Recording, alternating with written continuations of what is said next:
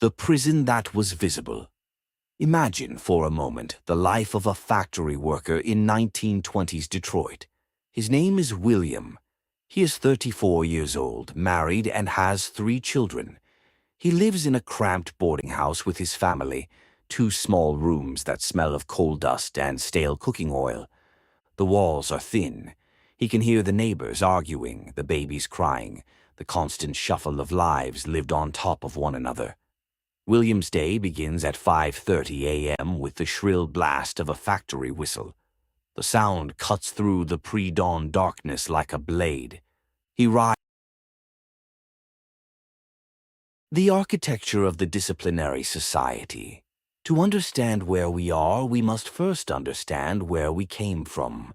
The disciplinary society, as theorized by the French philosopher Michel Foucault, was the dominant social model from roughly the 17th century to the mid-20th century. Its institutions were designed to produce obedient, useful, docile bodies through a system of external constraints.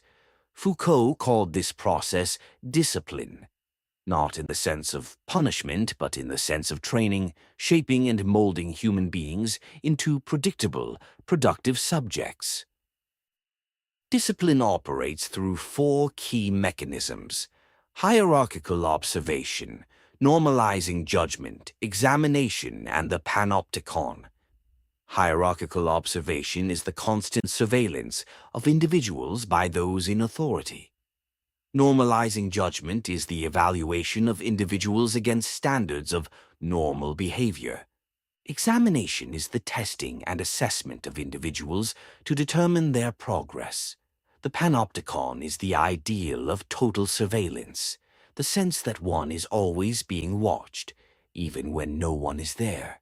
Consider the 4 pillars of disciplinary power as Foucault identified them. The school. The modern school system, born in the Prussian era and exported worldwide, was not designed to educate free minds. It was designed to produce punctual, compliant, standardized citizens. Children were arranged in rows, forced to sit still for hours, conditioned to raise their hands for permission to speak, and trained to respond to bells that signaled the beginning and end of each activity. The curriculum was not about curiosity. It was about obedience to a predetermined sequence of knowledge. The school was a factory for producing factory workers. The philosopher Ivan Illich, in his devastating critique of modern education, argued that schooling is fundamentally a ritual of socialization, a process that teaches children to accept authority, to defer to experts, to comply with schedules, and to measure their worth by grades and rankings. He wrote, "School is the advertising agency which makes you believe that you need the society as it is. The school does not liberate, it domesticates. It does not educate, it conditions." The factory, the industrial workplace, was a direct extension of the school. Workers were interchangeable parts in a larger machine. Their bodies were disciplined through time clocks, assembly lines, and the constant threat of surveillance. The foreman was the visible embodiment of authority. The rule was simple: produce or perish. The worker's value was measured in units of output per hour, and any deviation from the prescribed rhythm was met with immediate punishment. The historian E.P. Thompson, in his classic work The Making of the English Working Class, documented how the factory system transformed the experience of time. In pre-industrial society, time was organic, tied to the rhythms of nature, the seasons, the cycles of daylight. The factory introduced mechanical time, the clock, the schedule, the whistle. Workers were no longer masters of their own time. They were slaves to the clock. This was not just a technical change. It was a profound transformation of human consciousness. The barracks. The military was the most extreme expression of disciplinary power. Soldiers were stripped of individual identity, dressed in identical uniform, and trained to respond to commands without thought. The goal was to produce fighting machines capable of killing on command, suppressing their own survival instincts in favor of collective obedience. The barracks taught that the individual was nothing and the collective was everything. The sociologist Irving Goffman, in his work on total institutions, showed that the barracks, the prison, the asylum, and the monastery all share a common structure. They are places where individuals are stripped of their former identities, subjected to rigid routines, and molded into new identities that serve the institution's purposes. The total institution is the ultimate expression of disciplinary power. The church. Religious institutions discipline not just the body but the soul. Through confession, penance, and the constant threat of eternal damnation, the church produced individuals who internalized moral codes and policed their own thoughts. Sin was not just an action but an intention, an impulse, a forbidden desire. The church taught that you could never escape the all-seeing eye of God, a perfect rehearsal for the internal surveillance we now perform on ourselves. The philosopher Michel Foucault, in his work on the history of sexuality, showed how the church's emphasis on confession created a culture of self-examination that continues to this day.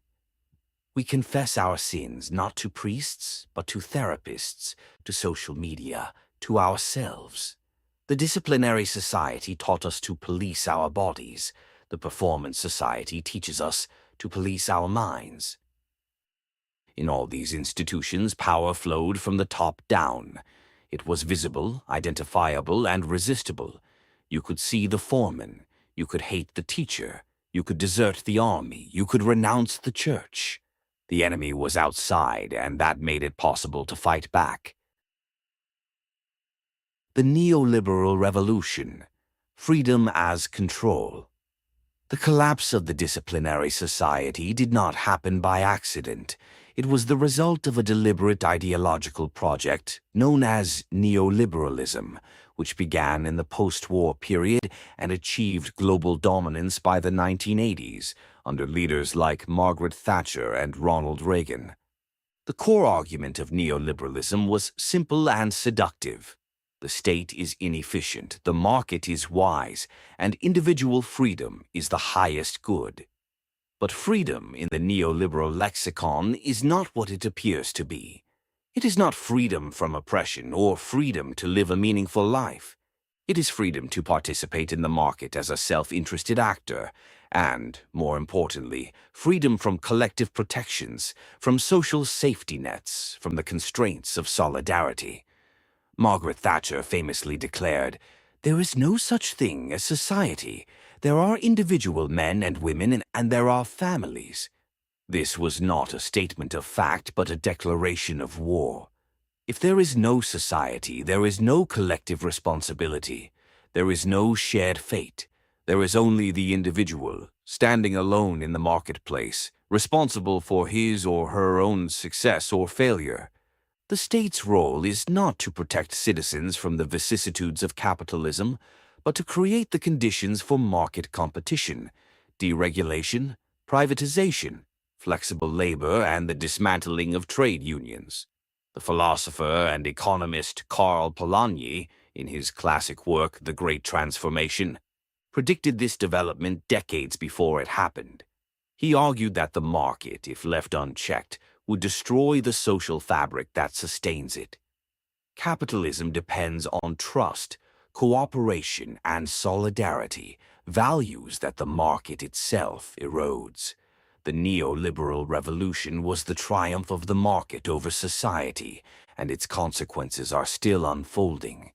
The result was a profound transformation in how we understand ourselves.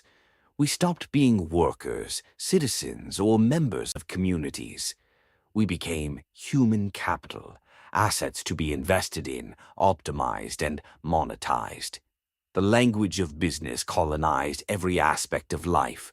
We began to speak of personal brands, career trajectories, life hacks, and return on investment for our relationships. We started treating our hobbies as side hustles and our leisure time as unproductive. We became entrepreneurs of the self, constantly seeking to increase our market value. This is the genius of neoliberal power. It does not need to command us because we have internalized the command. The external prohibition, "you must work," has been replaced by the internal imperative, "you must optimize yourself." The factory whistle has been replaced by the smartphone notification. The foreman has been replaced by the inner critic who whispers, "You could be doing more. You should be further ahead. What is wrong with you?" The sociologist Ulrich Beck called this the risk society. In the old world, you were born into a class, a trade, a destiny. Your life path was largely determined by external forces: your father's occupation, your gender, your race, your geographic location. Today, we are told that we are the authors of our own lives. We can choose our careers, our partners, our identities. But this apparent freedom is actually a burden. When you are the author of your own life, you are also the one responsible for its failures. If you are poor, it is because you made bad choices. If you are unhappy, it is because you didn't try hard enough. If you are lonely, it is because you didn't invest enough in your relationships. This is the dark side of freedom. The disciplinary society at least gave you someone to blame. The performance society gives you only yourself. The entrepreneur of the self. Let us now examine the central figure of the performance society, the entrepreneur of the self. This is not a real person, but an ideal type, a model of human existence that we are all pressured to emulate. He is a fictional character who haunts our culture, appearing in self-help books, motivational speeches, LinkedIn posts, and the endless stream of productivity content that fills our feeds. The entrepreneur of the self is always in motion. He wakes at 5 a.m. to meditate, exercise, and read industry news before the rest of the world stirs. He has a 5-year plan, a 10-year vision, and a daily to-do list that would exhaust a team of people. He networks relentlessly, seeing every human interaction as a potential opportunity. He treats his body as a project to be optimized, his mind as a machine to be upgraded, his relationships as a portfolio to be diversified. He has no hobbies, only passions that might eventually generate income. He has no leisure, only recovery time that improves his future productivity. He is never satisfied because satisfaction would mean stopping, and stopping would mean falling behind. This figure is not a sociopath or a caricature. He is the logical endpoint of a culture that measures human worth by output, and he is exhausted. Beneath the polished exterior of his LinkedIn profile, he is a bundle of anxiety, self-doubt, and quiet desperation. He cannot stop because he fears that stopping will reveal the emptiness beneath the performance. He cannot rest because rest feels like failure. He cannot enjoy the present because his mind is always calculating how to improve the future. The entrepreneur of the self is a tragic figure. He has achieved everything the performance society demanded: the career, the fitness, the productivity. But he has lost the capacity for genuine joy. His life is a series of accomplishments that feel hollow. His success is a prison of his own making. The cultural critic Mark Fisher, in his book Capitalist Realism, described this condition as depressive hedonia, the state of being unable to experience pleasure despite being constantly engaged in pleasurable activities. The entrepreneur of the self is the ultimate depressive hedonist. He does everything that is supposed to make him happy, yet he is incapable of happiness. The pleasure has been drained from the activities themselves, leaving only the empty performance. The metrics of self-worth. How do we know we are succeeding? In the disciplinary society, the answer was clear. You obeyed the rules, you didn't get punished, and you received a paycheck at the end of the week. Success was survival. In the performance society, the answer is far more complex and far more corrosive. We now measure ourselves against an impossible standard: the curated lives we see on social media, the achievements of our peers, the ever-rising expectations of a globalized economy. The comparison is no longer with the neighbor next door, but with the entire world, and the world is full of people who appear to be doing better than us. The psychologists call this social comparison theory. We evaluate ourselves by comparing our abilities, achievements, and circumstances to those of others. In the past, these comparisons were local and limited. You compared yourself to your siblings, your classmates, your colleagues in the same office. Today, thanks to social media, you compare yourself to thousands of people you have never met, most of whom are presenting only the highlight reels of their lives. The gap between your actual life and the idealized lives of others creates a constant sense of inadequacy. The social psychologist Leon Festinger, who first developed social comparison theory in the 1950s, argued that comparison is a fundamental human drive. We need to know how we are doing, and the only way to know is to compare ourselves to others. But Festinger also recognized that comparison can be destructive. When we compare ourselves to those who are better off, we experience envy and dissatisfaction. When we compare ourselves to those who are worse off, we may feel relief, but also guilt. The performance society maximizes upward comparison. We are constantly exposed to those who appear to be more successful, and the result is a culture of chronic dissatisfaction. But the problem goes deeper than social media. The performance society has introduced a new metric: potential. You are not judged by what you have achieved, but by what you could achieve. The question is no longer, are you doing well, but are you living up to your potential?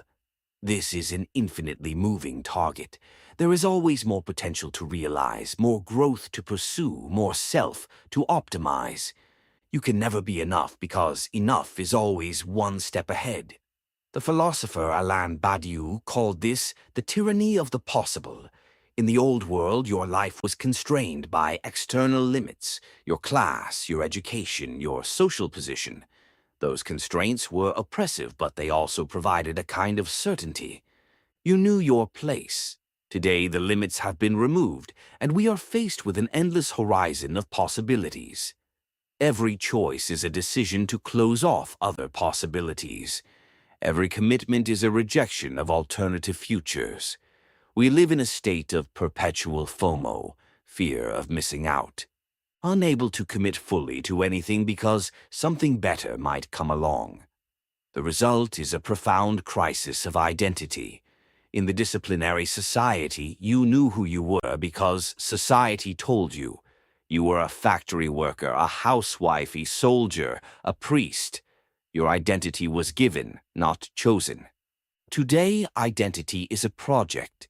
You must construct it yourself, piece by piece, from the raw materials of your choices, your consumption, your affiliations, your performance, and because you are the architect of your own identity, you are also the one responsible for its failures. If you don't like who you are, it's not because of society. It's because you didn't work hard enough.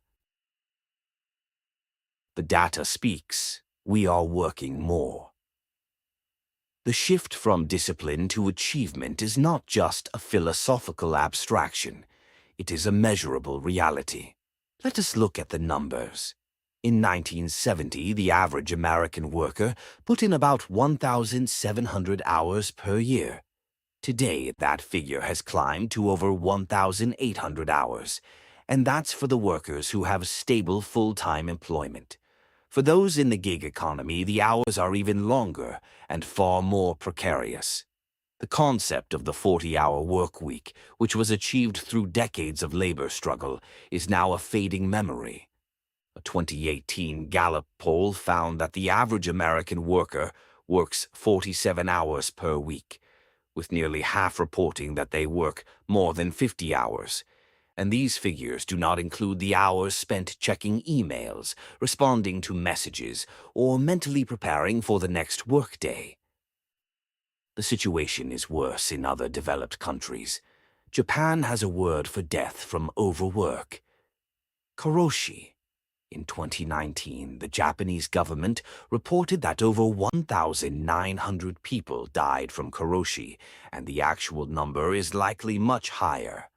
South Korea, another achievement-oriented society, has similar problems, with workers averaging over 2,000 hours per year, one of the highest rates in the OECD.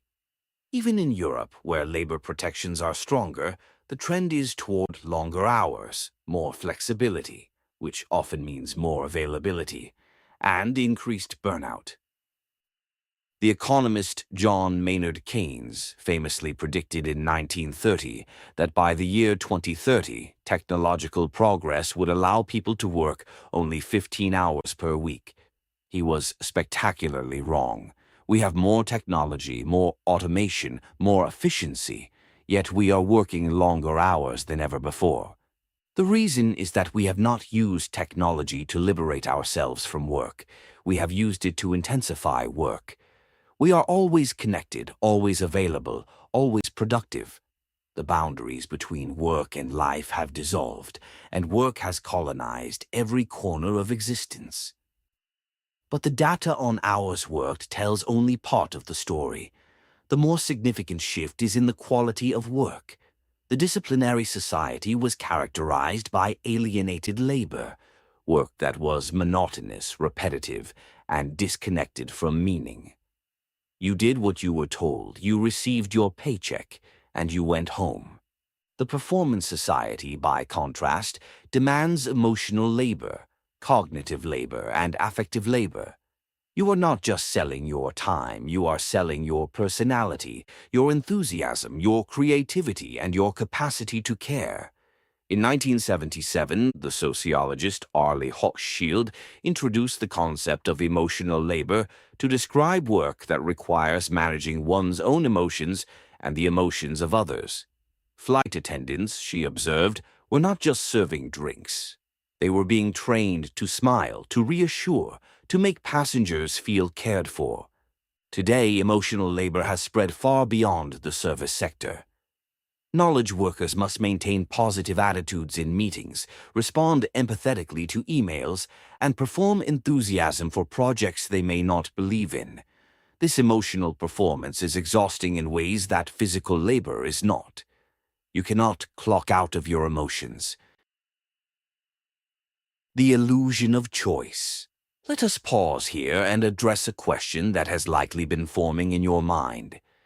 If the performance society is so oppressive, why don't I just opt out? Why don't I reject the demands, simplify my life, and find contentment with less? This is the most seductive illusion of the performance society, the belief that you have a choice. The entrepreneur of the self appears to be freely choosing to work long hours, to pursue endless self-improvement, to compete in the marketplace. But is this really freedom? The psychologist Barry Schwartz, in his influential book, The Paradox of Choice, argues that an overabundance of choices does not liberate us, but paralyzes us.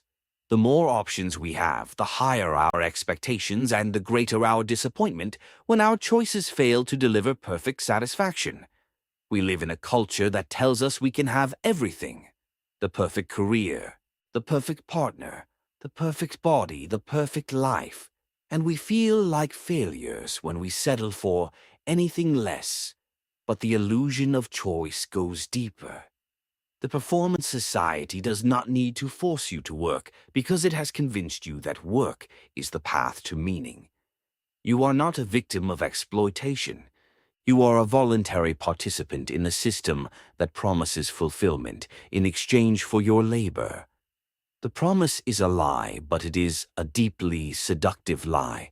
It tells you that you are not a cog in a machine, but a sovereign individual, master of your destiny, architect of your success. The philosopher Slavoj Žižek calls this interpassivity. We are active in the very forms of our passivity. We work because we believe we are choosing to work. We consume because we believe we are expressing our individuality. We scroll through social media because we believe we are staying connected. The Performance Society has colonized not just our time, but our desires. It has taught us to want what it wants us to want. The critical theorist Herbert Marcuse, in his classic work, One-Dimensional Man, described this as the great refusal that never comes. The Performance Society produces individuals who are incapable of imagining an alternative to the existing order. We have been conditioned to believe that this is the only way to live, that any deviation from the path of productivity and consumption would be a step backward into poverty and misery. The result is a culture of complicity. We participate in our own oppression because we cannot imagine anything else. The crisis of meaning. All of this raises a deeper question. Why do we do it? If the Performance Society is exhausting, why do we continue to participate? The answer is that we have lost the alternatives. The Disciplinary Society offered clear sources of meaning: religion, community, tradition, class solidarity, political ideology. These structures were often oppressive, but they also provided a sense of belonging, a narrative framework, a reason to endure hardship. The Performance Society has dismantled these structures without replacing them. We no longer have a god to serve, a king to obey, a community to support, or a party to believe in. We have only ourselves, and the self, standing alone in the void, must create its own meaning. This is the existential burden of modernity. We are condemned to be free. We must invent our own values, craft our own identities, construct our own narratives. And we must do this in a culture that constantly tells us we are not good enough. The philosopher Charles Taylor, in his monumental work, Sources of the Self, traces this crisis back to the Enlightenment. In the pre-modern world, the self was embedded in a cosmic order. Your identity was given by God, nature, tradition. The modern self, by contrast, is a self-made creation. You are not born into an identity. You construct it through your choices. This liberation was a great achievement, but it came at a cost: the loss of certainty, the burden of self-creation, the vertigo of infinite possibility. The Performance Society is the logical endpoint of this trajectory. If you are the author of your own life, then you are also the one responsible for its failures. If you are not achieving, it is not because of external circumstances. It is because you are not trying hard enough. The Performance Society turns existential anxiety into personal failure. It tells you that you are not just unlucky, you are inadequate. The psychologist and existential philosopher Rollo May, in his work on anxiety, argued that modern anxiety is fundamentally a response to the loss of meaning. In the pre-modern world, meaning was given by tradition, religion, and community. In the modern world, meaning must be created by the individual. This is a terrifying responsibility, and we respond to it by fleeing into busyness, into productivity, into the endless pursuit of achievement. We keep ourselves busy so that we do not have to confront the emptiness. Summary and bridge to Chapter 2. We have now traced the great shift from the Disciplinary Society of external commands to the Performance Society of internal compulsions. We have seen how neoliberal ideology dismantled the visible architectures of power and replaced them with the invisible architecture of self-exploitation. We have identified the entrepreneur of the self as the paradigmatic figure of our age, a figure who is both master and slave, both jailer and prisoner. The key insight of this chapter is this: the Performance Society does not oppress us by telling us what to do. It oppresses us by telling us we are free. It invites us to participate in our own exploitation, to mistake our exhaustion for purpose, to confuse our burnout for dedication. We are not victims of an external tyrant.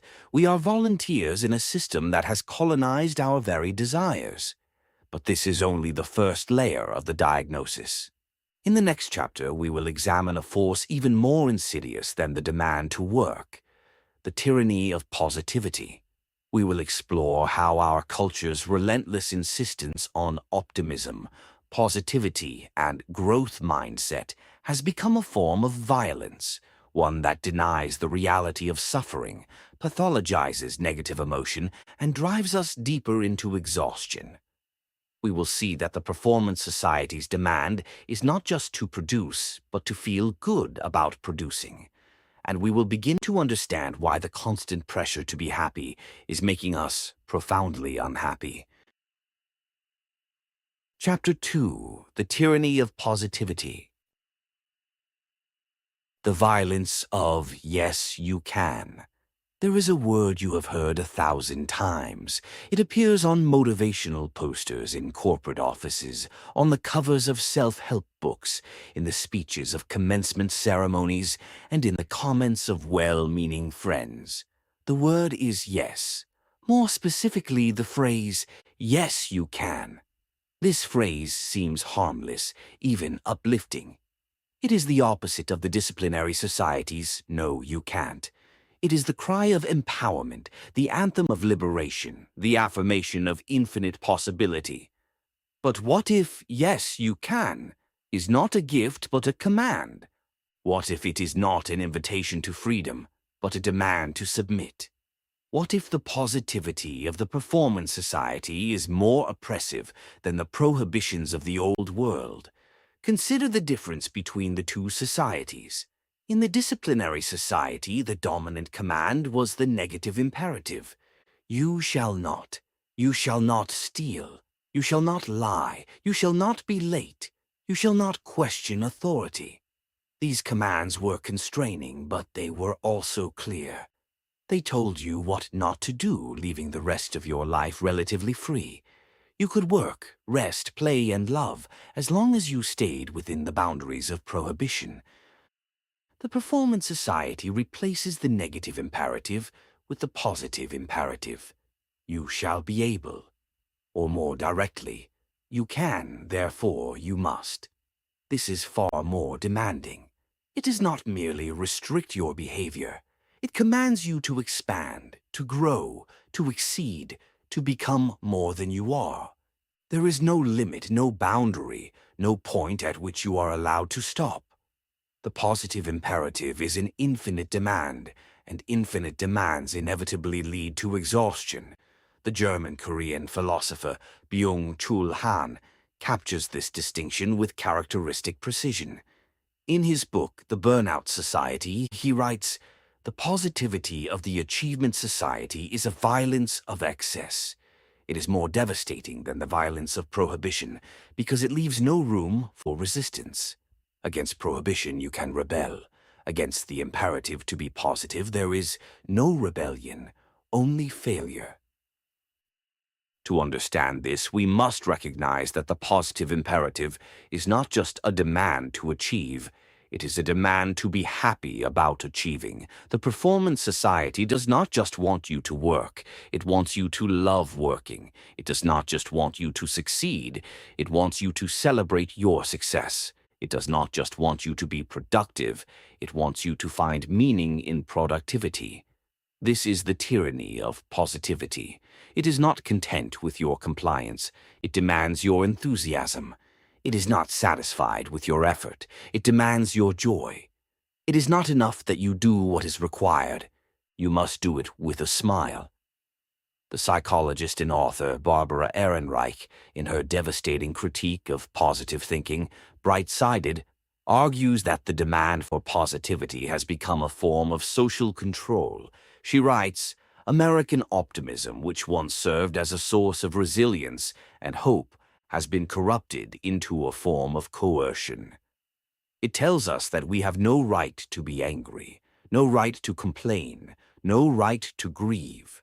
It demands that we accept our suffering as a blessing and our oppressors as benefactors.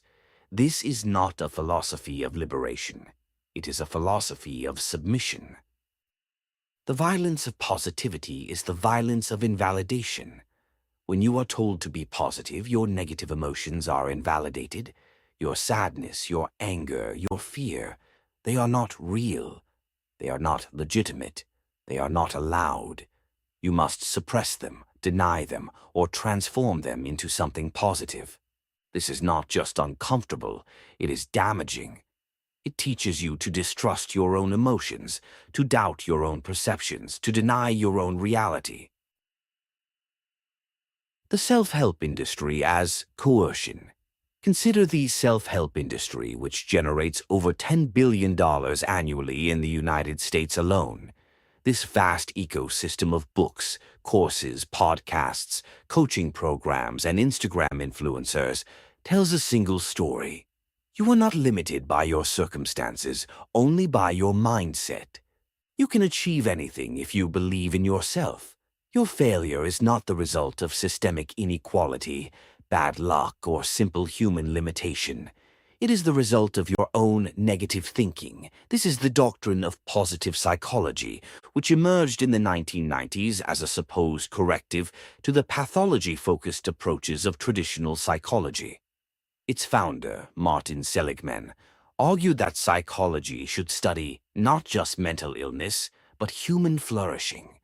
The goal is to identify the conditions that allow people to thrive: optimism, resilience, gratitude, grit. On the surface, this seems unobjectionable. Who would argue against human flourishing? But the problem with positive psychology is not its goals, but its assumptions. It assumes that well-being is primarily an individual achievement, a matter of personal attitude, a project of self-cultivation. It neglects the social, economic, and political conditions that shape our lives.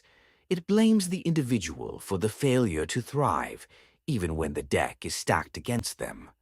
The sociologist and cultural critic Mark Fisher, in his work on capitalist realism, argues that positive psychology is a form of depressive hedonia, a state of being unable to experience pleasure despite being constantly engaged in pleasurable activities. The self-help industry promises happiness but delivers anxiety. It tells us that we should be happy, and when we are not, it tells us that it is our fault. Consider the rise of the gratitude journal. We are told to write down 3 things we are grateful for each day. This practice, which has become a staple of the self-help industry, is presented as a path to happiness. But what happens when you cannot find 3 things to be grateful for? What happens when your life is filled with pain, loss, and struggle? The gratitude journal becomes a source of shame. It tells you that you should be grateful, and when you are not, it tells you that you are failing. The self-help industry is not a solution to the problems of the performance society. It is a symptom of those problems.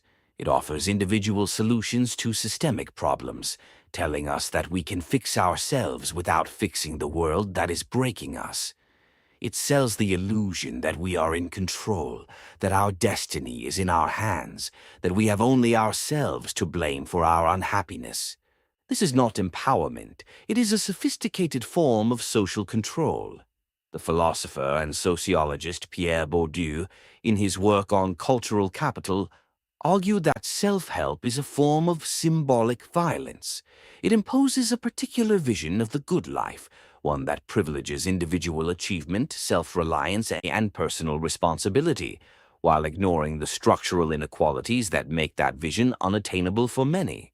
The self-help industry tells us that we can all be successful if we just try hard enough, but it ignores the fact that success is distributed unequally, not because of differences in effort, but because of differences in privilege.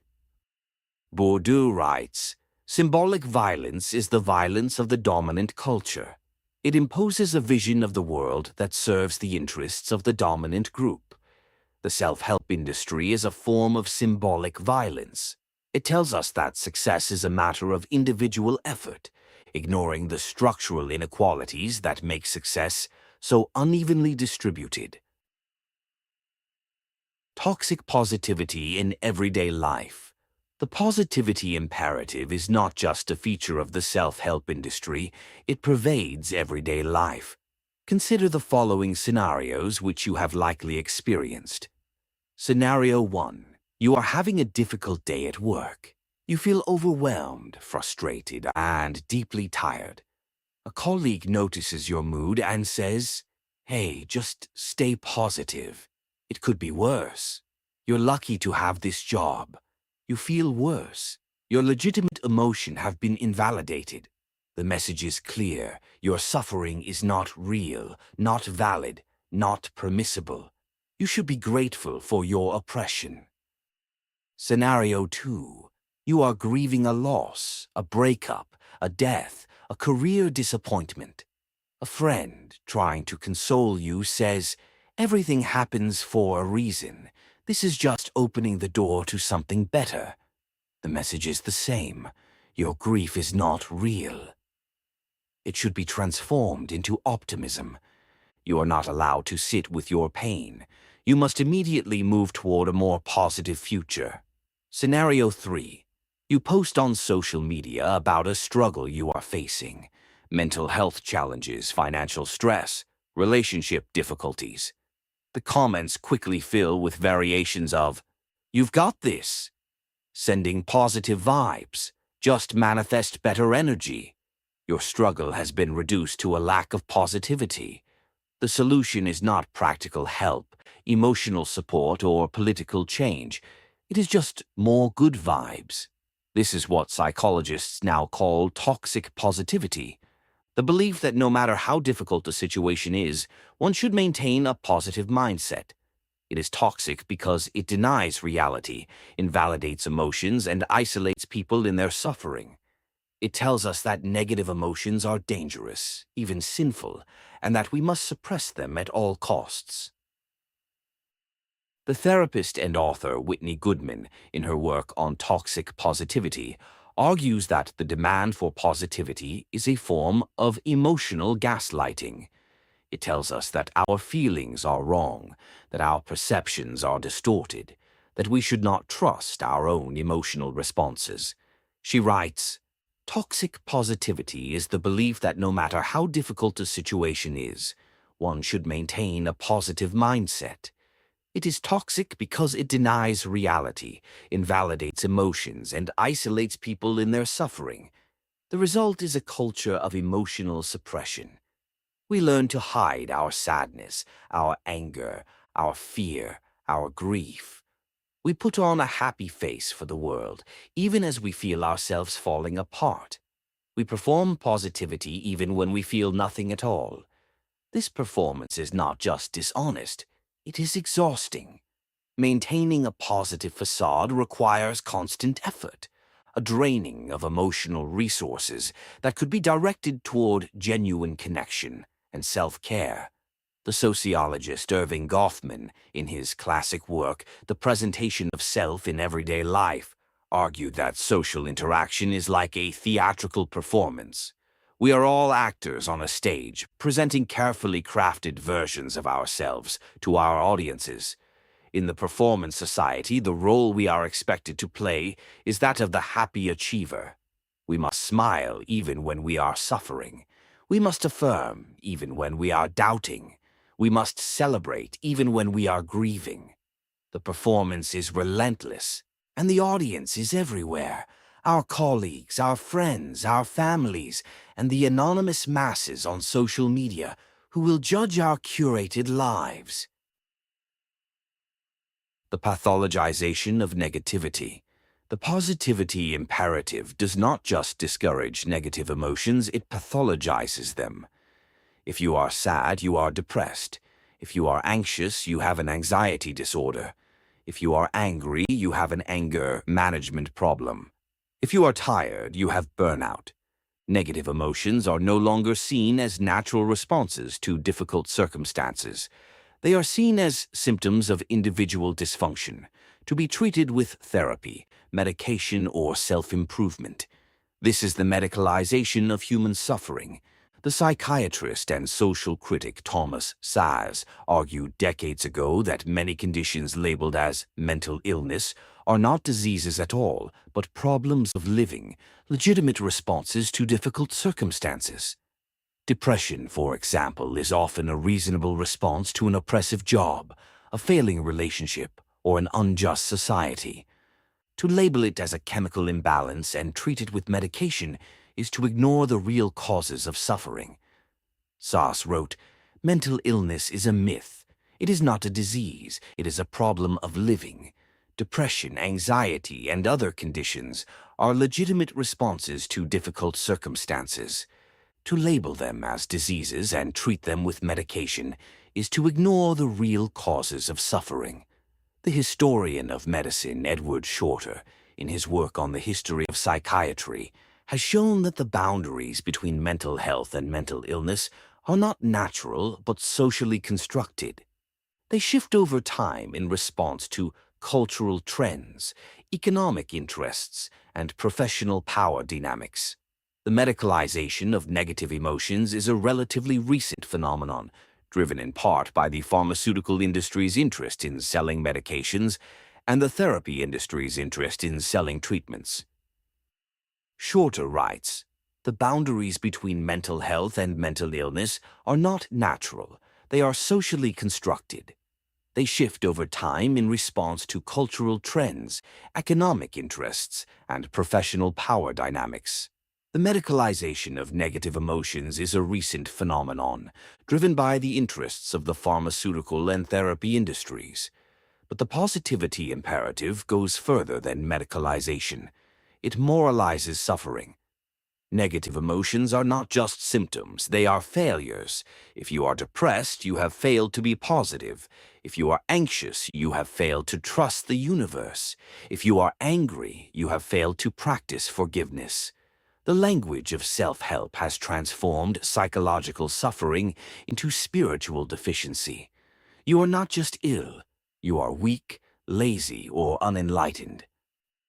The psychologist Roy Baumeister and his colleagues have conducted extensive research on the negativity bias, the human tendency to pay more attention to negative experiences than positive ones.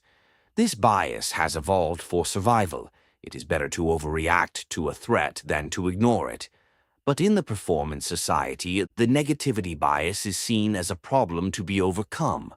We are told to fight our natural tendencies, to rewire our brains for positivity, to become so optimistic that we deny reality. This is not just difficult, it is impossible. No human being can maintain constant positivity. We are designed to experience the full range of emotions, from joy to sorrow, from anger to contentment. To suppress half of our emotional spectrum is to become half human. The absence of the other. The positivity imperative has a deeper philosophical dimension. It is connected to what Byung-Chul Han calls the absence of the other. In the disciplinary society, you encountered the other constantly. The boss who gave orders, the priest who condemned your sins, the judge who passed sentence. The other was a source of resistance, challenge, and limitation. You could not simply do what you wanted. You had to contend with the will of others. In the performance society, the other disappears. There is no boss, no priest, no judge, only yourself. This is what Han calls the society of sameness. Without the other, there is no resistance. Without resistance, there is no friction. Without friction, there is no reality. Everything becomes a reflection of yourself, and you are left alone with your own endless demands. The disappearance of the other is connected to the positivity imperative. The other is negative. It says no. It imposes limits. It challenges your narcissism. The positivity imperative, by contrast, says only yes.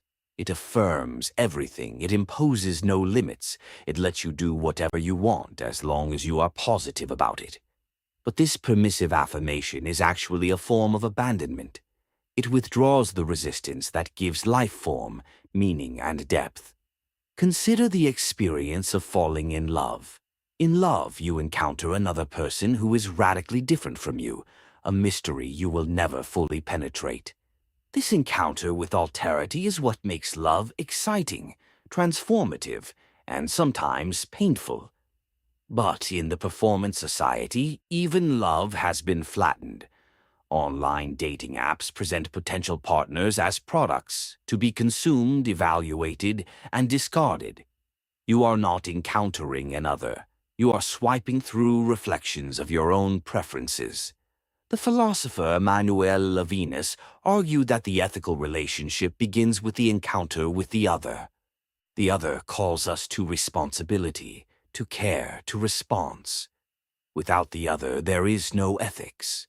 Without the other, there is only the self, endlessly contemplating its own reflection.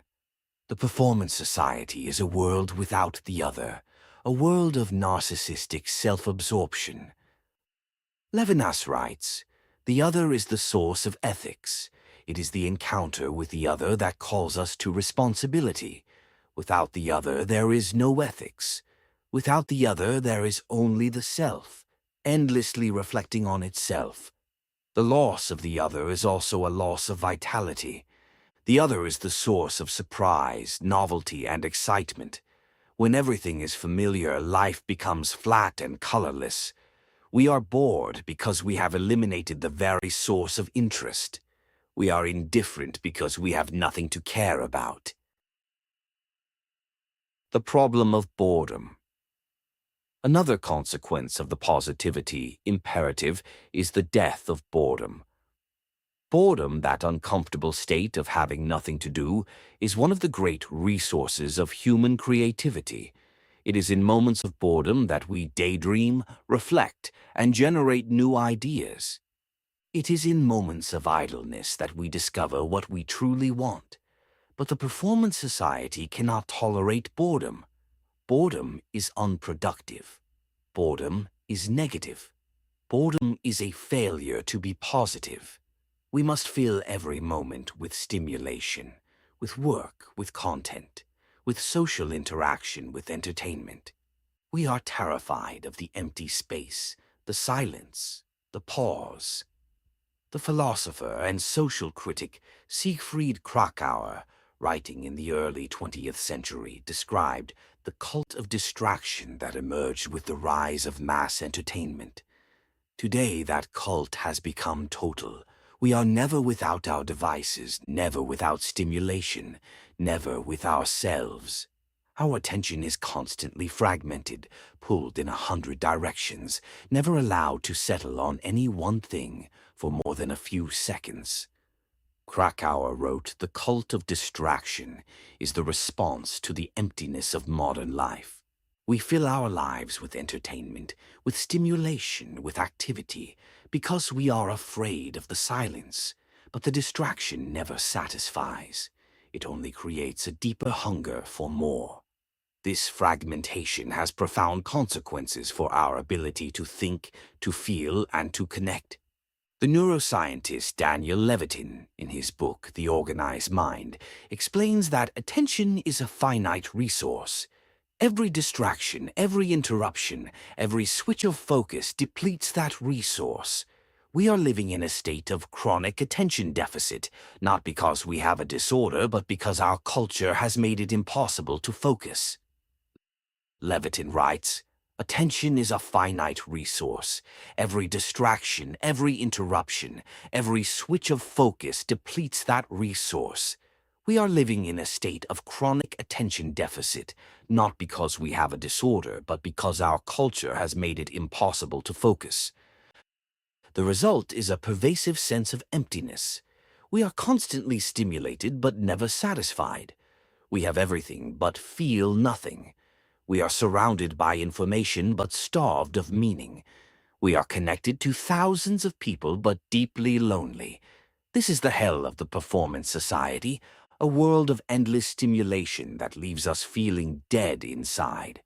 The psychoanalyst Adam Phillips, in his work on boredom, argues that boredom is a state of unintegrated desire, a moment when we are not sure what we want, and that uncertainty is generative. Boredom creates the possibility of discovery, of surprise, of something new. But we have eliminated boredom from our lives, and in doing so we have eliminated the possibility of discovering what we truly want. Phillips writes, "Boredom is the state of unintegrated desire. It is the moment when we are not sure what we want, and that uncertainty is generative. Boredom creates the possibility of discovery, of surprise, of something new. But we have eliminated boredom from our lives, and in doing so, we have eliminated the possibility of discovering what we truly want. The growth mindset trap, one of the most influential ideas in contemporary self-help, is the growth mindset, the belief that intelligence and ability can be developed through dedication and hard work. Developed by psychologist Carol Dweck, the growth mindset is a genuine insight. People who believe they can improve tend to achieve more than those who believe their abilities are fixed. But, like all ideas in the performance society, the growth mindset has been corrupted. It has been turned into a demand for perpetual improvement. You are not just allowed to grow, you are required to grow. You are not just invited to improve, you are expected to improve. The growth mindset has become another tool of self-exploitation, another reason to feel inadequate. The critic Alfie Kohn, in his book The Myth of the Spoiled Child, argues that the growth mindset has become a form of neoliberal pedagogy. It tells children that their success depends entirely on their effort, not on their circumstances. It absolves the system of its failures and blames the individual. If a child is failing in school, it is not because the school is underfunded or the curriculum is irrelevant. It is because the child lacks grit. Kohn writes, "The growth mindset has been corrupted into a form of neoliberal pedagogy. It tells children that their success depends entirely on their effort, not on their circumstances. It absolves the system of its failures and blames the individual." The same logic applies to adults. If you are not achieving, it is not because your workplace is exploitative, your industry is in decline, or your economy is rigged. It is because you lack the right mindset. The growth mindset tells you that your suffering is your fault, your limitations are your choice, and your despair is your failure. This is not a path to liberation. It is a path to deepening your oppression. The sociologist David F. Labaree, in his work on the history of American education, has shown that the growth mindset is part of a broader ideology of meritocracy, the belief that success is a reward for virtue and failure is a punishment for vice. This ideology serves a political function. It justifies inequality by attributing it to individual differences in effort and ability. It tells the poor that they deserve their poverty, and the rich that they deserve their wealth. It makes the system appear fair, even when it is not. Labaree writes, "Meritocracy is the belief that success is a reward for virtue, and failure is a punishment for vice.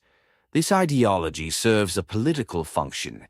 It justifies inequality by attributing it to individual differences in effort and ability." The performance of happiness.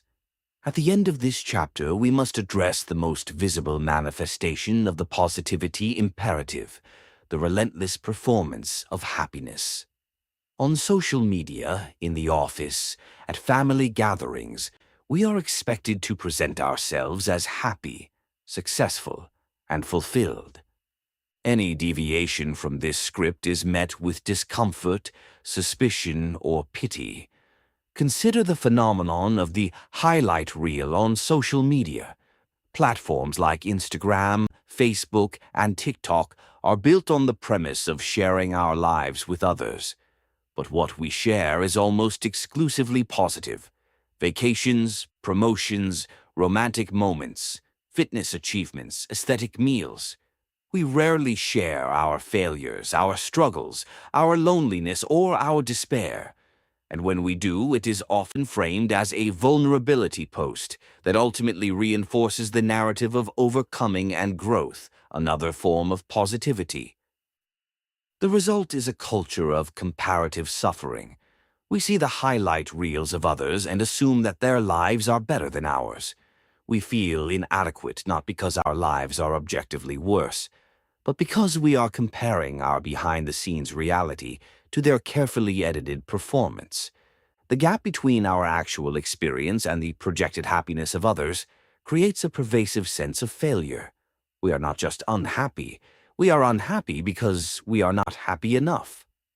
The sociologist Alan Ehrenberg, in his influential work The Weariness of the Self, argues that depression is the paradigmatic illness of the performance society, precisely because it represents the failure to perform happiness. He writes, "Depression is not the result of external oppression, but of internal paralysis. The depressed individual is not someone who cannot do what they want. They are someone who no longer wants to do anything. They have lost the capacity for initiative, for effort, for self-affirmation. In a society that demands constant self-actualization, this loss is experienced as a personal catastrophe. This is the dark heart of the positivity imperative. It does not just demand that we be happy, it demands that we be the authors of our own happiness.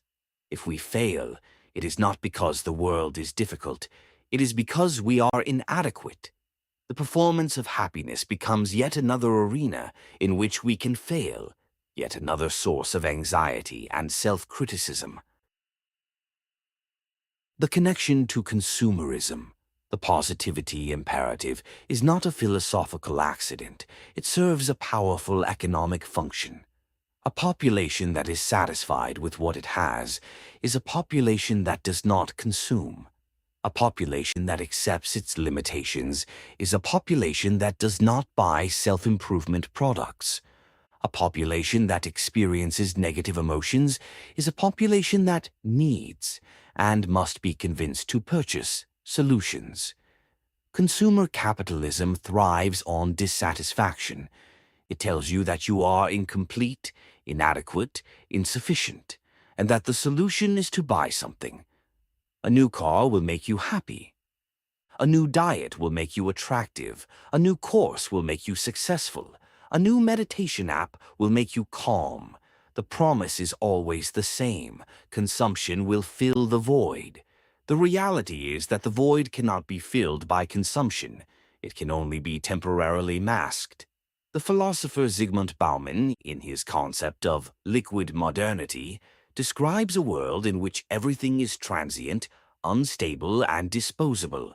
We are consumers of identity, consuming and discarding selves as quickly as we consume and discard products.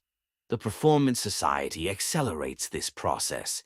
We are not just consumers of goods.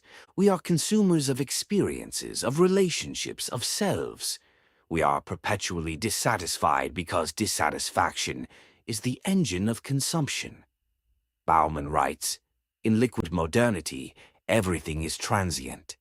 We are consumers of identity, consuming and discarding selves as quickly as we consume and discard products. The performance society accelerates this process. We are perpetually dissatisfied because dissatisfaction is the engine of consumption. The positivity imperative is the psychological counterpart of this economic system. It tells us that we should be happy, but only so that we can consume the things that will make us happy. It tells us that we should be positive, but only so that we can believe in the promise of the next purchase. It tells us that we should never be satisfied, because satisfaction would mean the end of consumption." The psychologist Tim Kasser, in his research on materialism and well-being, has shown that people who prioritize materialistic goals, wealth, status, image, are consistently less happy than those who prioritize intrinsic goals, connection, growth, community. But the performance society does not encourage intrinsic goals, because intrinsic goals are not profitable. The positivity imperative is the mechanism by which we are kept in a state of perpetual desire, perpetually reaching for the next thing that will finally make us happy. Kasser writes, "People who prioritize materialistic goals are consistently less happy than those who prioritize intrinsic goals, connection, growth, community. But the performance society does not encourage intrinsic goals because intrinsic goals are not profitable." The spiritual dimension. At its deepest level, the tyranny of positivity is a spiritual crisis. It represents the loss of what the German philosopher Martin Heidegger called being toward death, the recognition that our existence is finite, fragile, and ultimately meaningless in the cosmic scale. In the pre-modern world, this recognition was mediated by religion. Death was not the end. It was a transition to another state. Suffering was not meaningless. It was a test or a purification. Life was not a project of self-optimization. It was a pilgrimage toward salvation. The Performance Society has stripped away these spiritual frameworks without replacing them. We are left alone with our finitude, our fragility, our mortality, and we respond with a desperate attempt to deny these realities through endless achievement.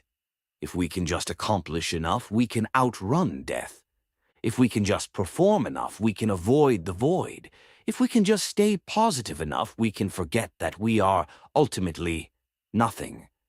This is the tragedy of the Performance Society. We are not escaping our existential predicament. We are running headlong into it. The positivity imperative is a flight from death, a flight from meaninglessness, a flight from the terrifying freedom of our own existence. And like all flights, it ends in exhaustion.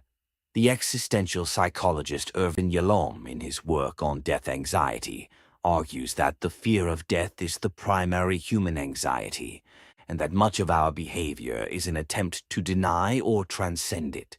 The Performance Society offers a particular form of death denial, the illusion of immortality through achievement. If we leave a legacy, if we make a mark, if we are remembered, then we have not truly died. But this is a hollow comfort. The universe will not remember us. Our achievements will be forgotten. Our legacy will crumble. The only genuine response to mortality is acceptance, not denial. Yalom writes, "The fear of death is the primary human anxiety. We seek to deny our mortality through achievement, through legacy, through the illusion of significance. But the denial of death is a denial of life. The only genuine response to mortality is acceptance." The philosopher Ernest Becker, in his Pulitzer Prize-winning work, The Denial of Death, argued that the fear of death is the primary driver of human behavior. We seek to deny our mortality through what Becker called immortality projects, activities and achievements that make us feel significant, that make us feel that our lives matter. The Performance Society is the ultimate immortality project. It offers endless opportunities for significance, endless ways to deny our mortality. But the denial is a lie. We are all going to die, and no amount of achievement will save us. Becker writes, "The fear of death is the primary driver of human behavior. We seek to deny our mortality through immortality projects, activities and achievements that make us feel significant. The Performance Society is the ultimate immortality project, but the denial of death is a denial of life."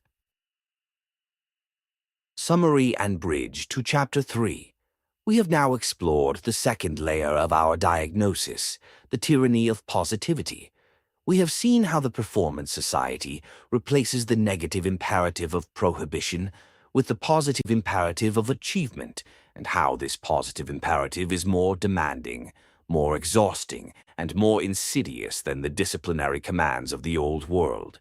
We have examined how the self-help industry, positive psychology, and social media have transformed positivity into a coercive demand. We have seen how negative emotions are pathologized, how the other is erased, and how the performance of happiness becomes yet another arena of failure. And we have connected the positivity imperative to consumer capitalism and the existential crisis of modern life. The key insight of this chapter is this: the Performance Society does not just demand that we work, it demands that we be happy about working. It demands that we embrace our exhaustion as fulfillment, that we celebrate our self-exploitation as freedom, that we affirm our suffering as growth. This demand is not just unreasonable, it is impossible. No human being can maintain constant positivity. The attempt to do so is a recipe for burnout, depression, and despair. In the next chapter, we will examine the mechanism by which the positivity imperative is enforced: self-exploitation. We will explore how we have become our own bosses, our own critics, our own taskmasters.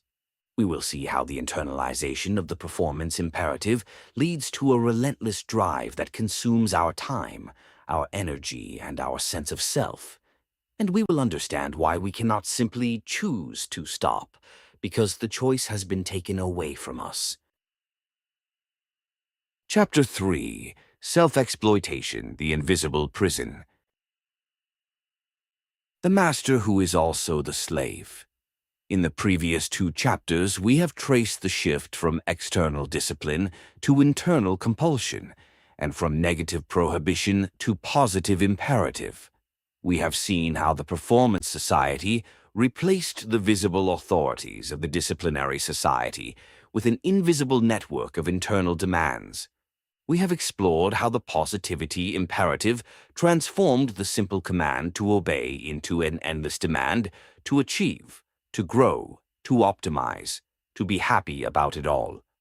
Now we must confront the mechanism that makes this system work: self-exploitation. Self-exploitation is the process by which we internalize the demands of the performance society and turn them against ourselves.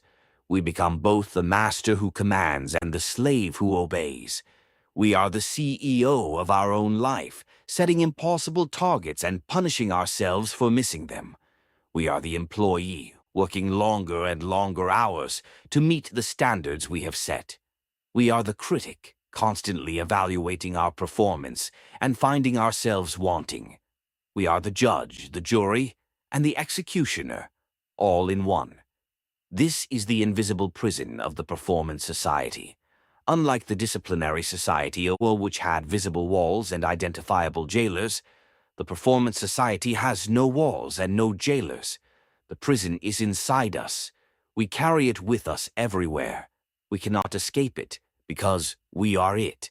The philosopher and psychoanalyst Erich Fromm, in his classic work Escape from Freedom, argued that modern humans have traded one form of bondage for another.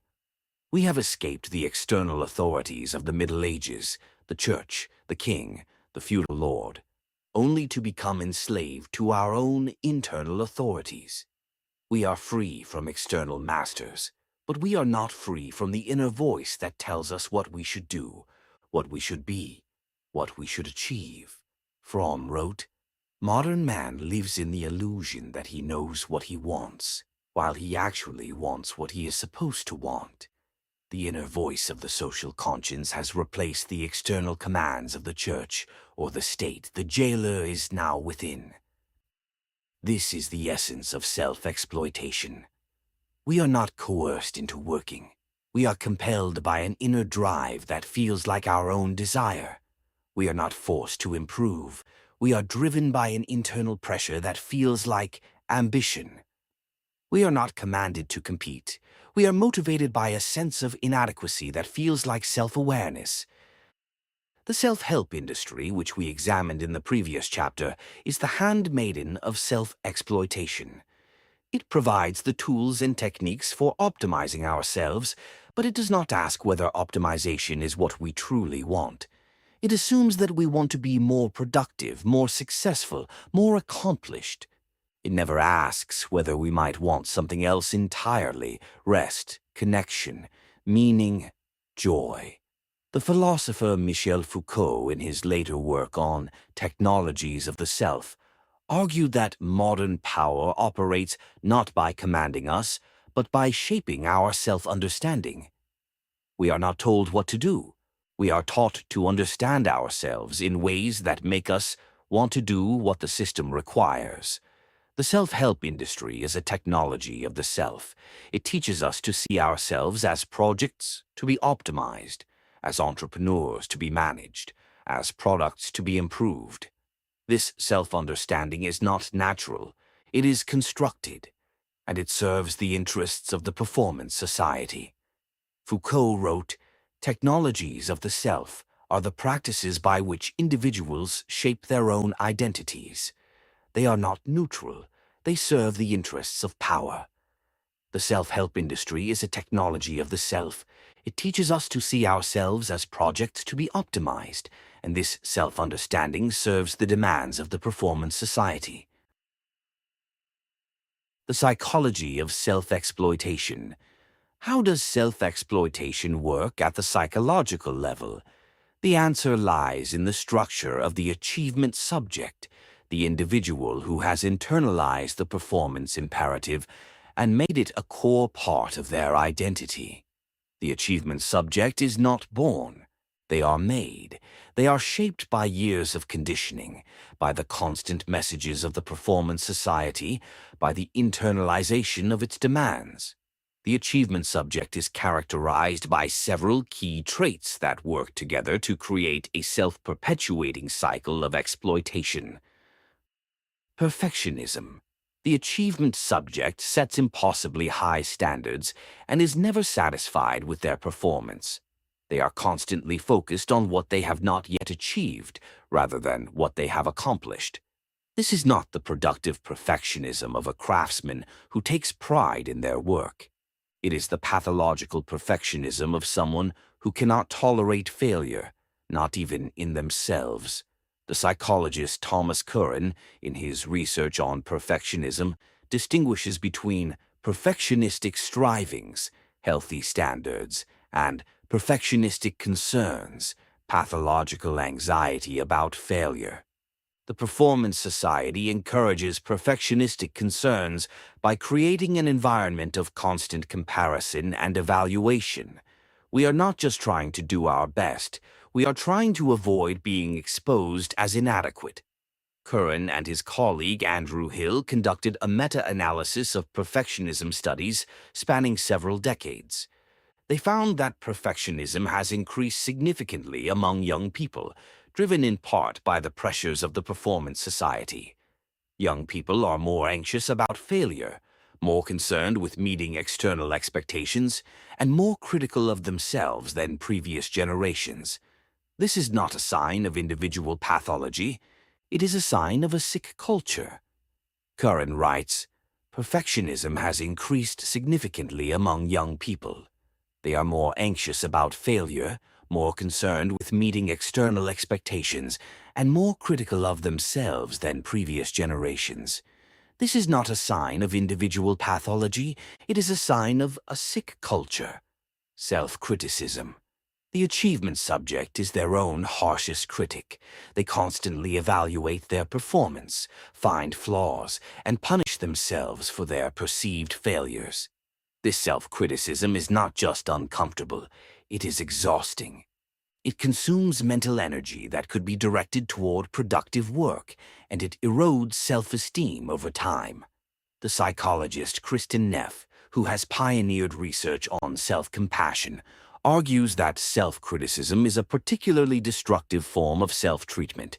It activates the body's stress response, leading to chronic inflammation, sleep disruption, and other health problems.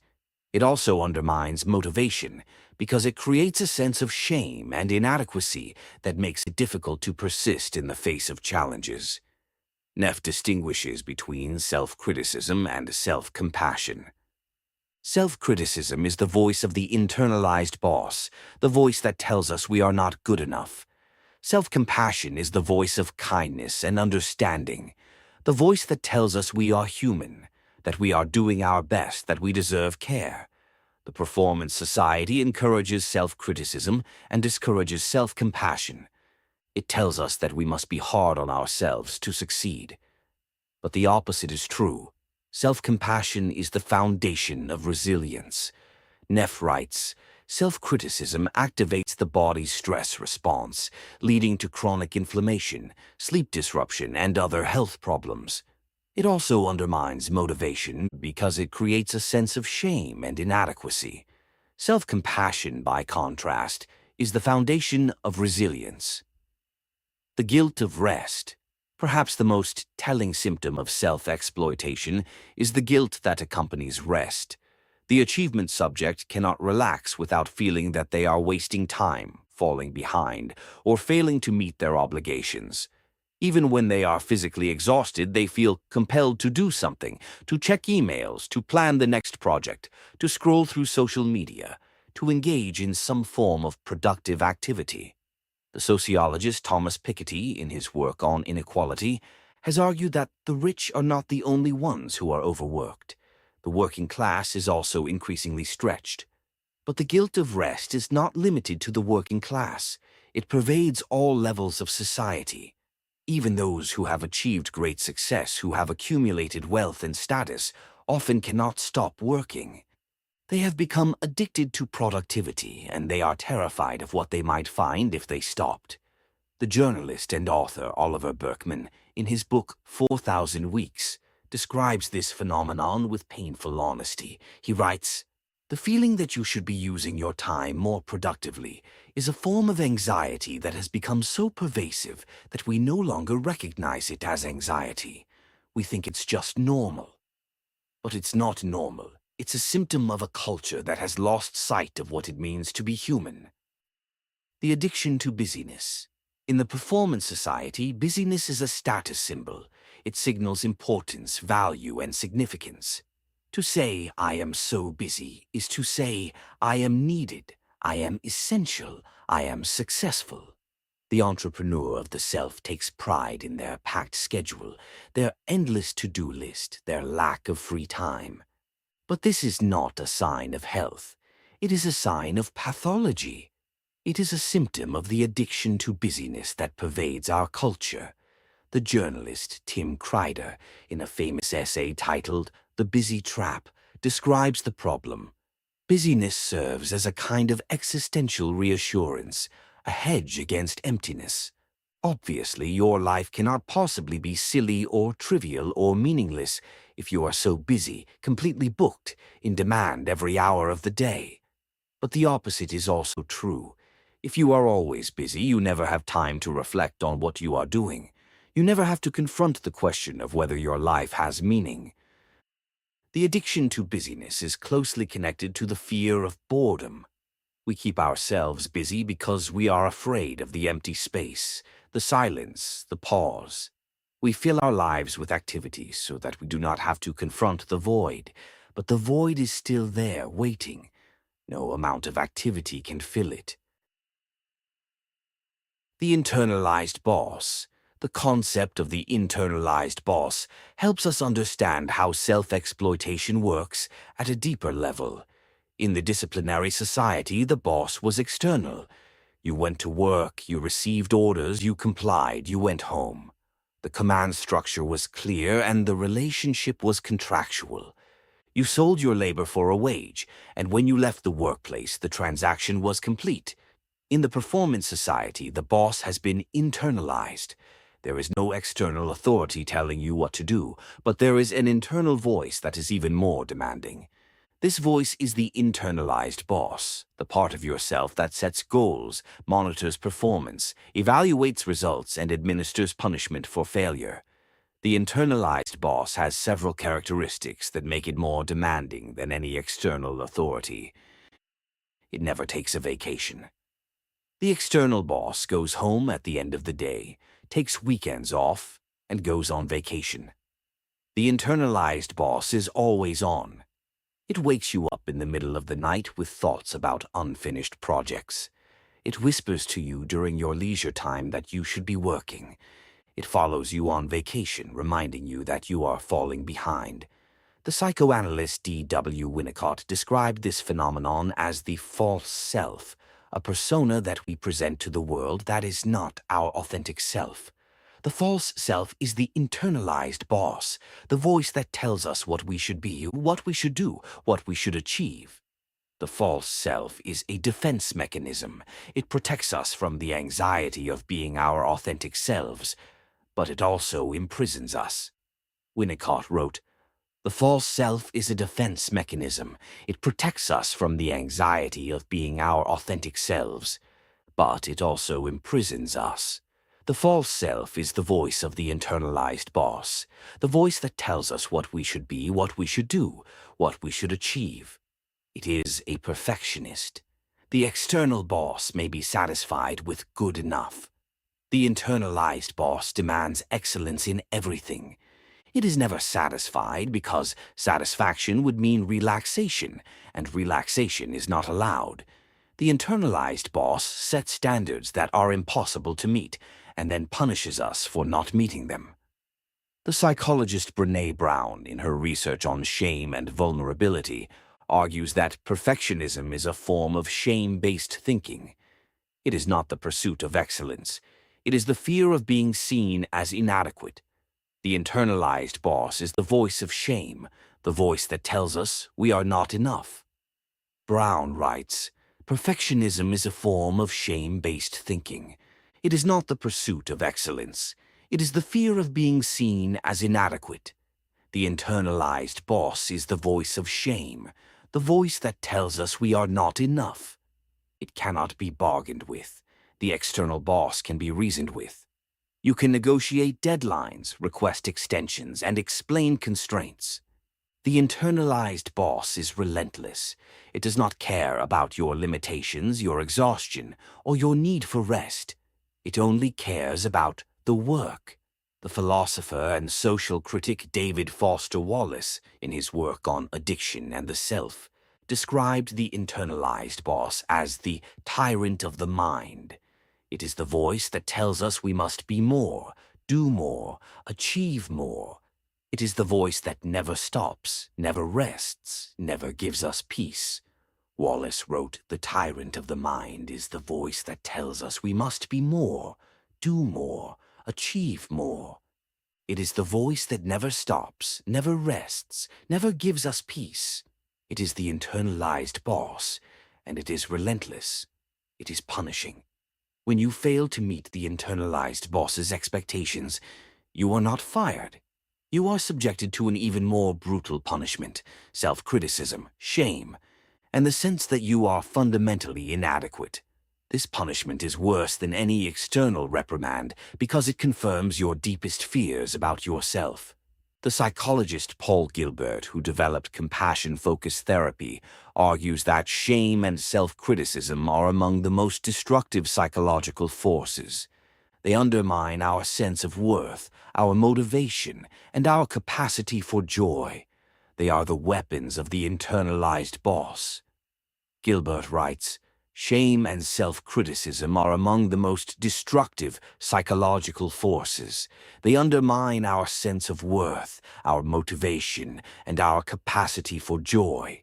They are the weapons of the internalized boss."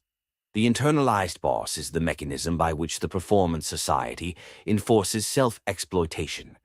It is the internal representation of the societal demand to perform, optimize, and achieve. It is the voice that tells you that you are not enough, that you must do more, that you must be better. The feminization of self-exploitation. It is important to note that self-exploitation does not affect all people equally.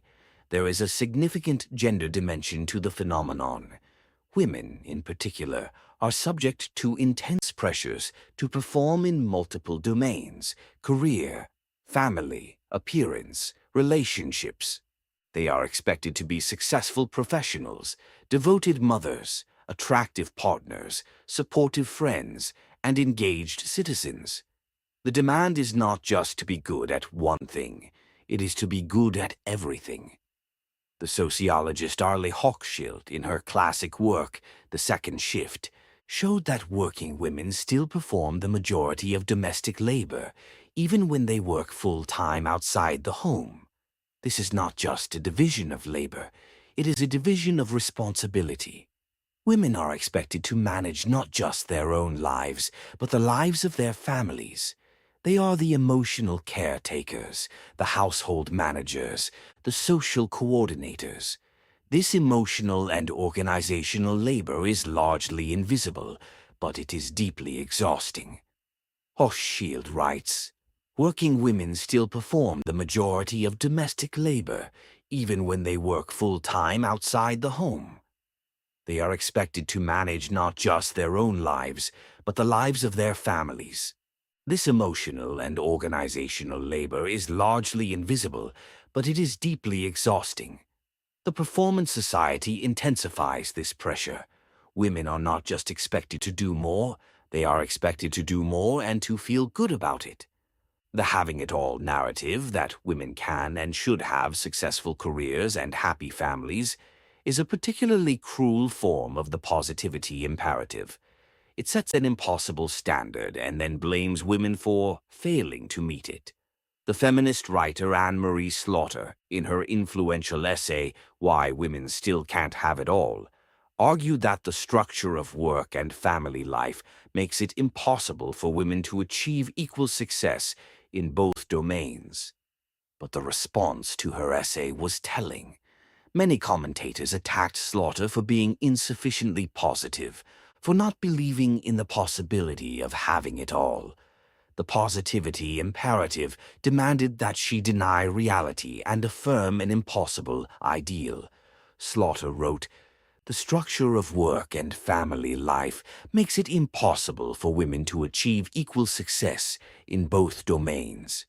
But to say this is to be accused of being negative, of not believing in the possibility of having it all.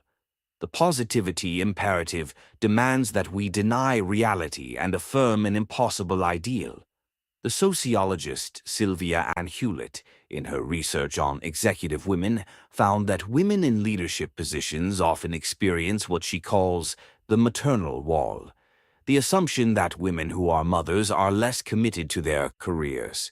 This assumption creates a double bind. Women must work harder to prove their commitment, but the harder they work, the more they are criticized for neglecting their families. The Performance Society offers no escape from this double bind. The Performance Society's demand for self-exploitation is not gender-neutral. It places a particular burden on women, who are expected to be the perfect workers, the perfect mothers, the perfect partners, and the perfect selves. The result is a crisis of exhaustion that is disproportionately female. The health consequences self-exploitation has profound consequences for physical and mental health. The constant pressure to perform, the guilt of rest, and the exhaustion of internalized demands create a toxic environment that degrades the body over time. Cardiovascular disease. Chronic stress is a major risk factor for heart disease, stroke, and hypertension. The demands of the Performance Society activate the body's stress response, the fight-or-flight system, on a near-constant basis. This leads to elevated cortisol levels, increased blood pressure, and inflammation. Over time, these effects damage the cardiovascular system. The cardiologist Herbert Benson, in his research on the relaxation response, has shown that chronic stress is one of the leading causes of cardiovascular disease. The body's stress response, which evolved to help us survive short-term threats, becomes harmful when it is activated for prolonged periods. The Performance Society keeps our stress response activated constantly, and our bodies pay the price. Benson writes, "Chronic stress is one of the leading causes of cardiovascular disease. The body's stress response, which evolved to help us survive short-term threats, becomes harmful when it is activated for prolonged periods. The Performance Society keeps our stress response activated constantly. Sleep disruption, the guilt of rest, and the addiction to busyness make it difficult to sleep. The mind races with thoughts about unfinished projects, unmet goals, and upcoming challenges. The smartphone, which allows us to be always available, also makes it difficult to disconnect. The result is chronic sleep deprivation, which has been linked to depression, anxiety, cognitive impairment, and a host of physical health problems. The sleep scientist Matthew Walker, in his book Why We Sleep, argues that sleep deprivation is one of the most serious public health crises of our time. He writes, "The shorter you sleep, the shorter your life. The sleep-deprived individual is a ticking time bomb of disease and dysfunction. Yet, the Performance Society treats sleep as a luxury, a sign of weakness, a failure of productivity." Walker writes, Sleep deprivation is one of the most serious public health crises of our time, yet the Performance Society treats sleep as a luxury, a sign of weakness, a failure of productivity. This is a profound misunderstanding of the role of sleep in human health. Immune suppression. Chronic stress suppresses the immune system, making the body more vulnerable to infections and illness. The Performance Society's demand for constant productivity literally makes us sick. The psychologist Sheldon Cohen, in his research on stress and immunity, has shown that people who experience chronic stress are more likely to catch colds and other infections. The immune system is compromised by the constant activation of the stress response, leaving the body vulnerable to pathogens. Metabolic syndrome.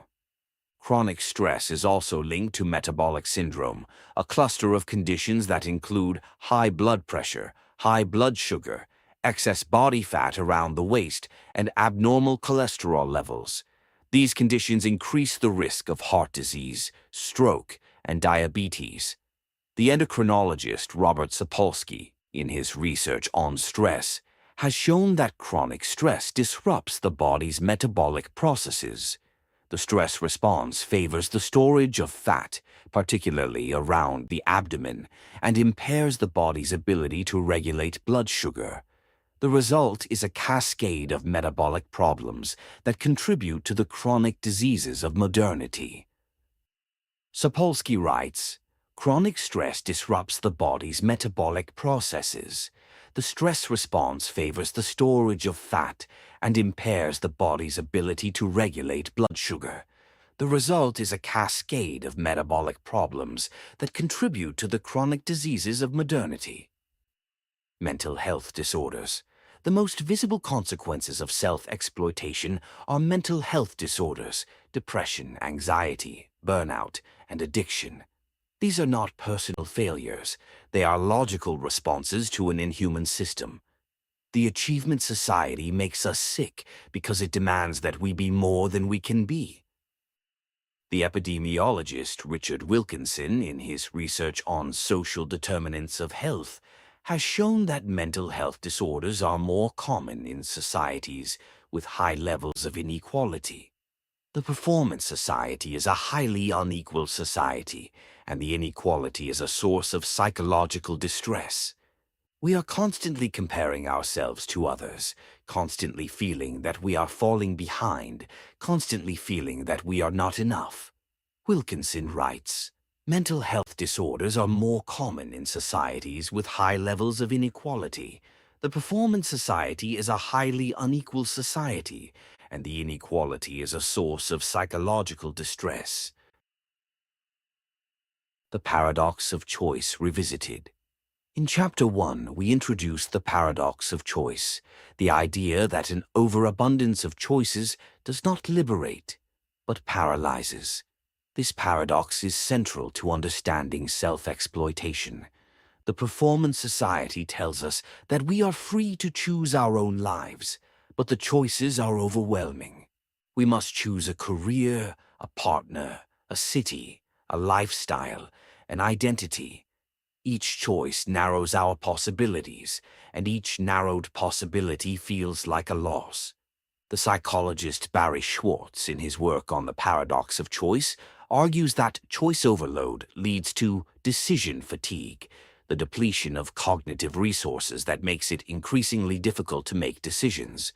We are so exhausted by the constant need to make decisions that we have less energy for the decisions that matter. Schwartz writes, choice overload leads to decision fatigue, the depletion of cognitive resources that makes it increasingly difficult to make decisions. We are so exhausted by the constant need to make decisions that we have less energy for the decisions that matter. But the paradox of choice has a darker side. The Performance Society not only demands that we make choices, it demands that we make the right choices. Each choice is an opportunity to succeed or fail. Each choice is a test of our competence, our judgment, our worth. The weight of this responsibility is crushing. The sociologist Renata Salakil, in her work on the anxiety of choice, argues that the demand to choose has become a source of existential distress. She writes, "We are told that we can choose our identities, our relationships, our values, but this freedom is terrifying. It means that we are responsible for our own identity, and if that identity fails, it is our own fault. The anxiety of choice is the anxiety of freedom." The philosopher Soren Kierkegaard, writing in the 19th century, anticipated this anxiety. He described the dizziness of freedom, the vertigo that comes from recognizing that we are responsible for our own choices. The performance society intensifies this dizziness by multiplying our choices and making us responsible for their outcomes. We are free, but freedom is terrifying. Kierkegaard wrote, "The dizziness of freedom is the vertigo that comes from recognizing that we are responsible for our own choices. The performance society intensifies this dizziness by multiplying our choices and making us responsible for their outcomes." Why we cannot stop. If self-exploitation is so damaging, why don't we stop? This is the most important question of this chapter. The answer is not simple, but it involves several factors that work together to create a powerful system of entrapment. Fear of falling behind. The performance society is a competitive environment. If you stop, others will pass you by. If you take a break, someone else will take your place. The competition is not just for jobs, but for status, recognition, and meaning. The fear of falling behind is a powerful motivator that keeps us running. The economist Robert Frank, in his work on the winner-take-all society, has shown that the rewards for being at the top have increased dramatically, while the rewards for being in the middle have stagnated. The fear of falling into the middle, or worse, into the bottom, keeps us striving. We cannot stop because the cost of stopping is too high. Frank writes, "The rewards for being at the top have increased dramatically, while the rewards for being in the middle have stagnated. The fear of falling into the middle keeps us striving. We cannot stop because the cost of stopping is too high." Addiction to achievement. Achievement releases dopamine, the same neurotransmitter that is involved in addiction. We can become addicted to the rush of success, the thrill of accomplishment, the validation of recognition. This addiction is reinforced by the positivity imperative, which tells us that we should always be achieving. The neuroscientist Nora Volkow, the director of the National Institute on Drug Abuse, has shown that the dopamine system is involved in all forms of addiction, including addiction to success. The pursuit of achievement activates the same reward pathways as drugs, gambling, and other addictive behaviors. We become hooked on achievement, and we cannot stop without experiencing withdrawal. Volkow writes, "The dopamine system is involved in all forms of addiction, including addiction to success. The pursuit of achievement activates the same reward pathways as drugs and gambling. We become hooked on achievement, and we cannot stop without experiencing withdrawal." Lack of alternatives. The performance society has dismantled the alternative structures of meaning, religion, community, tradition, that once provided a sense of belonging and purpose. Many of us have no other way of defining ourselves. If we stop achieving, we are left with nothing.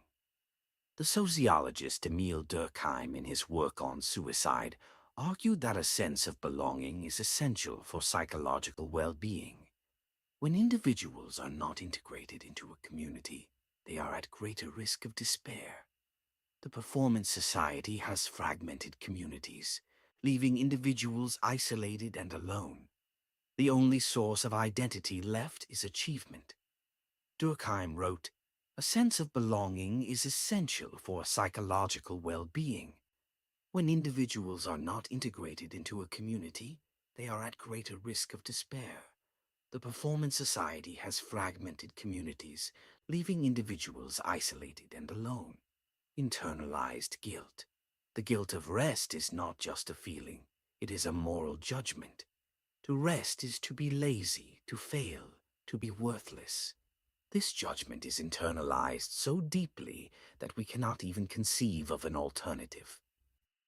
The psychoanalyst Alice Miller, in her work on childhood trauma, argued that internalized guilt is a form of moral masochism. We punish ourselves for not meeting the demands of the internalized boss. We believe that we deserve the punishment, that we are not worthy of rest or joy. This belief is a form of self-deception, but it is deeply held. Miller writes, internalized guilt is a form of moral masochism. We punish ourselves for not meeting the demands of the internalized boss. We believe that we deserve the punishment, that we are not worthy of rest or joy. Economic necessity. For many people, the pressure to perform is not just psychological, but economic. They cannot afford to stop. The gig economy, precarious employment, and rising costs of living mean that they must work ever harder just to survive. The economist Guy Standing, in his work on the precariat, has shown that a growing number of workers are trapped in precarious employment, jobs that offer no security, no benefits, and no stability. The precariat cannot afford to stop working because they are always one paycheck away from disaster. The self-exploitation of the precariat is not a choice, it is a necessity. Standing writes, the precariat is a growing class of workers trapped in precarious employment, jobs that offer no security, no benefits, and no stability. They cannot afford to stop working because they are always one paycheck away from disaster. Their self-exploitation is not a choice, it is a necessity. The case of the knowledge worker. To understand self-exploitation in practice, let us consider the case of the knowledge worker. This is the professional class, the consultants, the programmers, the marketers, the lawyers, the managers, who form the elite of the performance society. The knowledge worker is ostensibly privileged. They have good salaries, flexible schedules, and interesting work. They are not forced to work by external constraints. Yet they are among the most burned-out populations in the workforce. The reason is that knowledge work is never done. There is no finite task to complete, no product to deliver, no moment at which the work is finished. The knowledge worker is always thinking about work, always available, always connected. The boundaries between work and life have dissolved completely. The organization scholar Melissa Masmanian and her colleagues have studied the phenomenon of impossible workdays, the experience of having more work than can be done in any reasonable amount of time. Knowledge workers feel that they are constantly falling behind, constantly failing to meet expectations. This feeling is not irrational, it is accurate. The workload is impossible. The knowledge workers' response is to self-exploit. They work longer hours, skip lunch breaks, respond to emails late at night, and feel guilty when they do anything else. They are not coerced by a boss, but compelled by an internalized drive that has become indistinguishable from their own desires. The sociologist Arlie Hochschild, in her research on the time bind, has shown that knowledge workers often prefer to work rather than spend time with their families. Work provides a sense of accomplishment, belonging, and identity that is lacking in their personal lives. The workplace has become a surrogate community, a source of meaning that is otherwise absent. This is not a sign of health. It is a sign of a culture that has failed to provide alternative sources of meaning. Hochschild writes, knowledge workers often prefer to work rather than spend time with their families. Work provides a sense of accomplishment, belonging, and identity that is lacking in their personal lives. The workplace has become a surrogate community. Summary and bridge to Chapter 4. We have now examined the mechanism of self-exploitation and seen how it operates at the psychological, social, and economic levels. We have identified the internalized boss, the addiction to busyness, the guilt of rest, and the paradox of choice as key drivers of self-exploitation. We have seen how women are particularly affected by these pressures, and how the knowledge worker embodies the crisis of the performance society. The key insight of this chapter is this: self-exploitation is not a choice, it is a compulsion. We are not freely choosing to work ourselves to exhaustion. We are responding to internalized demands that we cannot escape. The performance society has colonized our very selves, turning us against ourselves in the service of endless productivity. In the next chapter, we will examine the consequences of self-exploitation, the psychiatric epidemic that has become the defining feature of our time. We will explore how depression, burnout, ADHD, and anxiety are not just individual disorders, but symptoms of a sick society. We will understand why we are so exhausted, so distracted, and so anxious, and why these feelings are not personal failures, but predictable responses to an inhuman system. Chapter 4: The Psychiatric Epidemic, Depression, ADHD, and Burnout. The invisible epidemic.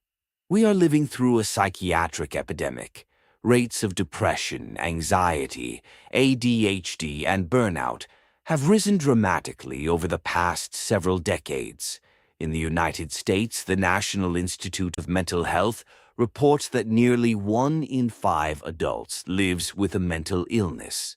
Among young people, the numbers are even more alarming.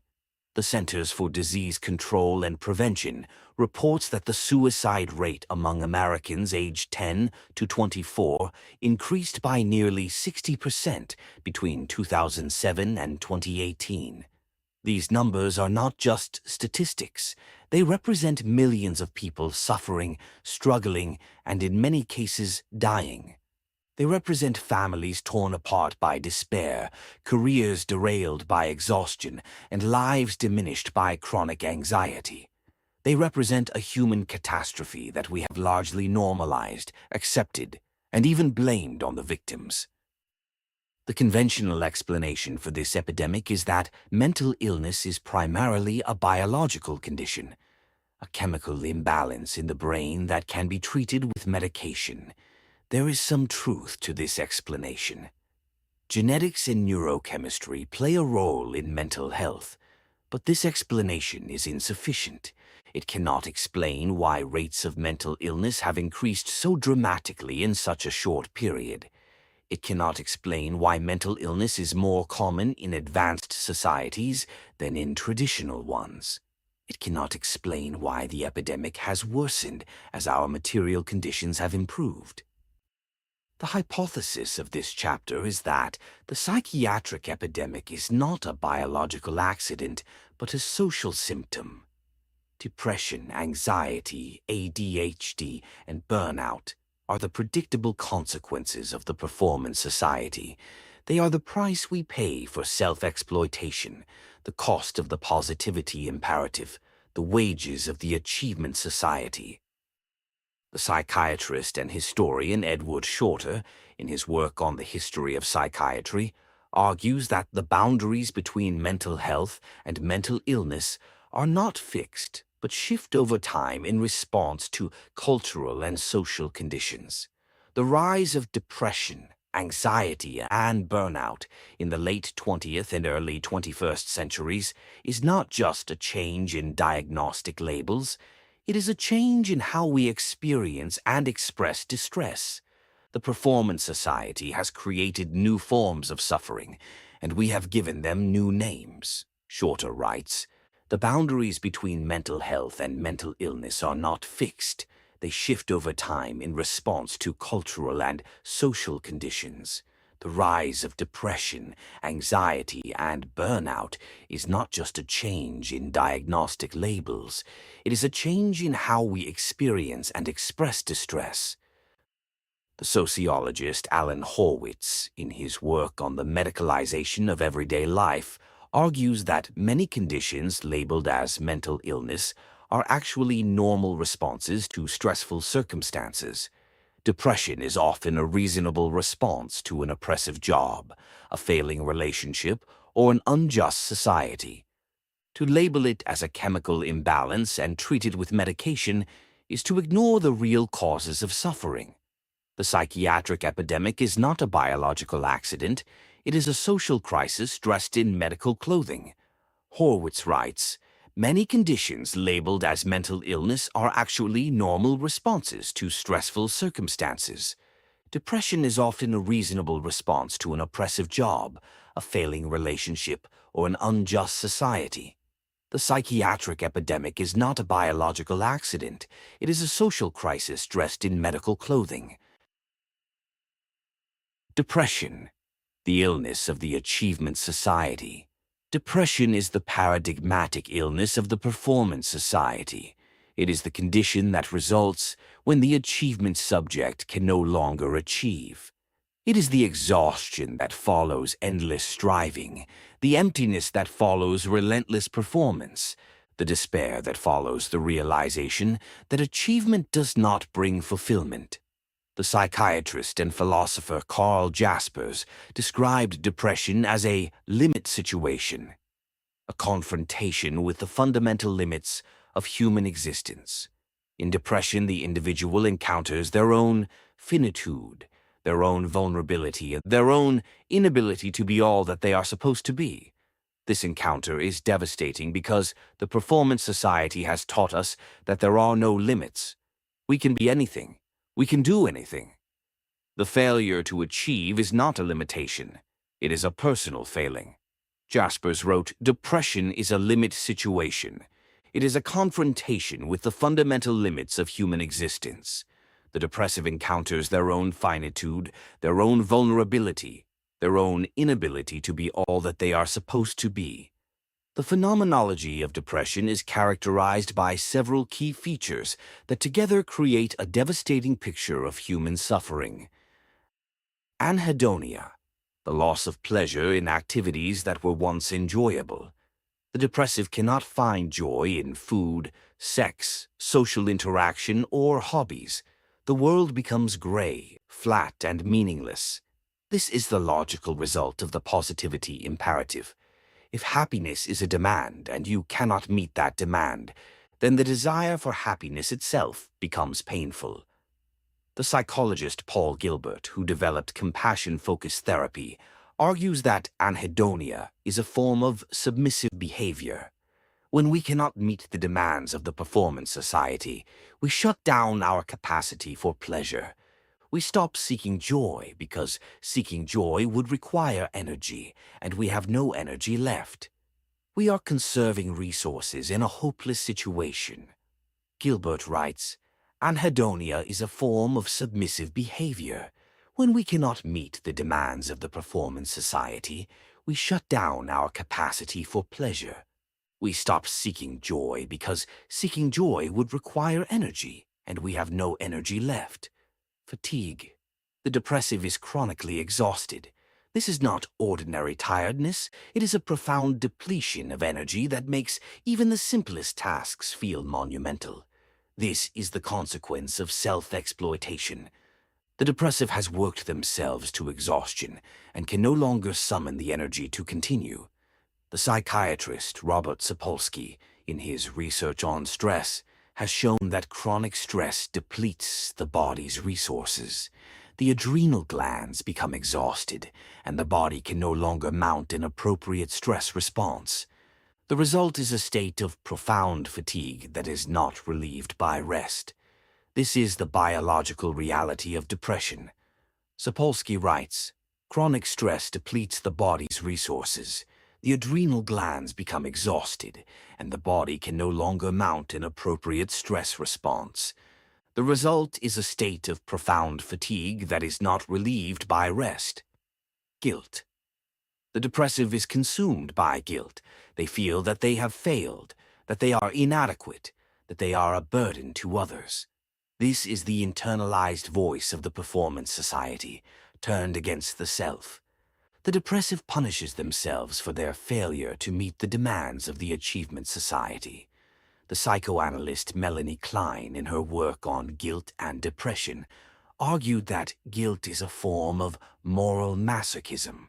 We punish ourselves for our perceived failures, believing that we deserve the punishment. This is the voice of the internalized boss, the voice that tells us we are not enough. Klein wrote, "Guilt is a form of moral masochism. We punish ourselves for our perceived failures, believing that we deserve the punishment. This is the voice of the internalized boss, the voice that tells us we are not enough." Hopelessness. The depressive cannot see a way out. They believe that their situation will never improve, that nothing can change, that there is no point in trying. This is the logical conclusion of a culture that offers no alternative to endless striving. If you cannot strive and you cannot stop, then there is no hope. The psychologist Martin Seligman, in his research on learned helplessness, showed that hopelessness is a learned response to uncontrollable stress. When we are repeatedly exposed to situations in which our efforts have no effect, we learn to give up. The performance society creates a sense of learned helplessness. We try, but we never arrive. We achieve and achieve, but we never feel satisfied. Eventually, we give up. Seligman writes, "Hopelessness is a learned response to uncontrollable stress.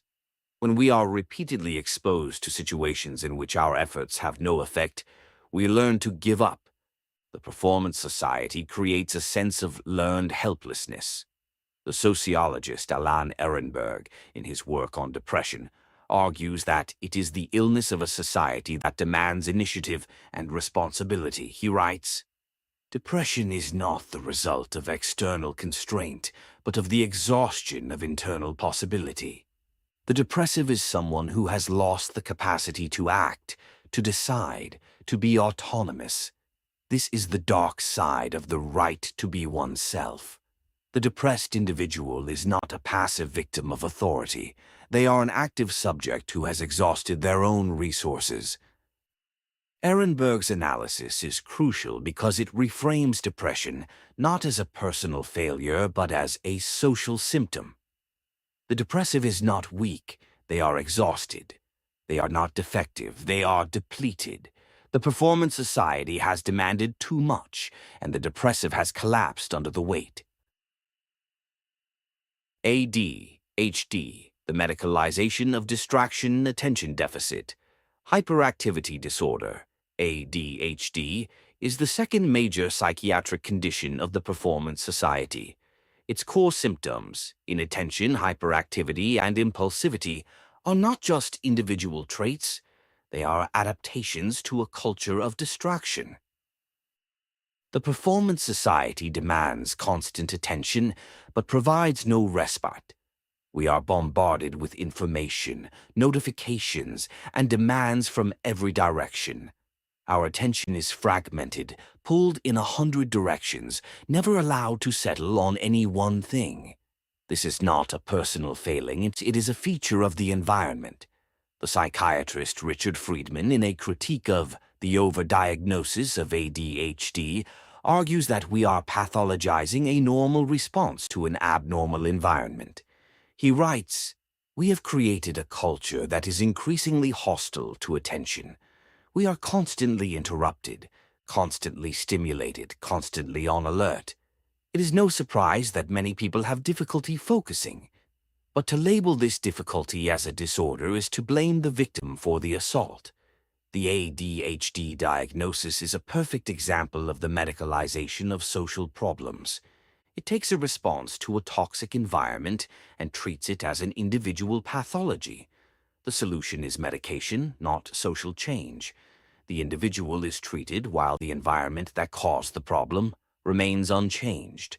The philosopher Carl Elliott, in his work on the medicalization of everyday life, argues that the ADHD diagnosis serves a disciplinary function.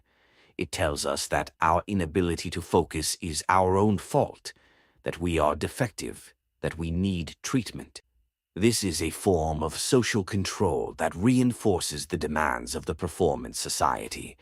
If you cannot keep up, you need a pill.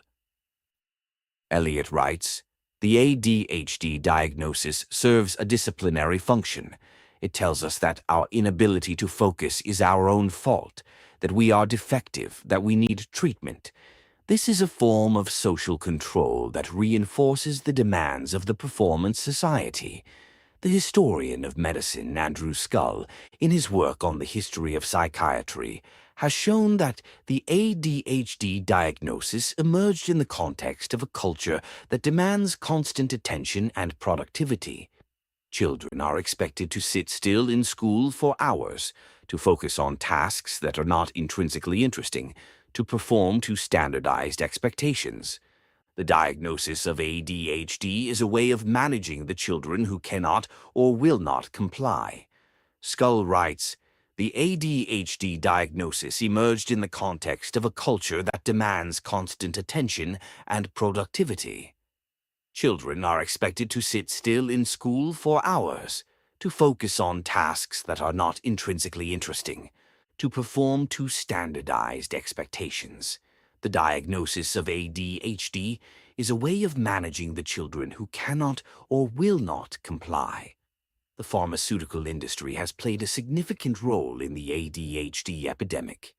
Medications like Adderall and Ritalin are widely prescribed, and their use has increased dramatically. The industry has a financial interest in expanding the diagnosis, and it has funded research that supports the medical model. The ADHD epidemic is not just a medical phenomenon, it is a commercial one.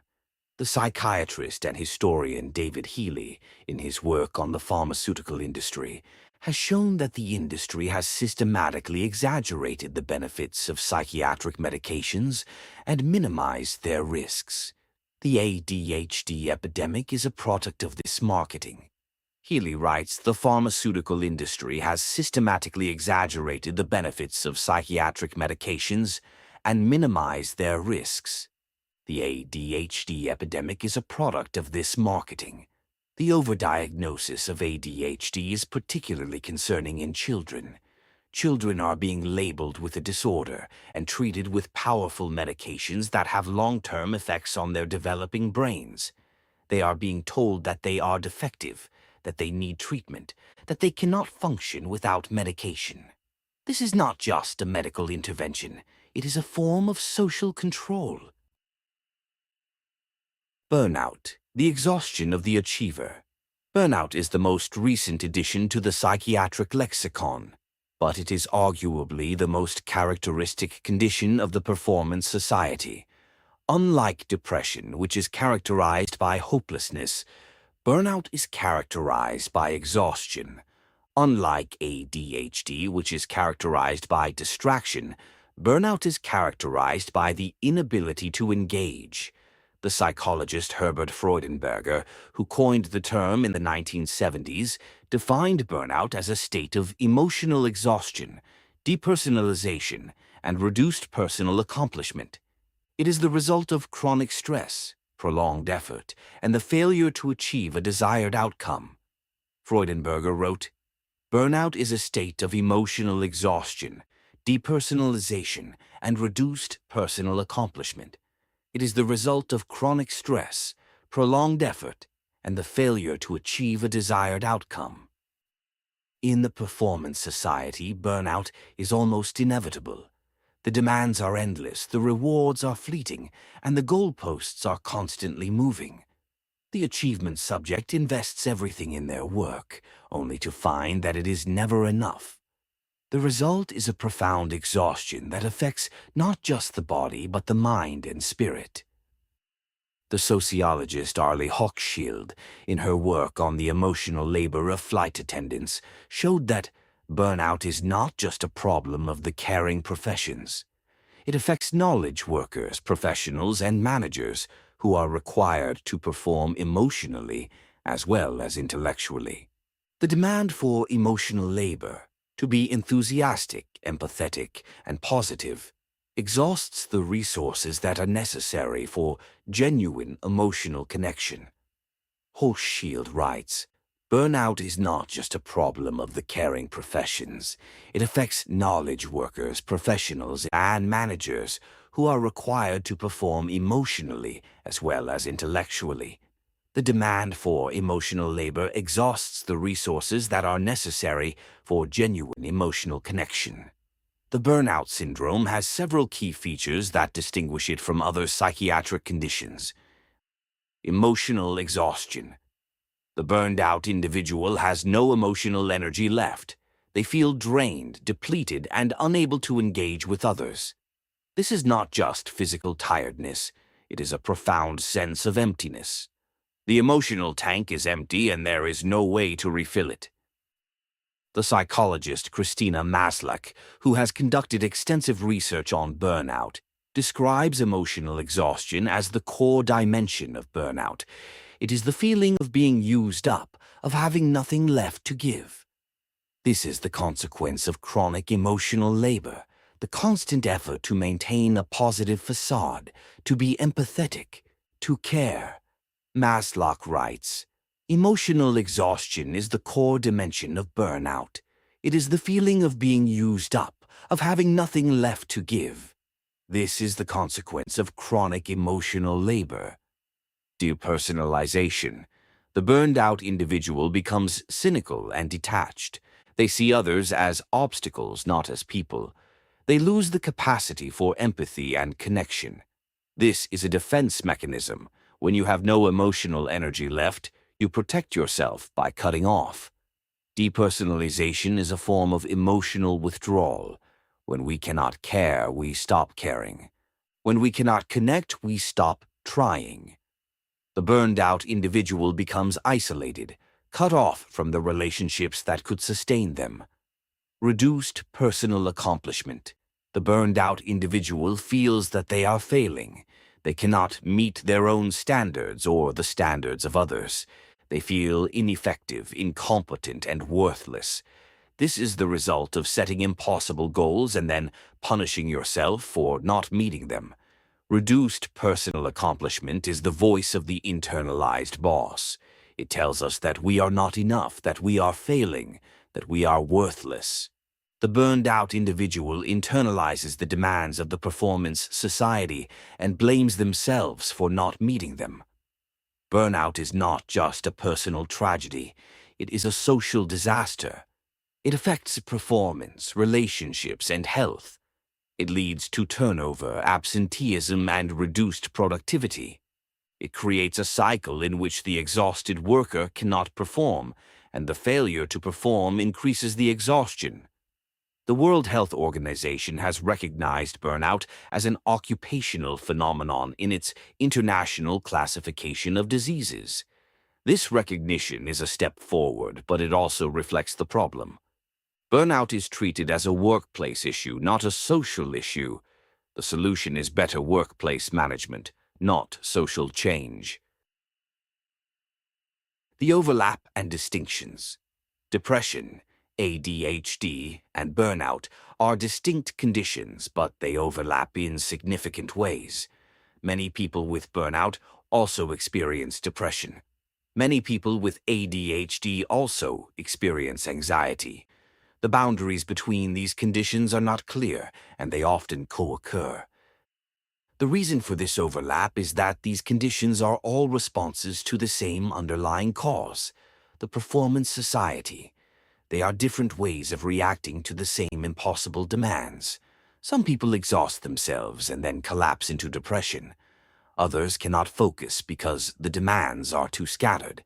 Still others burn out because the demands are too relentless.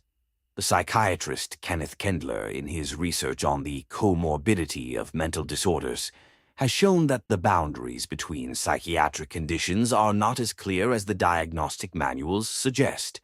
Depression, anxiety, and burnout share common genetic and environmental risk factors. They are not distinct diseases, but different manifestations of a common vulnerability. Kendler writes, "The boundaries between psychiatric conditions are not as clear as the diagnostic manuals suggest. Depression, anxiety, and burnout share common genetic and environmental risk factors. They are not distinct diseases, but different manifestations of a common vulnerability. The Performance Society creates this vulnerability by subjecting us to chronic stress, impossible expectations, and the erosion of social support. The result is a spectrum of psychiatric conditions that are all variations on a common theme: the exhaustion of the achievement subject. The social determinants of psychiatric illness. The psychiatric epidemic cannot be understood without examining its social determinants. Mental illness is not just a matter of individual biology or psychology. It is influenced by social conditions, inequality, stress, isolation, and lack of control. The psychologist Michael Marmot, in his research on social determinants of health, has shown that people lower in the social hierarchy have worse health outcomes, including mental health. This is not just because they have less access to health care. It is because they experience more stress, less control, and less social support. The Performance Society is a hierarchical society, and the hierarchy is a source of stress. Marmot's research on the status syndrome has shown that the experience of low status is itself a source of illness. When we feel that we are lower in the hierarchy, we experience chronic stress. Our bodies respond to the threat of low status by activating the stress response. Over time, this response damages our health. Marmot writes, "The experience of low status is itself a source of illness." When we feel that we are lower in the hierarchy, we experience chronic stress. Our bodies respond to the threat of low status by activating the stress response. Over time, this response damages our health. The sociologist Robert Putnam, in his work on social capital, has shown that communities with greater social cohesion have better health outcomes, including mental health. The Performance Society has eroded social capital. We are more isolated, less connected, and less supported than previous generations. This isolation is a major risk factor for mental illness. Putnam's research on the bowling alone phenomenon has shown that Americans are less involved in community organizations than in the past. They are less likely to belong to clubs, less likely to volunteer, less likely to socialize with neighbors. The erosion of community is a significant contributor to the psychiatric epidemic. Putnam writes, "Americans are less involved in community organizations than in the past. They are less likely to belong to clubs, less likely to volunteer, less likely to socialize with neighbors. The erosion of community is a significant contributor to the psychiatric epidemic." The economist Richard Wilkinson and the epidemiologist Kate Pickett, in their work on inequality, have shown that societies with greater inequality have higher rates of mental illness. Inequality creates status anxiety, social comparison, and the sense that one is falling behind. The Performance Society is an unequal society, and inequality is a source of psychological distress. Wilkinson and Pickett's research on the spirit level has shown that inequality is associated with a range of social problems, including mental illness, violence, and social disconnection. The more unequal a society, the worse its mental health outcomes. The Performance Society is a highly unequal society, and the inequality is making us sick. Wilkinson and Pickett write, "Inequality is associated with a range of social problems, including mental illness, violence, and social disconnection. The more unequal a society, the worse its mental health outcomes." The psychiatric epidemic is not just a health crisis. It is a social crisis. It is a sign that the Performance Society is failing its members. It is a symptom of a culture that has lost sight of human well-being in favor of endless productivity. The case of the overdiagnosed child. To understand the psychiatric epidemic, consider the case of the overdiagnosed child. children are now being diagnosed with ADHD, anxiety, and depression at unprecedented rates. They are being prescribed medications that have long-term effects on their developing brains, and they are being told that their problems are individual disorders, not systemic failures. The teacher and journalist Jonathan Kozol, in his work on American education, has shown that schools are increasingly stressful environments. Standardized testing, curriculum pacing, and homework loads have increased dramatically. Children are being asked to perform at levels that are developmentally inappropriate. They are being treated like miniature achievement subjects. Kozol's research on the savage inequalities of American education has shown that children in poor schools are subjected to oppressive conditions that would not be tolerated in affluent communities. The Performance Society demands that all children achieve, regardless of the resources available to them. The result is a crisis of stress and exhaustion among young people. Kozol writes, "Children in poor schools are subjected to oppressive conditions that would not be tolerated in affluent communities. The Performance Society demands that all children achieve, regardless of the resources available to them.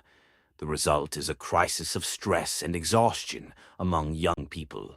The child psychologist Peter Gray, in his work on play and development, has shown that the decline of unstructured play is a major cause of mental health problems in children. Play is how children learn to manage emotions, solve problems, and connect with others. Without play, children are more anxious, more depressed, and less able to cope with stress. Gray's research on the play deficit has shown that children today spend less time playing than any previous generation. The pressure to achieve, to get good grades, to excel in extracurricular activities, to build a resume for college, has crowded out play. The result is a generation of children who are overscheduled, overstressed, and under-resourced. Gray writes, "Children today spend less time playing than any previous generation. The pressure to achieve has crowded out play. The result is a generation of children who are overscheduled, overstressed, and under-resourced. The overdiagnosed child is not a biological anomaly. They are a social symptom. They are the product of an achievement society that demands too much, too soon, that pathologizes normal development, and that blames the individual for the failures of the system." The crisis of attention. The psychiatric epidemic is also a crisis of attention. The Performance Society demands constant attention, but it provides no respite. Our attention is fragmented, scattered, and depleted. The result is a widespread sense of cognitive exhaustion. The neuroscientist Daniel Levitin, in his work on attention, argues that the modern environment is designed to capture our attention and hold it hostage. Every notification, every alert, every interruption is a bid for our attention. We are constantly being pulled in different directions, and the result is a depletion of cognitive resources.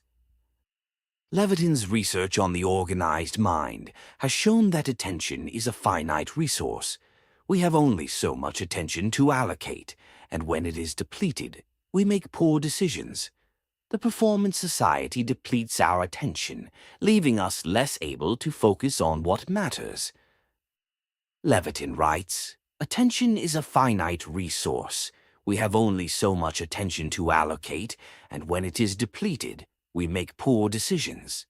The Performance Society depletes our attention, leaving us less able to focus on what matters." The philosopher and social critic Nicholas Carr, in his work on the Internet and the brain, argues that the Internet is rewiring our brains for shallow attention. We are becoming less able to focus deeply, less able to sustain attention, less able to engage with complex ideas. Carr's book, The Shallows, documents the neurological changes that occur when we spend time online. The brain adapts to the demands of the digital environment, becoming more adept at scanning and less adept at focusing.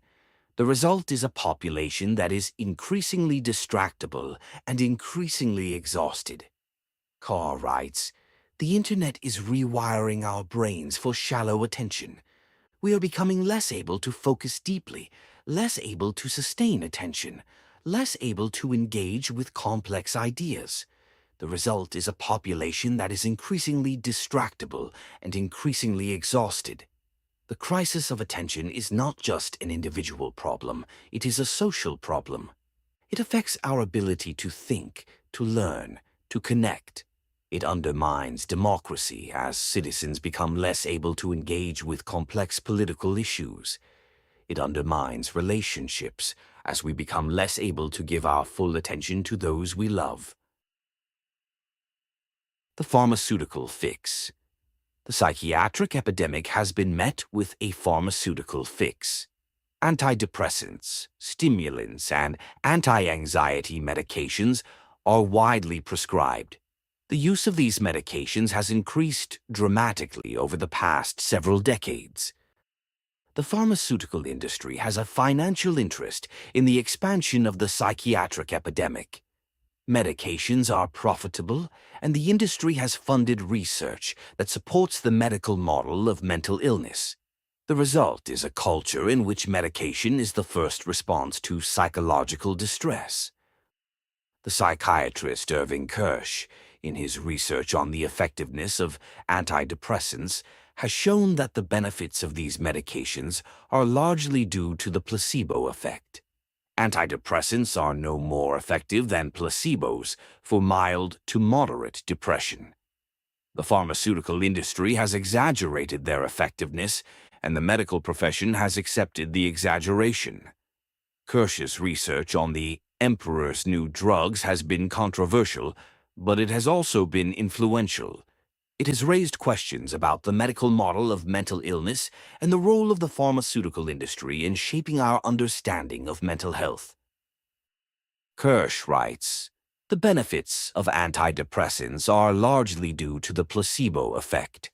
Antidepressants are no more effective than placebos for mild to moderate depression. The pharmaceutical industry has exaggerated their effectiveness. The pharmaceutical fix is not a solution to the psychiatric epidemic. It is a symptom of the problem. It treats individuals rather than addressing the social conditions that cause their suffering. It offers a quick fix rather than a meaningful change." Summary and bridge to Part 2. We have now completed our diagnosis of the Performance Society. We have traced the shift from external discipline to internal compulsion, from negative prohibition to positive imperative, and from external coercion to self-exploitation.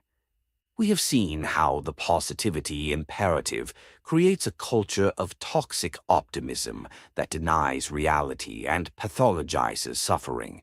We have examined the mechanisms of self-exploitation, the internalized boss, the addiction to busyness, the guilt of rest, and we have surveyed the psychiatric epidemic that is the logical consequence of this system: depression, ADHD, and burnout. The key insight of this part is this: the Performance Society makes us sick. It demands that we be more than we can be, that we achieve more than is possible, that we feel positive even when we are suffering. The result is not just exhaustion, but illness, physical, mental, and spiritual. In Part 2, we will move from the individual to the cultural level. We will explore how the Performance Society has flattened our culture into a hell of sameness where difference is erased, experience is impoverished, and festivity is lost. We will see how the pursuit of endless performance has made us less human, not more. And we will prepare the ground for Part 3, where we will explore the paths to recovery. Part 2, The Cultural Consequences, the Hell of Sameness, Introduction to Part 2. In Part 1, we diagnosed the machinery of the Performance Society. We saw how external discipline became internal compulsion, how prohibition became positivity, and how we became our own oppressors. We traced the psychiatric epidemic, depression, ADHD, and burnout that has become the defining health crisis of our time. But the consequences of the performance society extend far beyond individual psychology. They have reshaped our entire culture. This part addresses a question that is at once philosophical and deeply personal. What kind of world have we created? The answer is disturbing. We have created a world of hellish sameness, a culture in which difference is leveled, uniqueness is erased, and everything is reduced to the same flat, positive, productive surface. We have lost the capacity for genuine experience, for deep connection, for the celebration of life itself. The chapters that follow will explore this cultural wasteland. We will see how the performance principle flattens human uniqueness into standardized metrics. We will examine how we have become bored despite endless stimulation, indifferent despite endless information, isolated despite endless connection. We will trace the erosion of deep relationships and the death of festivity, the loss of our capacity for purposeless joy. This is not comfortable territory. It forces us to confront the emptiness that lurks beneath our busy lives. But it is necessary territory. Before we can rebuild a meaningful culture, we must understand what we have lost. Chapter 5: The Leveling of All Difference. The death of the unique. There is a paradox at the heart of the performance society. It claims to celebrate individuality, uniqueness, and self-expression. It tells us that we are special, that we have unique talents, that we should embrace our authentic selves. Yet, the more we strive to be unique, the more we become the same. The performance society is a machine for producing sameness, and it does so by promising difference. Consider the language of personal branding. We are told to find our unique value proposition, to differentiate ourselves in the marketplace, to stand out from the crowd. This language is borrowed from marketing, and it reveals the truth. Uniqueness is not a quality of the soul. It is a commodity to be packaged, promoted, and sold. Your uniqueness is not who you are. It is what you can sell. The sociologist Richard Sennett, in his work on the culture of the new capitalism, describes the flexible self, an identity that is constantly being reinvented in response to market demands. The flexible self is not authentic. It is adaptive. It changes to fit whatever the market requires. This is not liberation. It is a new form of conformity. We are not free to be ourselves. We are compelled to be whatever the market values. Sennett writes, "The flexible self is a self that has no permanent character. It is a self that is constantly being reshaped by the demands of the economy. This is not freedom. It is a new form of servitude. The flexible self is a self that has been colonized by the market." The philosopher Gilles Deleuze, in his prescient essay, Postscript on the Societies of Control, argued that we have moved from disciplinary societies to control societies. In disciplinary societies, individuals were shaped by institutions, the school, the factory, the barracks. In control societies, individuals are shaped by markets. We are no longer molded into conformity. We are modulated into flexibility. The result is a new kind of sameness, not the sameness of identical uniforms, but the sameness of interchangeable identities. Deleuze wrote, "In the societies of control, the individual is no longer a subject but a individual. We are divided into data points, profiles, and market segments. Our identities are not fixed, they are constantly being recomputed. This is not liberation, it is a new form of control. The death of the unique is the death of the authentic self. We are no longer who we are who the market wants us to be. We are no longer individuals, we are brands, profiles, and data points. We have lost the capacity to be ourselves because there is no self to be. The cultural critic and philosopher Slavoj Zizek, in his work on ideology, argues that the performance society's celebration of uniqueness is a form of ideological fantasy. We believe we are unique, but this belief is a mask for our conformity. We are all striving to be unique in exactly the same way. The result is a culture of competitive individualism that produces nothing but sameness. Zizek writes, "The belief in our uniqueness is an ideological fantasy. We believe we are unique, but this belief is a mask for our conformity. We are all striving to be unique in exactly the same way. The result is a culture of competitive individualism that produces nothing but sameness." The algorithmic culture. The most powerful engine of sameness in the contemporary world is the algorithm. Algorithms are the invisible architects of our digital lives. They decide what we see, what we read, what we buy, and even who we meet. They are not neutral. They are designed to maximize engagement, and engagement is maximized by presenting us with what we already like. The algorithms of social media, streaming platforms, and search engines create filter bubbles and echo chambers.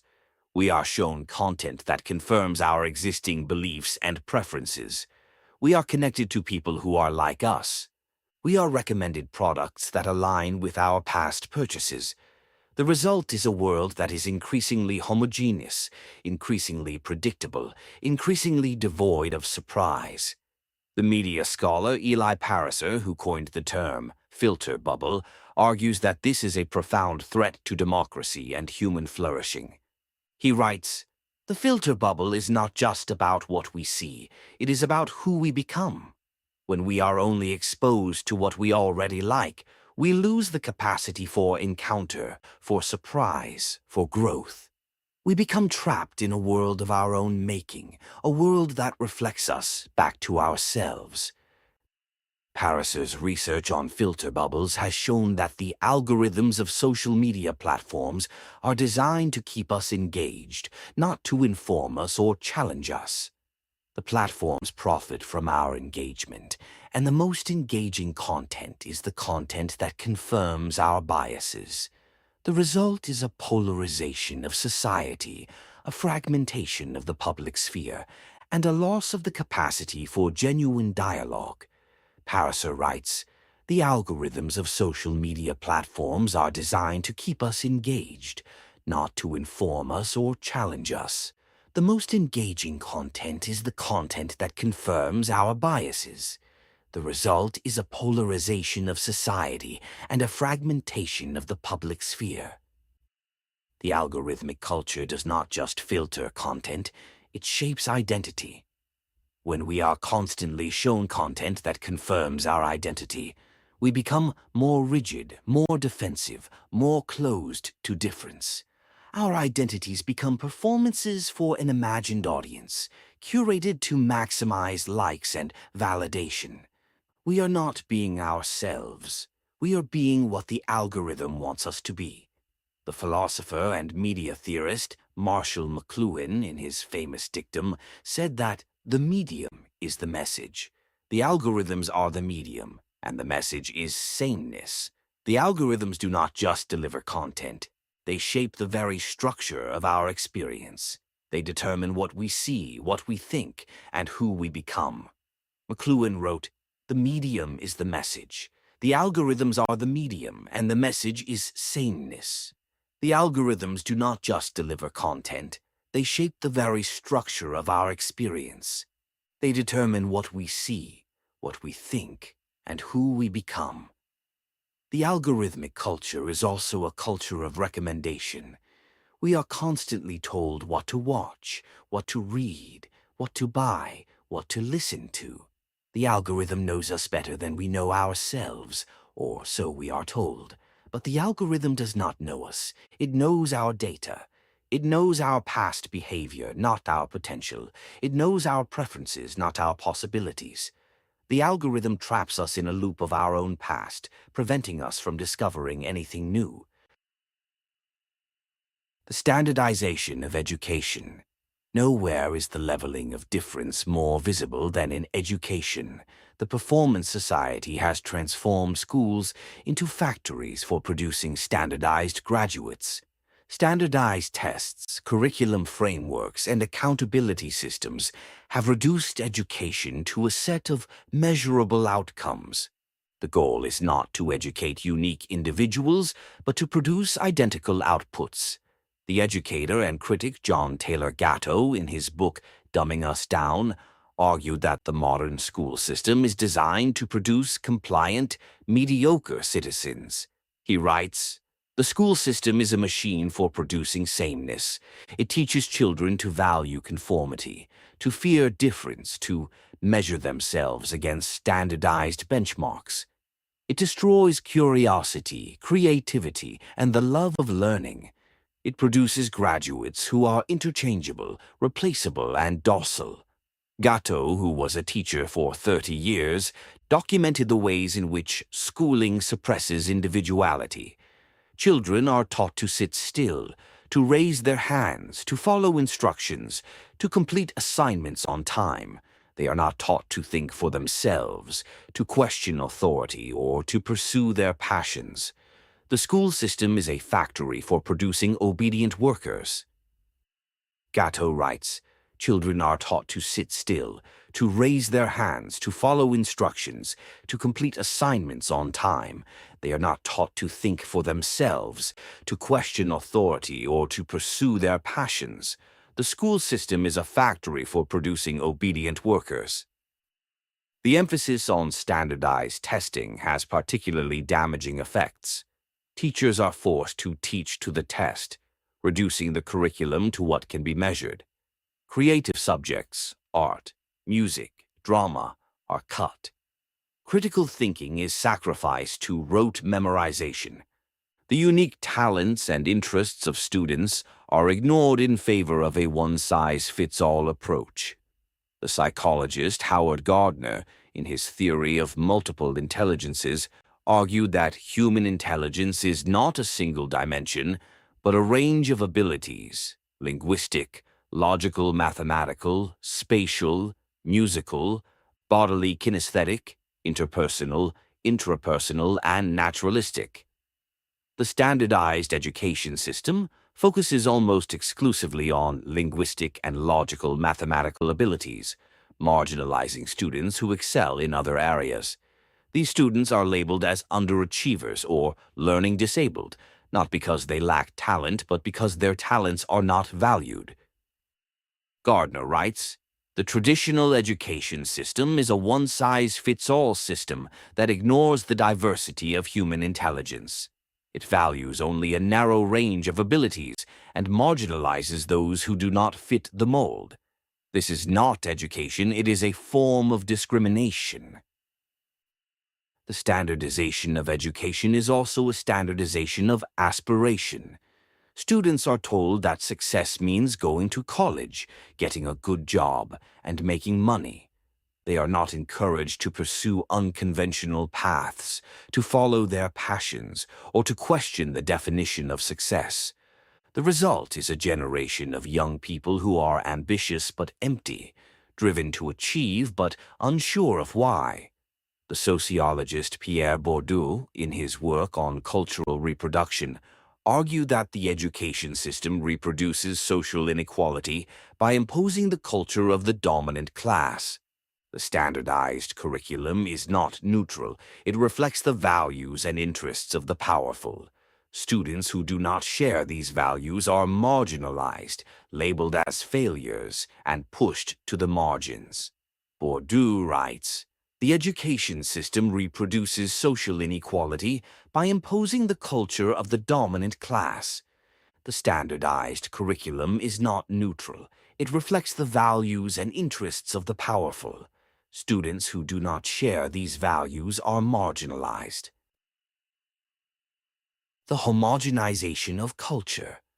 The Performance Society produces not just standardized individuals, but standardized culture.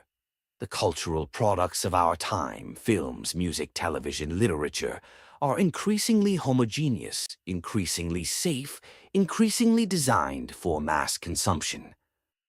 The film critic David Bordwell, in his analysis of Hollywood cinema, has shown that mainstream films have become more formulaic over time.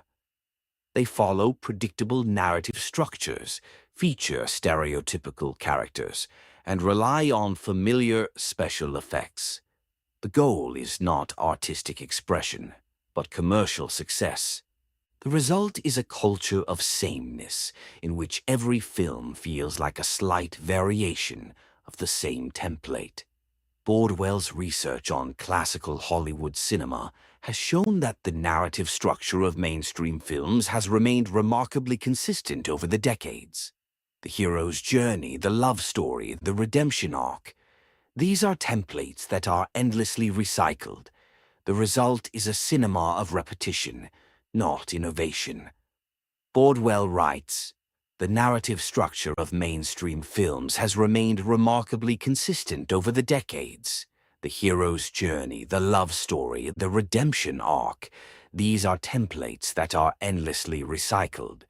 The result is a cinema of repetition, not innovation." The music industry has undergone a similar homogenization. The musicologist Nate Sloan and the music theorist Charlie Harding, in their analysis of pop music, have shown that contemporary pop songs are shorter, simpler, and more repetitive than in previous decades. The goal is not musical innovation, but streaming optimization. Songs are designed to be catchy, not meaningful. The result is a culture of disposable music in which songs are consumed and discarded without leaving a trace. Sloan and Harding's research on the pop formula has shown that contemporary pop songs follow a predictable structure: verse, chorus, bridge, chorus. The songs are designed to be easily digestible and instantly forgettable.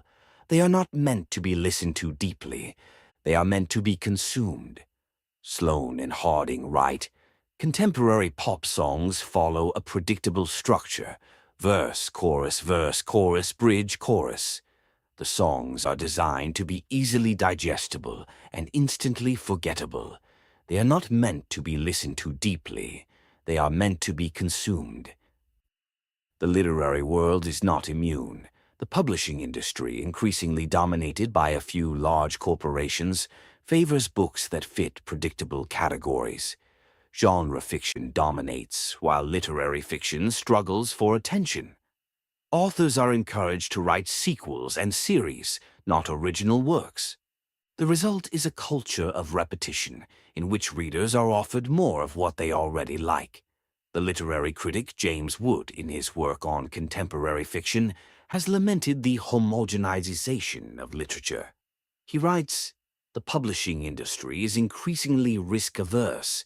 It prefers the familiar to the unfamiliar, the safe to the challenging. The result is a literature that is increasingly predictable, increasingly formulaic, increasingly devoid of genuine originality. The homogenization of culture is also a homogenization of taste. We are all listening to the same music, watching the same shows, reading the same books. We are not discovering our own tastes. We are being told what to like. The algorithm recommends and we consume. The result is a culture of passive consumption, not active engagement." The erasure of the eccentric. In the performance society, there is no room for the eccentric. The eccentric, the person who is odd, quirky, unusual, is a threat to the system. They cannot be standardized. They cannot be measured. They cannot be optimized. They are useless from the perspective of the performance principle, and they are marginalized as a result. The sociologist Irving Goffman, in his work on social stigma, showed how societies police the boundaries of normalcy. Those who deviate, whether physically, mentally, or behaviorally, are stigmatized, excluded, and often institutionalized. The performance society is particularly hostile to eccentricity because it values what is productive, efficient, and predictable. Goffman writes, Stigma is not a property of the individual but a social construction. It is the process by which society marks certain individuals as different and excludes them. The performance society stigmatizes eccentricity because eccentricity is not productive. Consider the fate of the artist. The true artist is not a performer who pleases the market. They are a creator who follows their own vision. The performance society cannot tolerate this. It demands that art be marketable, that creativity be productive, that expression be profitable. The artist who refuses to conform is starved of resources, ignored by critics, and marginalized by the culture. The philosopher Theodor Adorno, in his critique of the culture industry, argued that mass culture is a form of social control. It produces standardized products that pacify the population and prevent genuine critical thought.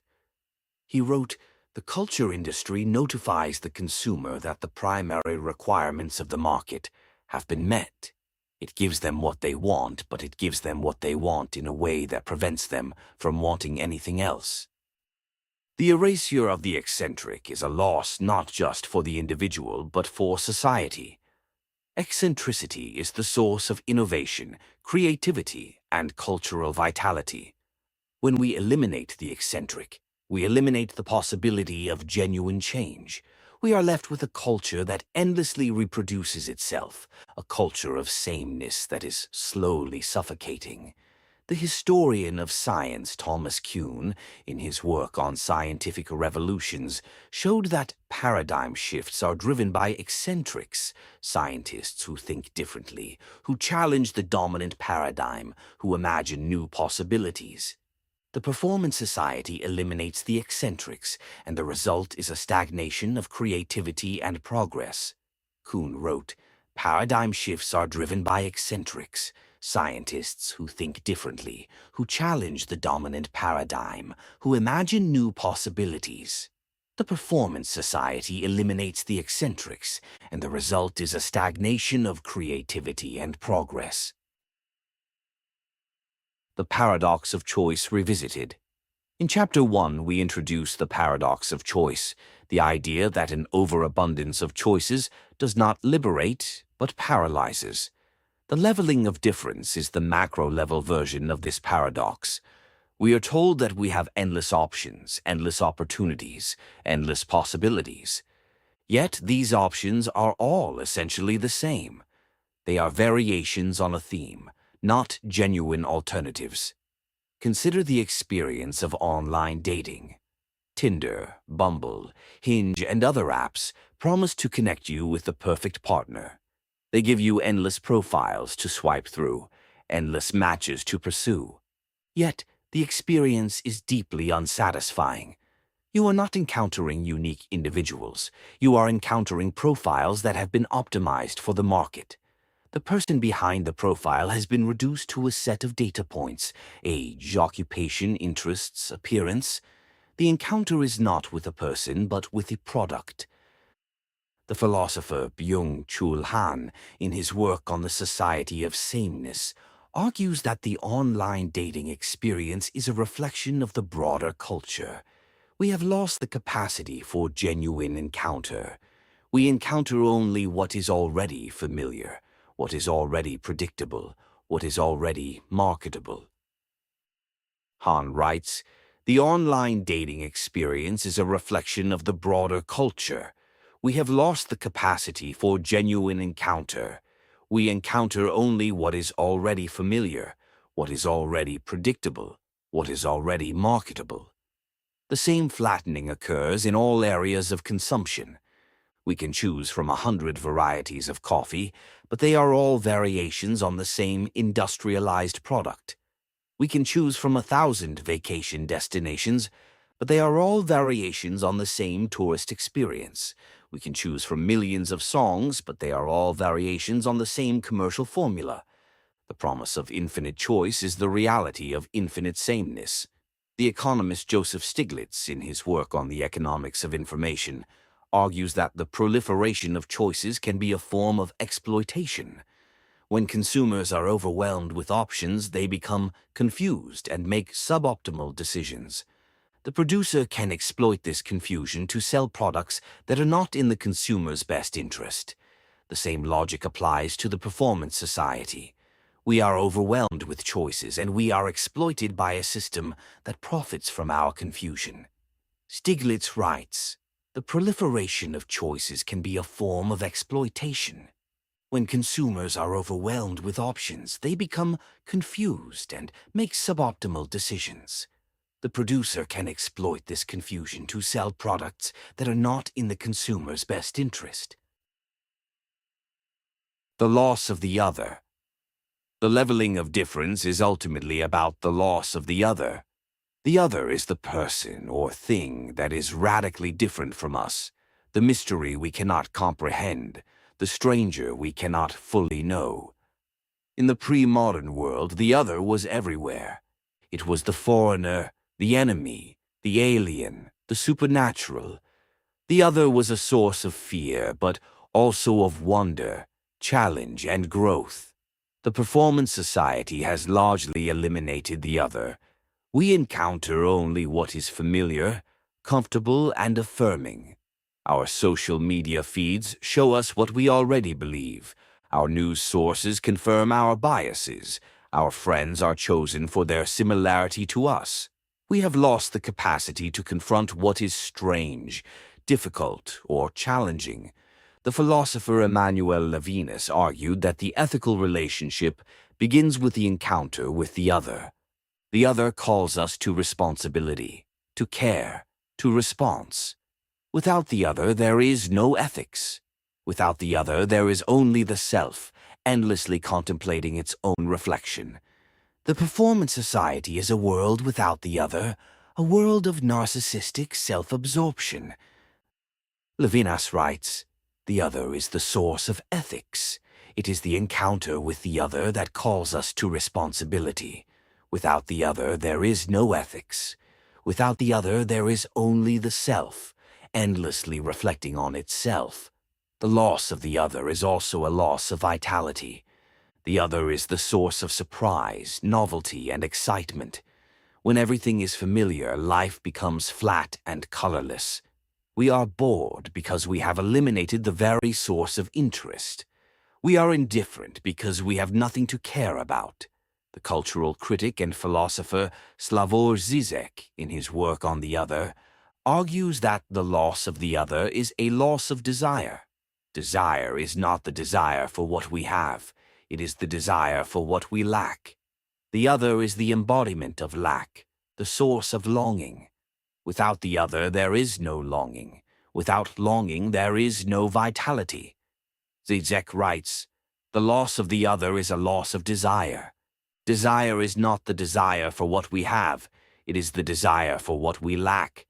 The other is the embodiment of lack, the source of longing.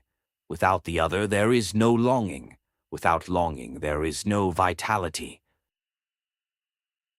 Summary and bridge to Chapter 6. We have now explored the leveling of all difference. We have seen how the performance society produces sameness through algorithmic culture, standardized education, and homogenized culture. We have witnessed the erasure of the eccentric and the loss of the other. We have recognized that the promise of infinite choice is the reality of infinite sameness. The key insight of this chapter is this: the performance society does not celebrate uniqueness. It destroys it. It demands that we be unique, but only in ways that are marketable. It promises liberation, but delivers conformity.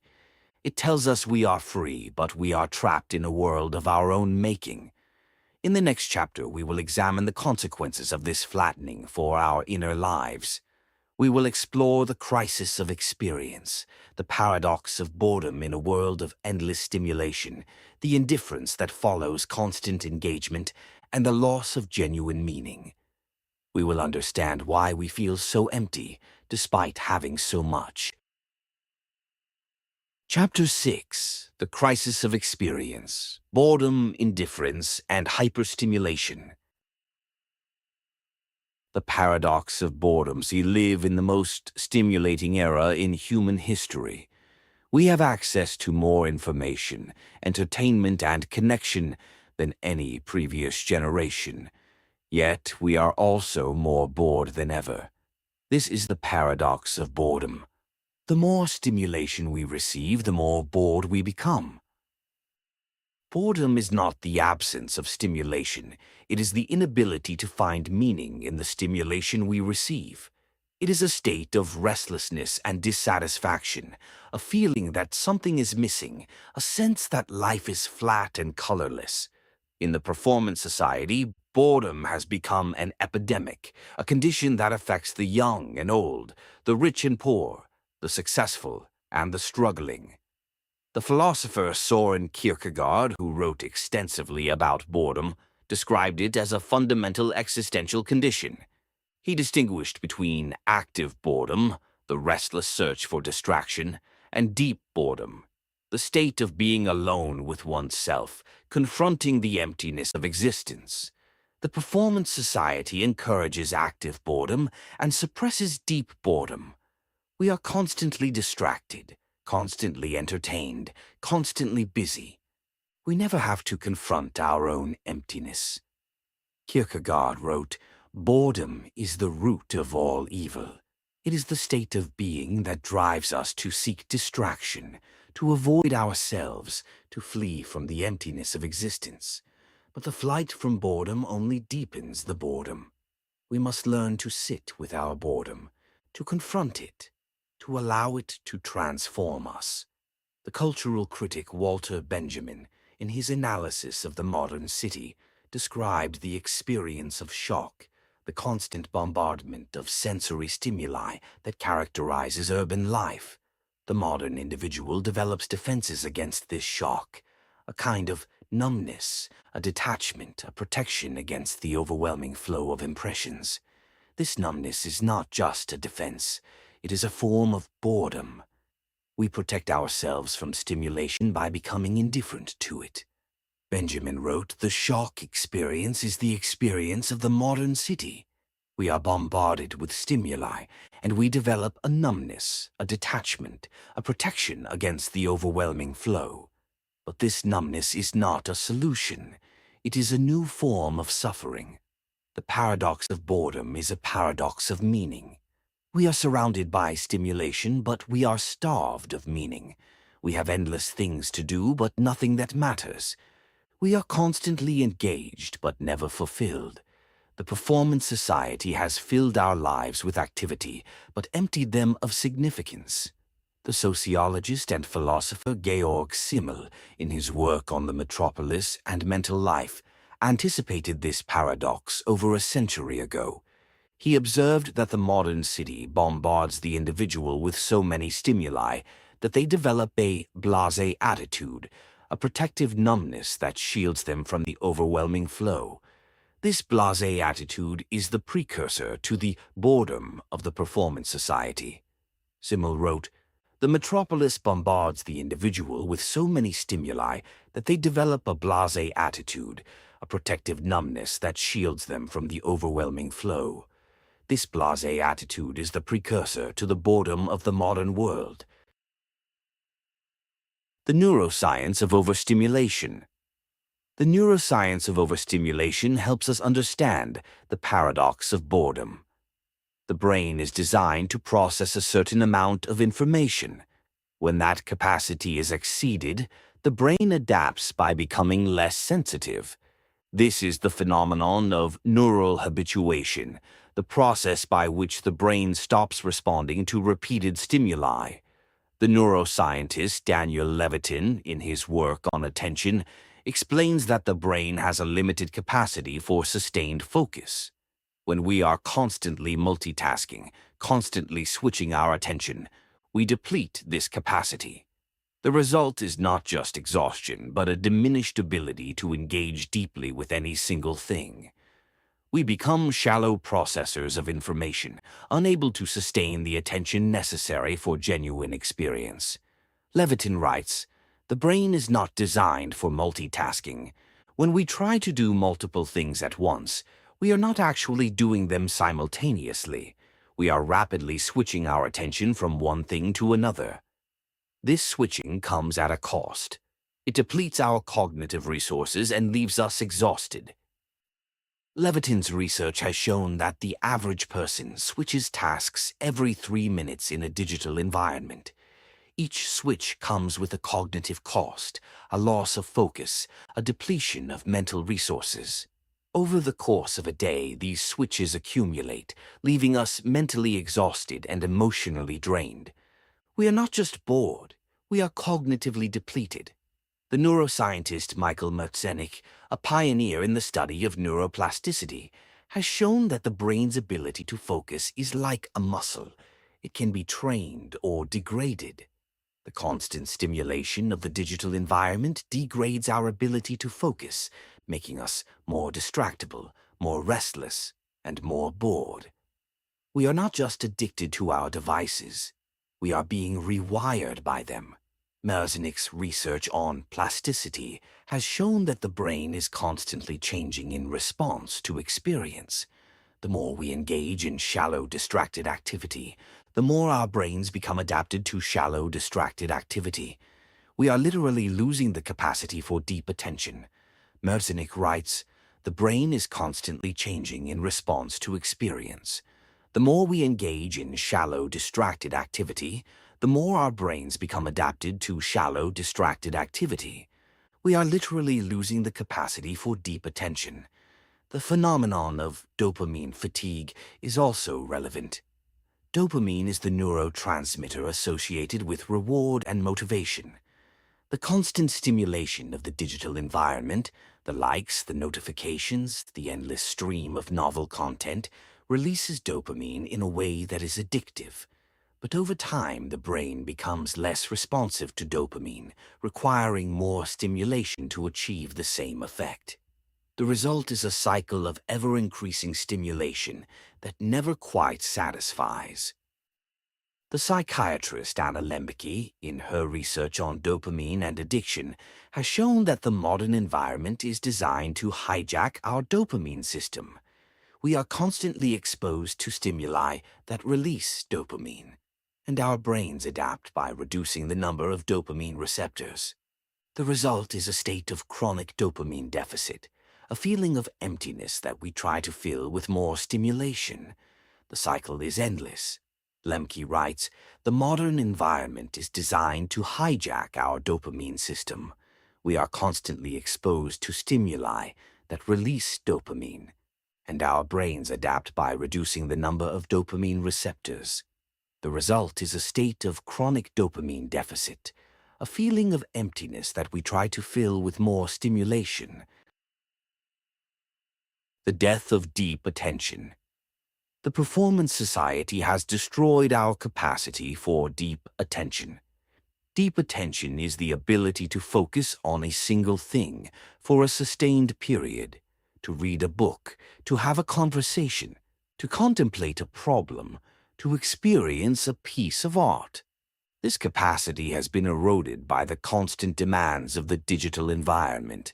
The literary scholar Nicholas Carr, in his book The Shallows, argues that the Internet is rewiring our brains for shallow attention. He writes, "The Internet is a system of interruptions.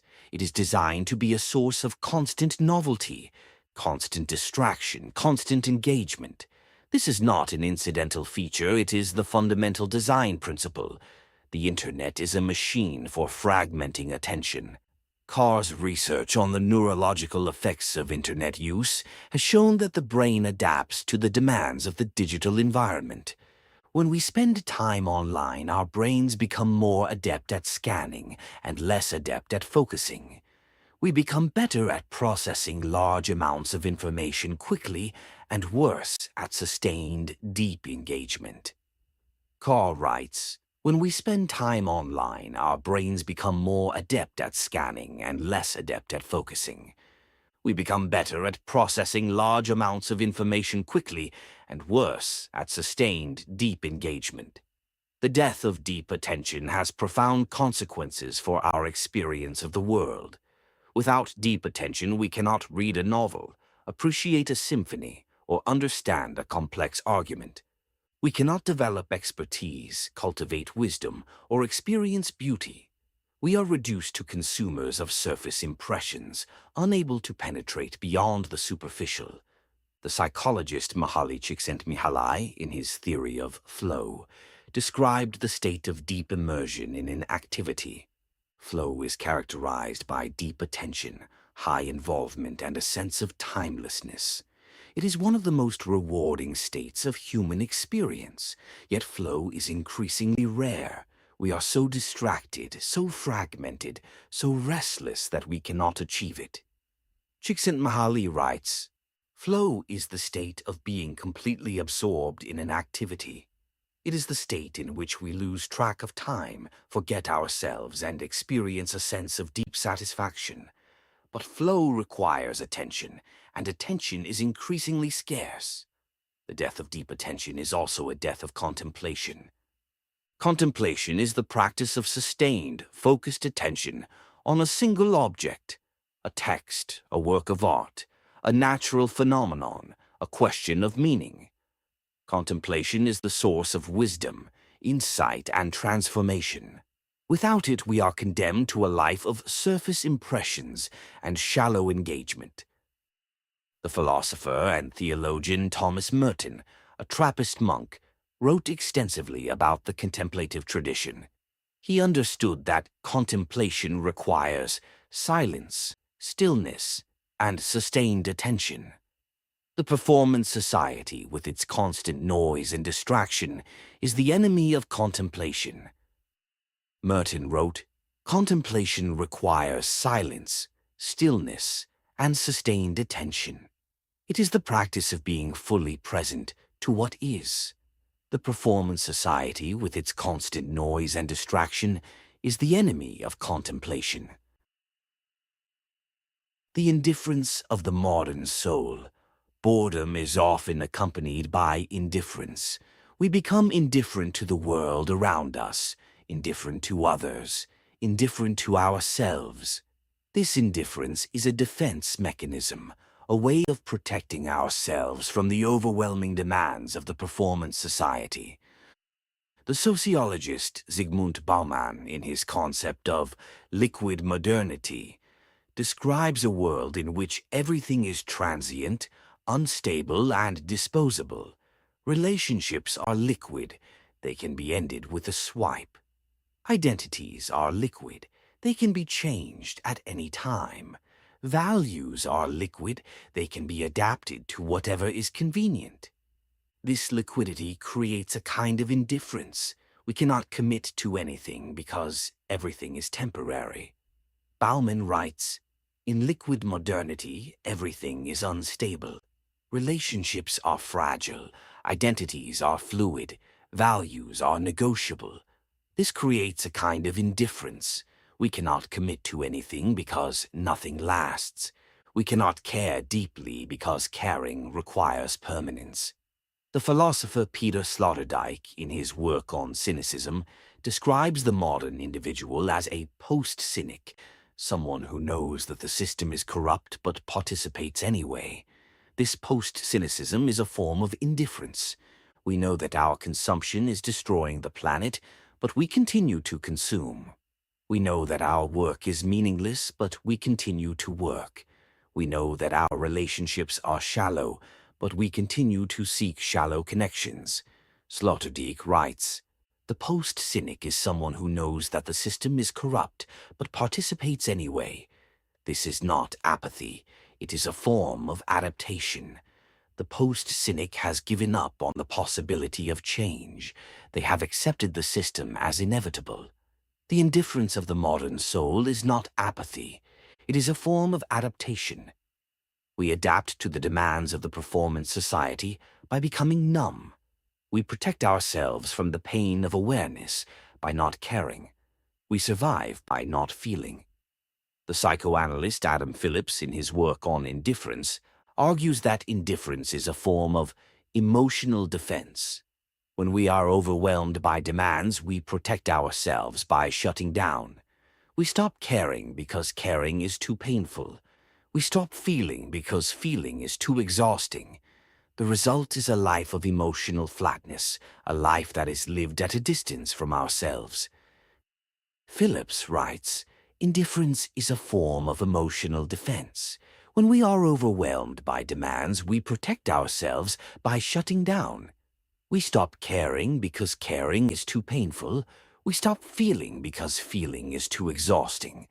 The result is a life of emotional flatness." The indifference of the modern soul is also a form of learned helplessness.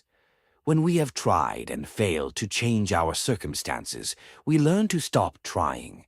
We learn to accept what is, to stop caring, to stop feeling. The Performance Society creates this learned helplessness by offering us endless opportunities for engagement, but no genuine opportunities for change. The experience economy and the commodification of feeling. The Performance Society has not just destroyed deep experience, it has commodified it. The experience economy is the name given to a sector of the economy that sells experiences rather than goods. We are encouraged to spend our money not on things, but on events, concerts, travel, dining, adventure. The promise is that experiences will make us happy, will give us memories, will enrich our lives, but the commodification of experience is a form of appropriation. Real experiences are not commodities. They are encounters with reality that transform us. Commodified experiences are performances designed to produce a predetermined effect. The goal is not genuine encounter, but consumption. The sociologist Julia Shaw, in her work on the culture of consumerism, argues that the experience economy is a form of compensatory consumption. We consume experiences to compensate for the emptiness of our lives, but the compensation is never enough. The emptiness remains. Gore writes, "The experience economy is a response to the emptiness of modern life. We consume experiences to fill the void, but the void cannot be filled by consumption. The more we consume, the more empty we feel." The commodification of experience also contributes to the leveling of difference. Commodified experiences are standardized and predictable. A vacation to a resort, a concert in a stadium, a meal at a chain restaurant. These are experiences designed to be the same for everyone. They are not genuine encounters, but packaged products.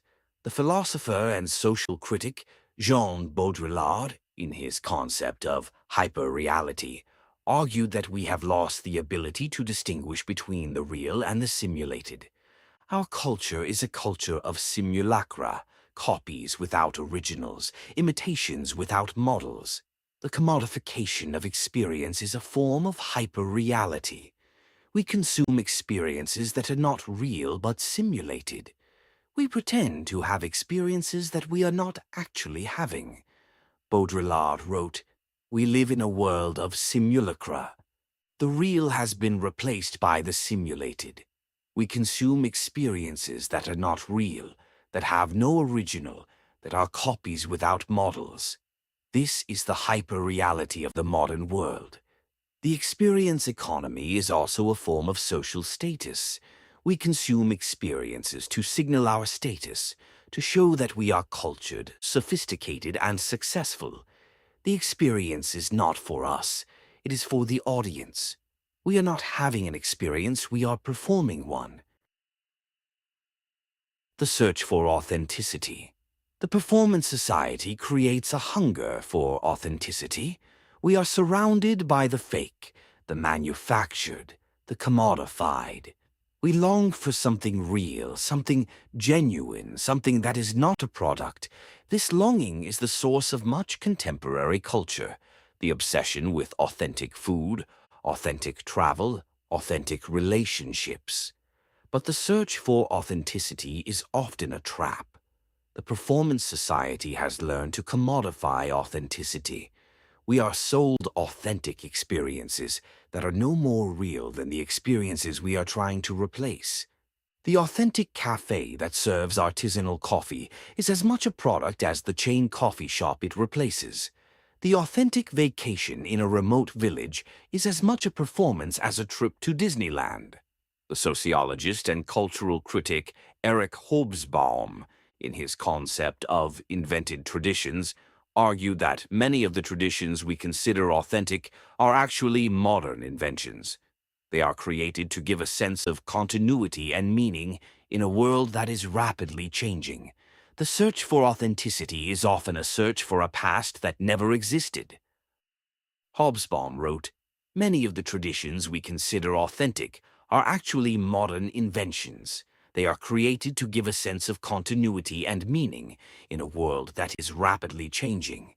The search for authenticity is often a search for a past that never existed." The philosopher Charles Taylor, in his work on authenticity, argues that the modern search for authenticity is a response to the loss of traditional sources of meaning. We are no longer given our identities. We must create them. The search for authenticity is the search for a self that is truly our own.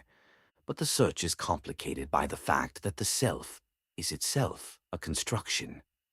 Taylor writes, "The search for authenticity is the search for a self that is truly our own. But the self is not a given. It is a construction. The search for authenticity is a search for something that we must create ourselves." The search for authenticity is also a form of consumption. We consume authentic experiences as we consume other products. The search for authenticity is not a rebellion against the performance society. It is an expression of it. We are consuming authenticity as we consume everything else. The therapeutic turn. The crisis of experience has given rise to the therapeutic turn, the tendency to treat all problems as psychological ones. We are increasingly encouraged to seek therapy for our dissatisfaction, medication for our sadness, and self-help for our emptiness. The therapeutic turn pathologizes normal human experience and offers individual solutions to systemic problems. The psychologist Philip Cushman, in his work on the empty self, argues that therapy has become a tool of the performance society. It helps individuals adapt to the demands of the system without questioning those demands. It treats the symptoms of a sick society and ignores the causes. Cushman writes, "The therapeutic turn is a form of social control. It treats the symptoms of a sick society and ignores the causes. It helps individuals adapt to the demands of the system without questioning those demands. This is not liberation. It is a new form of compliance." The therapist and author Esther Perel, in her work on modern relationships, argues that we have outsourced our emotional needs to professionals. We go to therapists to learn what we used to learn from community, tradition, and religion. We pay for connection, intimacy, and understanding. The therapeutic turn is a sign of the loss of community, a symptom of the eroding bonds that once held us together. Perel writes, "We have outsourced our emotional needs to professionals. We go to therapists to learn what we used to learn from family, community, and tradition. This is a sign of the erosion of community, a symptom of the isolation of modern life. The therapeutic turn is also a form of commodification. We pay for emotional support, for connection, for understanding. The market has colonized the emotional realm. We are consumers of therapy, consumers of self-help, consumers of emotional support." The philosopher and social critic Christopher Lasch, in his work on the culture of narcissism, argued that the therapeutic turn is a form of narcissism. We are so focused on ourselves, on our own feelings and needs, that we cannot see beyond ourselves. The therapeutic turn is a symptom of the very emptiness it claims to treat. Lasch wrote, "The therapeutic turn is a form of narcissism. We are so focused on ourselves, on our own feelings and needs, that we cannot see beyond ourselves. The therapeutic turn is a symptom of the very emptiness it claims to treat." The silence of contemplation. Contemplation is the practice of deep, sustained attention. It is the opposite of distraction, the opposite of stimulation, the opposite of the performance principle. Contemplation is the cultivation of silence, stillness, and awareness. In the pre-modern world, contemplation was a valued practice. Monks, philosophers, and mystics cultivated states of deep awareness. They understood that silence was not emptiness, but fullness, a state of being that was rich, meaningful, and transformative. The performance society has largely lost the capacity for contemplation. We are so addicted to stimulation, so terrified of silence, that we cannot sit still. We cannot be alone with ourselves. We cannot confront the emptiness of our own existence. The philosopher and theologian Thomas, a Trappist monk, wrote extensively about the contemplative tradition. He argued that contemplation is not an escape from the world, but a way of being in it. He wrote, "Contemplation is the highest expression of man's intellectual and spiritual life. It is that life itself, fully awake, fully active, fully aware of its own existence. It is the simple awareness of the reality of God, of the reality of life, of the reality of the soul." The recovery of contemplation is one of the great challenges of our time. It requires us to resist the demands of the performance society, to create spaces of silence, and to cultivate the capacity for deep attention. It is not an easy task, but it is an essential one.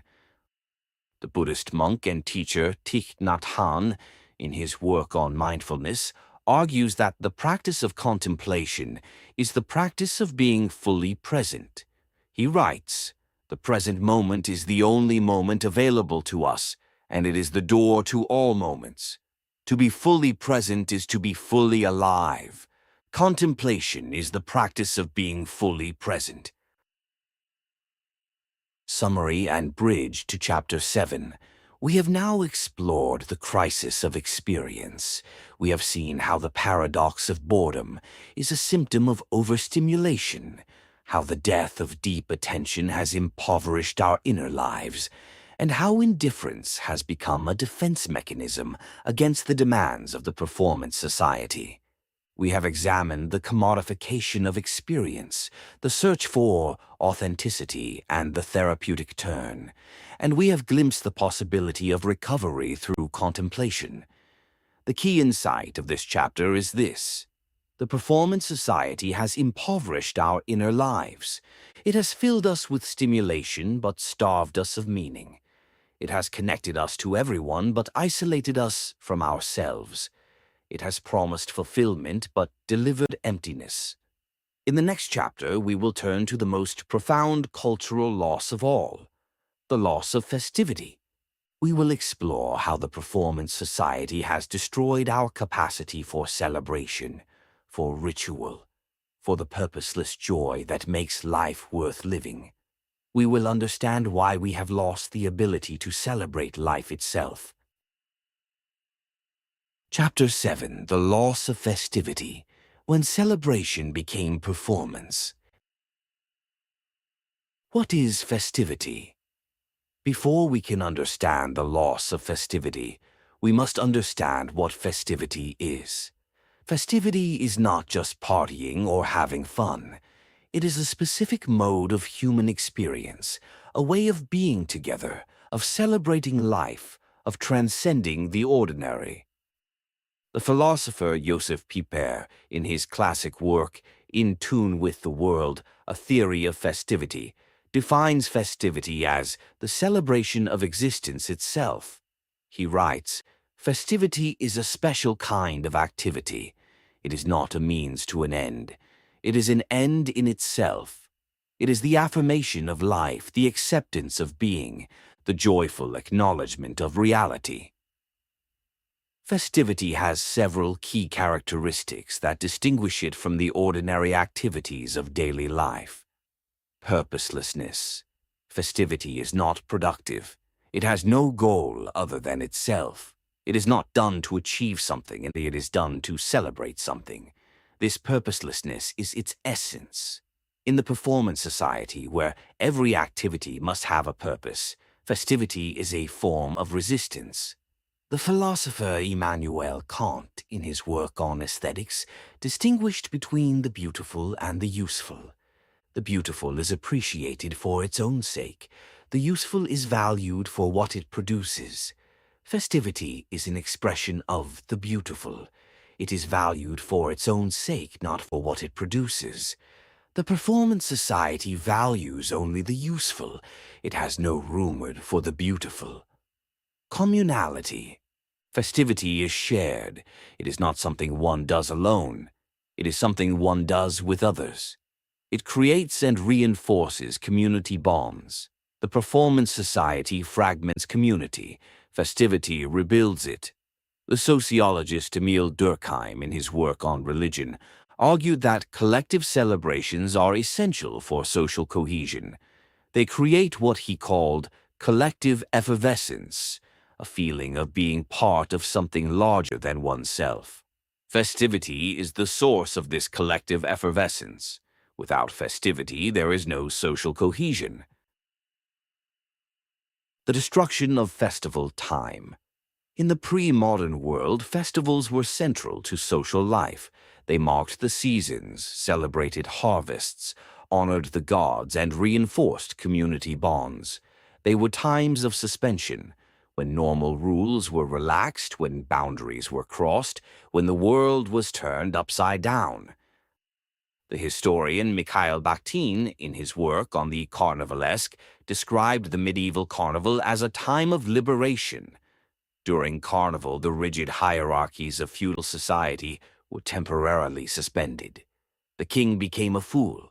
The fool became a king. The official culture of the church was parodied. The body and its pleasures were celebrated. Carnival was a safety valve, a release of the pressure that built up in the disciplinary society. Bakhtin wrote, "Carnival is the people's second life, organized on the basis of laughter. It is a temporary liberation from the prevailing truth and from the established order. It marks the suspension of all hierarchical rank, privileges, norms, and prohibitions. It is life itself, but life that is free and unconstrained. The performance society has destroyed Carnival. There are no more real festivals, only commercialized events that simulate festival. The Carnival has become a marketing opportunity, a chance to sell products, a performance for tourists. The liberation has been replaced by consumption." The sociologist Robert Putnam, in his work on social capital, has documented the decline of community events. We attend fewer festivals, fewer parades, fewer public celebrations. We are less likely to participate in community organizations, less likely to volunteer, less likely to socialize with neighbors. The decline of festival is part of a broader erosion of community life. Putnam's research on bowling alone has shown that Americans have become increasingly isolated over the past several decades. We spend more time alone, less time with friends, less time in community. The decline of festival is both a cause and a symptom of this isolation. Putnam writes, "Americans have become increasingly isolated over the past several decades. We spend more time alone, less time with friends, less time in community. The decline of festival is both a cause and a symptom of this isolation. The destruction of festival time is also a destruction of the sacred. Festival time is sacred time, time that is set apart from the ordinary, time that is dedicated to something larger than ourselves. The performance society has no sacred time. All time is productive, all time is instrumental, all time is interchangeable." The philosopher and sociologist Max Weber, in his work on the disenchantment of the world, argued that modernity has eliminated the sacred. We live in a world that is rationalized, secularized, and disenchanted. The destruction of festival time is part of this broader process of disenchantment. Weber wrote, "The modern world is a disenchanted world. The sacred has been replaced by the rational, the mystical by the scientific, the transcendent by the mundane. The destruction of festival time is part of this broader process of disenchantment." The commercialization of holidays are the remnants of festival in the modern world. Christmas, Easter, Thanksgiving, and other holidays were once times of genuine celebration, times when communities came together to mark the cycles of life and the rhythms of the year. Today they have been thoroughly commercialized. Christmas is the most obvious example. What was once a religious celebration of the birth of Christ has become a shopping season. The Christmas season begins earlier each year as retailers seek to maximize sales. The holiday is marked by gift-giving, which has become an obligation rather than a joy. The pressure to buy the right gifts, to host the perfect dinner, to create the Instagram-worthy celebration creates more stress than joy. The historian Stephen Nissenbaum, in his work on the history of Christmas, has shown that the commercialization of Christmas is a relatively recent phenomenon. In the 19th century, Christmas was a modest family celebration. The modern Christmas, with its massive consumption, its relentless marketing, its pressure to perform, is a product of the 20th century. Nissenbaum writes, "The commercialization of Christmas is a relatively recent phenomenon. In the 19th century, Christmas was a modest family celebration. The modern Christmas, with its massive consumption, its relentless marketing, its pressure to perform, is a product of the 20th century." The philosopher Slavoj Žižek describes this as interpassive celebration. We consume the celebration rather than participating in it. We watch Christmas movies, eat Christmas-themed products, and decorate with Christmas-themed items. The celebration is performed for us, not by us. We are spectators of our own culture. Žižek writes, "Interpassivity is the state of being active in the very forms of our passivity. We consume the celebration rather than participating in it. We watch the performance rather than performing ourselves. This is not genuine celebration. It is a simulation of celebration.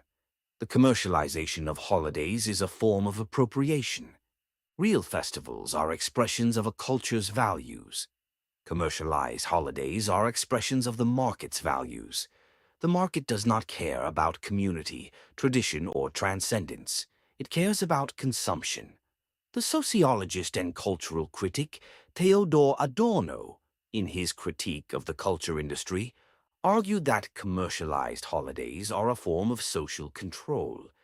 They pacify the population by providing a simulated release, a fake liberation that prevents genuine change. We are given the illusion of festivity, but the illusion is a form of control. Adorno wrote, "Commercialized holidays are a form of social control. They pacify the population by providing a simulated release, a fake liberation that prevents genuine change. We are given the illusion of festivity, but the illusion is a form of control." The loss of ritual festivals depend on ritual, the repeated actions that carry symbolic meaning. Rituals are the grammar of festivity. They structure the celebration, connect individuals to the community, and give meaning to the event. The performance society has largely destroyed ritual. We have lost the rituals that marked the important moments of life: birth, marriage, death. We have lost the rituals that marked the passage of time, the seasons, the harvest, the new year.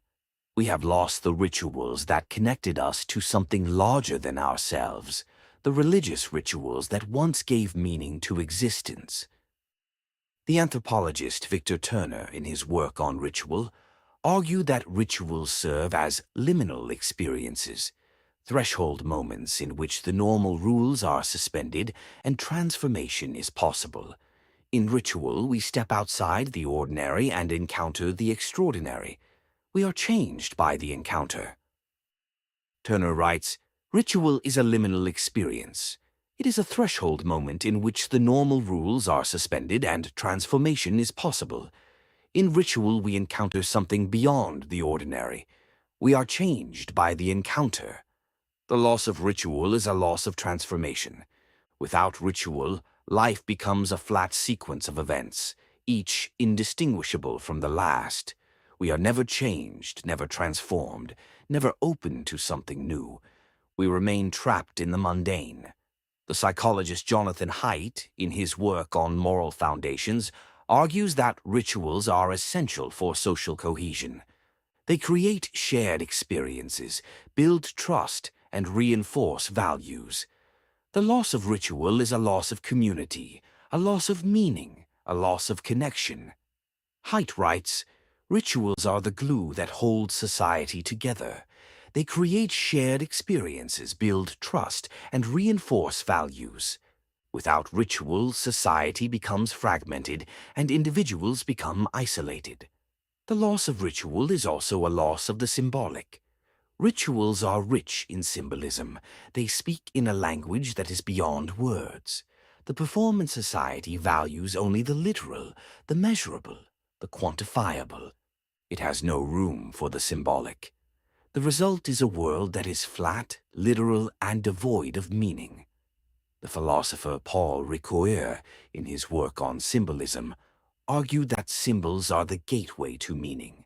They connect us to something beyond ourselves, to a depth of experience that cannot be captured in words. The loss of ritual is a loss of this symbolic depth. Ricoeur wrote, "Symbols are the gateway to meaning. They connect us to something beyond ourselves, to a depth of experience that cannot be captured in words. The loss of ritual is a loss of this symbolic depth." The death of play festivity is closely connected to play. Play is the activity of purposeless engagement, doing something for the joy of it, not for any external reward. Play is the opposite of work, and it is essential for human flourishing. The performance society has destroyed play. We are told that our time must be productive, that our activities must have a purpose, that our lives must be optimized. Play is seen as childish, wasteful, and unproductive. We have lost the capacity to do something just because it is fun. The psychologist Peter Gray, in his research on play and development, has shown that play is essential for the development of social, emotional, and cognitive skills. Children who play are more creative, more empathetic, and more resilient. The decline of play in childhood is a major cause of the mental health crisis among young people. Gray writes, "Play is not a luxury, it is a necessity. It is the way children learn to manage emotions, solve problems, and connect with others." The decline of play is a major cause of the mental health crisis among young people. Play is not just for children, it is for adults as well. Adult play, games, sports, hobbies, creative activities, is a source of joy, connection, and meaning. It is a way of being present, of engaging with the world, of celebrating life. But adult play has been commercialized and instrumentalized. We play for fitness, not for fun. We play for competition, not for joy. We play for social media content, not for connection. Play has become another form of work. The philosopher and social critic Johann Huizinga, in his work on play, argued that play is the source of all culture. He wrote, "Play is not a product of culture. It is a precondition for culture. The great cultural achievements of humanity, art, philosophy, religion, all have their origins in play. To lose play is to lose the source of culture itself. The death of play is also a death of spontaneity. Play is spontaneous. It arises naturally, without planning or calculation. The performance society has no room for spontaneity. Everything must be planned, measured, and optimized. The result is a life that is rigid, predictable, and joyless. The pressure of the perfect celebration. Even when we attempt to celebrate, we are haunted by the performance principle. The perfect wedding, the perfect birthday party, the perfect holiday meal. These are not celebrations, they are performances. We are judged by the quality of our celebration, and we judge ourselves harshly. The pressure of the perfect celebration is a form of self-exploitation. We spend enormous amounts of time, money, and emotional energy on events that are supposed to be joyful. We are so focused on the performance that we cannot enjoy the moment. We are so anxious about the outcome that we cannot experience the celebration. The sociologist William Davies, in his work on the happiness industry, argues that the pressure of the perfect celebration is a form of emotional labor. We are required to perform happiness, and we are judged by our performance. The result is a culture of anxiety in which celebration becomes another arena of competition. Davies writes, "The happiness industry has turned celebration into a performance. We are required to be happy, to celebrate, to enjoy, and we are judged by our performance.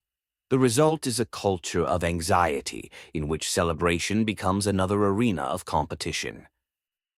The result is a strange paradox. The pursuit of celebration destroys the celebration. In trying to create the perfect festive moment, we eliminate spontaneity, joy, and authentic connection. We are performing celebration, not experiencing it. The critic and author Rebecca Solnit, in her work on modern life, argues that we have lost the ability to be genuinely present in moments of celebration. We are always documenting, always performing, always thinking about how the moment will look to others. The moment itself is lost. Solnit writes, "We have lost the ability to be genuinely present in moments of celebration. We are always documenting, always performing, always thinking about how the moment will look to others. The moment itself is lost." The spectacle of the festival. The French philosopher Guy Debord, in his concept of the society of the spectacle, argued that modern life is dominated by images and representations. We do not experience reality. We consume representations of it. The spectacle is the commodified version of life. Festivals have become spectacles. We do not participate in celebration. We watch it.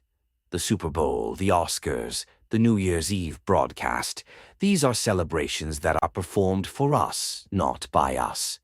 We are passive spectators of our own culture.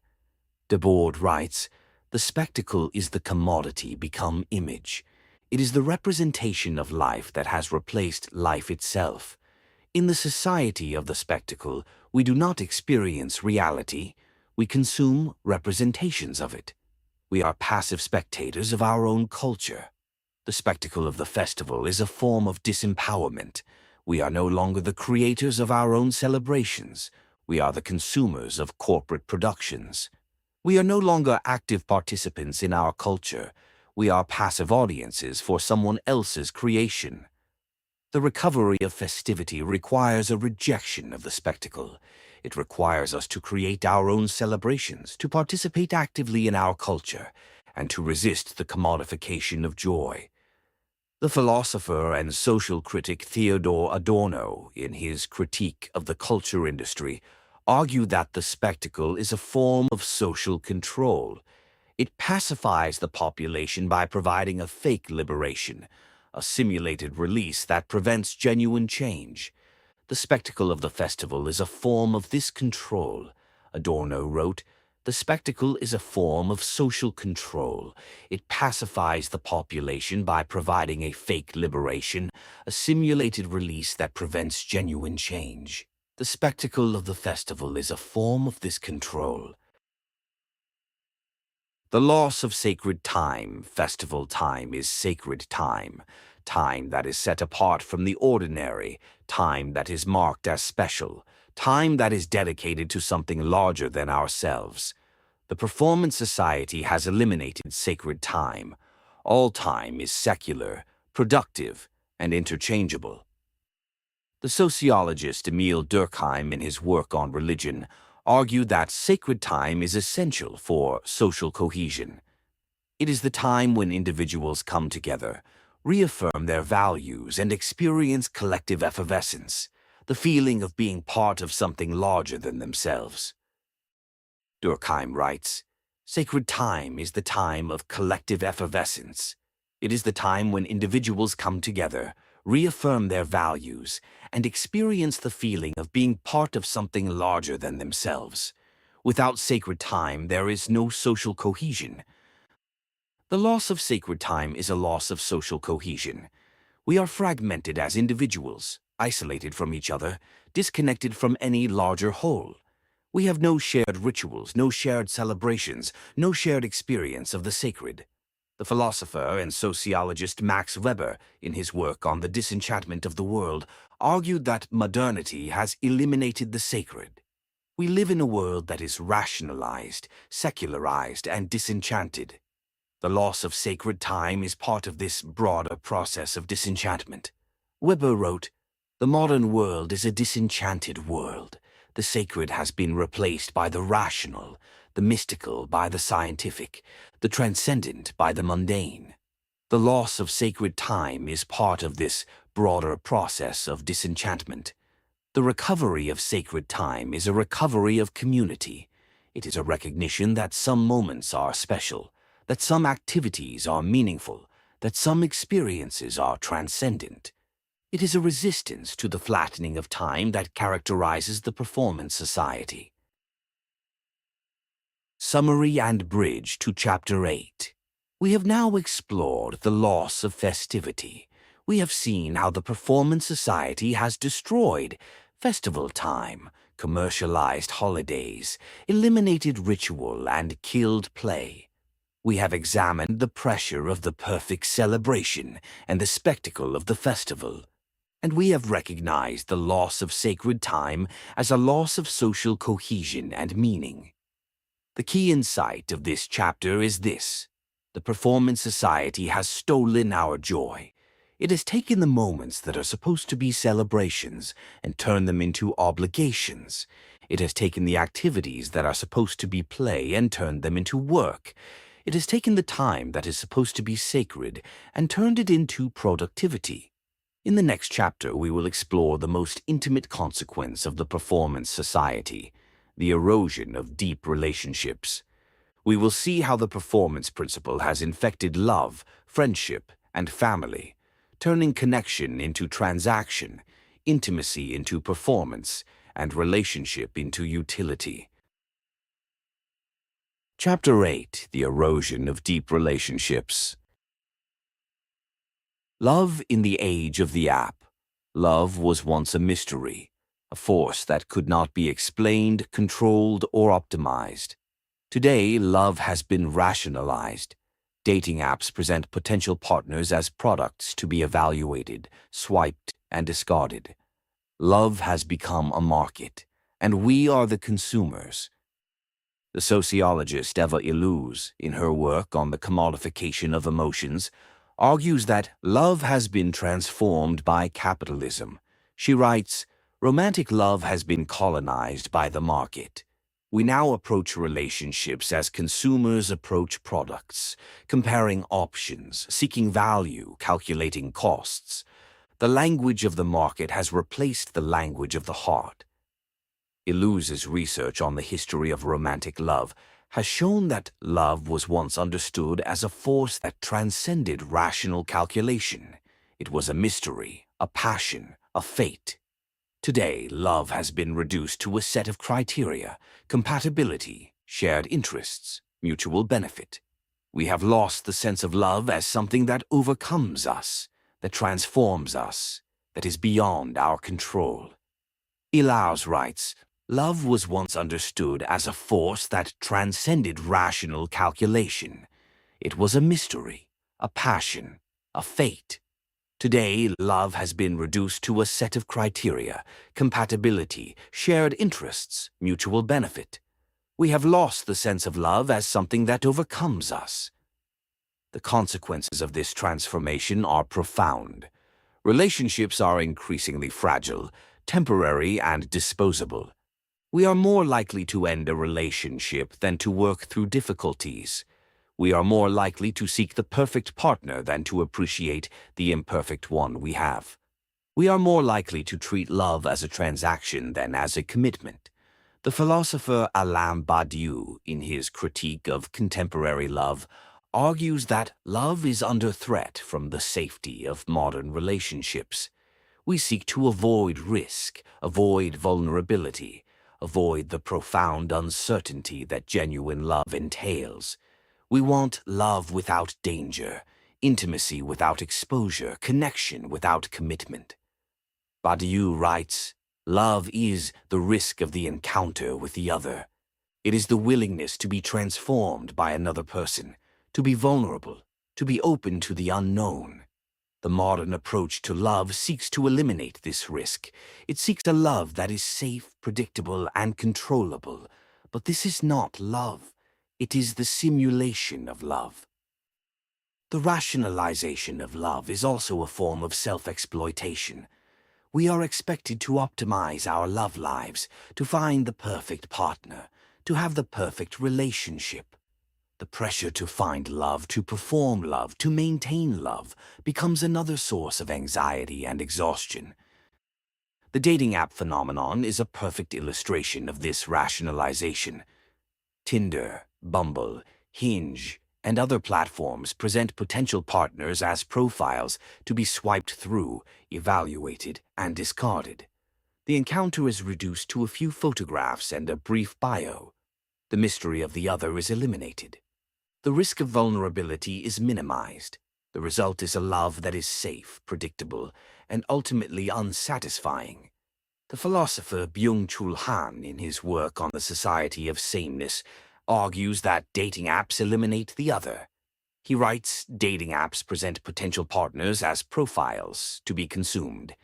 The encounter is reduced to a few photographs and a brief bio. The mystery of the other is eliminated. The risk of vulnerability is minimized. This is not love. It is the simulation of love.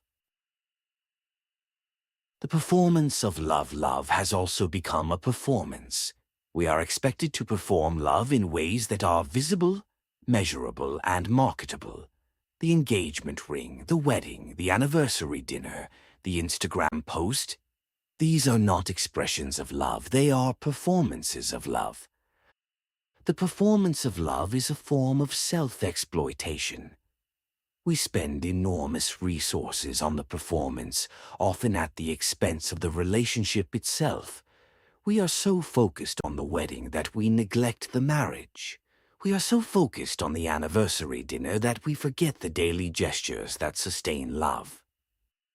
The critic and author Rebecca Solnit, in her writing on modern relationships, argues that we have confused romance with love.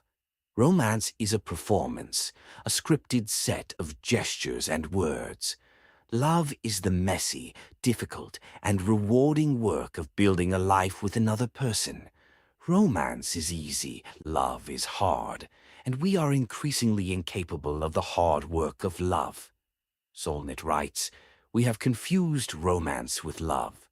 Romance is the performance, love is the reality. Romance is easy, love is hard. We are increasingly incapable of the hard work of love because we are so focused on the performance of romance." The performance of love is also a form of status competition. We are judged by the quality of our love performance, the beauty of our wedding, the creativity of our proposal, the perfection of our family photos. Love becomes another arena in which we must succeed, another source of anxiety and comparison.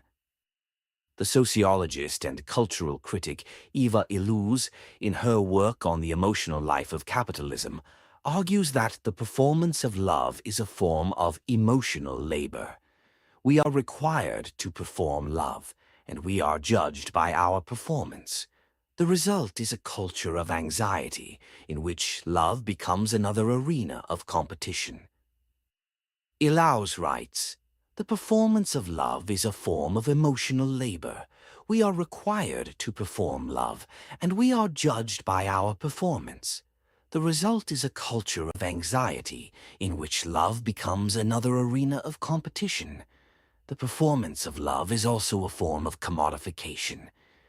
We consume love products, engagement rings, wedding dresses, anniversary gifts, as expressions of our love. The market has colonized the emotional realm. We are consumers of love, and love is a product. The quantification of friendship. Friendship has also been rationalized. We count our friends on social media, measure our engagement with likes and comments, and evaluate our relationships by their utility. Friendship has been quantified to the point of absurdity. We speak of networks rather than communities, of connections rather than relationships, of social capital rather than trust. The language of business has colonized the language of friendship, turning what was once a sacred bond into a transactional exchange. The sociologist Ray Oldenburg, in his concept of the third place, described the spaces where community is built. The coffee shops, pubs, parks, and gathering places where people come together outside of home and work. These third places have been disappearing. We no longer have casual, unstructured spaces where relationships can form organically. We have been driven into our homes, into our devices, into our isolated lives. Oldenburg writes, "The third place is the space of community. It is the coffee shop, the pub, the park, the gathering place where people come together outside of home and work. These spaces are disappearing, and with them, the possibility of organic community. The result is a crisis of loneliness." The health psychologist Julianne Holt-Lundstad, in her research on social isolation, has shown that loneliness is as harmful to health as smoking 15 cigarettes a day. It increases the risk of heart disease, stroke, dementia, and premature death. We are literally dying of loneliness, and we are being told that the solution is more connection, more friends, more likes, more engagement. Holt-Lundstad's research has shown that the quality of relationships matters more than the quantity. Having a few close, supportive relationships is more protective than having many superficial connections. But the Performance Society encourages superficial connections and discourages deep ones. Holt-Lundstad writes, "The quality of relationships matters more than the quantity. Having a few close, supportive relationships is more protective than having many superficial connections. But the Performance Society encourages superficial connections and discourages deep ones. But the solution is not more connection, it is deeper connection. The Performance Society offers us endless opportunities for shallow connection and few opportunities for genuine intimacy. We are connected to thousands, but close to none. We have friends, but no one to call in the middle of the night." The philosopher and social critic Michael de Montaigne, in his essay on friendship, wrote, "Friendship is the most perfect of human relationships, but it is also the rarest. It requires time, attention, and the willingness to be vulnerable. The Performance Society has no room for friendship because it has no room for vulnerability." The fragmentation of family, the most intimate of human relationships, has not been immune to the forces of the Performance Society.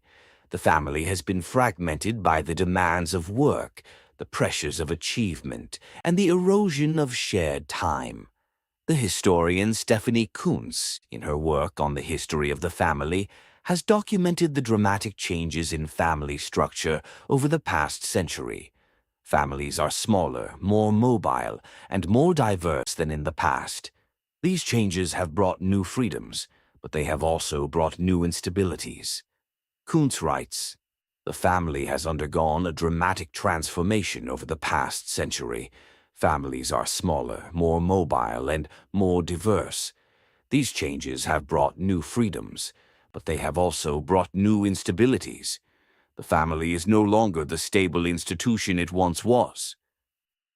The Performance Society exacerbates these instabilities. Parents work longer hours, leaving less time for their children. Children are overscheduled with activities designed to optimize their future success, leaving less time for unstructured play. The family dinner, once a daily ritual, has become a rare event.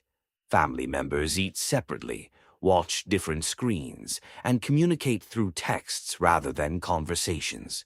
The family therapist John Bradshaw, in his work on dysfunctional families, argued that the performance society has created a culture of emotional neglect. We are so focused on achievement, grades, careers, status, that we neglect the emotional needs of our children and our partners. We are so busy performing success that we forget to be present. Bradshaw writes, "The performance society has created a culture of emotional neglect. We are so focused on achievement that we neglect the emotional needs of those we love. We are so busy performing success that we forget to be present." The fragmentation of family is also a fragmentation of care. We outsource care to institutions, daycare, schools, nursing homes, rather than providing it ourselves. The result is a loss of intimacy, a loss of connection, a loss of the bonds that once held families together. The sociologist Arlie Hochschild, in her research on the time bind, has shown that parents often prefer to work rather than spend time with their children. Work provides a sense of accomplishment, belonging, and identity that is lacking in their personal lives. The workplace has become a surrogate community, a source of meaning that is otherwise absent. Hochschild writes, "Parents often prefer to work rather than spend time with their children. Work provides a sense of accomplishment, belonging, and identity that is lacking in their personal lives. The workplace has become a surrogate community." The commodification of care, the work of nurturing, supporting, and attending to others, has been commodified. We pay for care in ways that were once provided by family and community. We hire nannies, caregivers, therapists, and life coaches. We outsource the emotional labor that was once the foundation of relationships. The ethicist and philosopher Joan Tronto, in her work on the ethics of care, argues that the commodification of care is a sign of a sick society. When we pay for care, we treat it as a transaction rather than a relationship. The caregiver is not a person but a service provider. The care is not an expression of love but a product to be consumed. Tronto writes, "The commodification of care is a sign of a sick society. When we pay for care, we treat it as a transaction rather than a relationship. The caregiver is not a person but a service provider. The care is not an expression of love but a product to be consumed. The commodification of care is also a form of exploitation. Care work is undervalued and underpaid. It is performed disproportionately by women, immigrants, and people of color. The performance society depends on the exploitation of caregivers, even as it denies their value. The sociologist Arlie Hochschild, in her research on the global care chain, has shown how care work is extracted from developing countries to support wealthy families in developed countries. Women leave their own families to care for the families of others. The result is a global system of care that is exploitative and unsustainable. Hochschild writes, "Care work is extracted from developing countries to support wealthy families in developed countries. Women leave their own families to care for the families of others. The result is a global system of care that is exploitative and unsustainable." The commodification of care is also a loss of connection. When we pay for care, we lose the intimacy that comes from giving and receiving care freely. We become consumers of care, not participants in relationships of care. The myth of self-sufficiency. The erosion of deep relationships is closely connected to the myth of self-sufficiency. The performance society tells us that we are independent individuals who can and should stand alone. We are responsible for our own success, our own happiness, our own well-being. This myth is a lie. No one is self-sufficient. We are all dependent on others, for care, for connection, for meaning. The performance society's denial of this dependency is a denial of our humanity. The philosopher Martha Nussbaum, in her work on capabilities and human flourishing, argues that dependency is a fundamental human condition. We are born dependent, and we die dependent. In between, we need others to thrive. The denial of dependency is not strength, it is a form of self-deception. Nussbaum writes, "Dependency is a fundamental human condition. We are born dependent, and we die dependent. In between, we need others to thrive. The denial of dependency is not strength. It is a form of self-deception. The myth of self-sufficiency is also a tool of exploitation. If you are responsible for your own success, then your failure is your fault.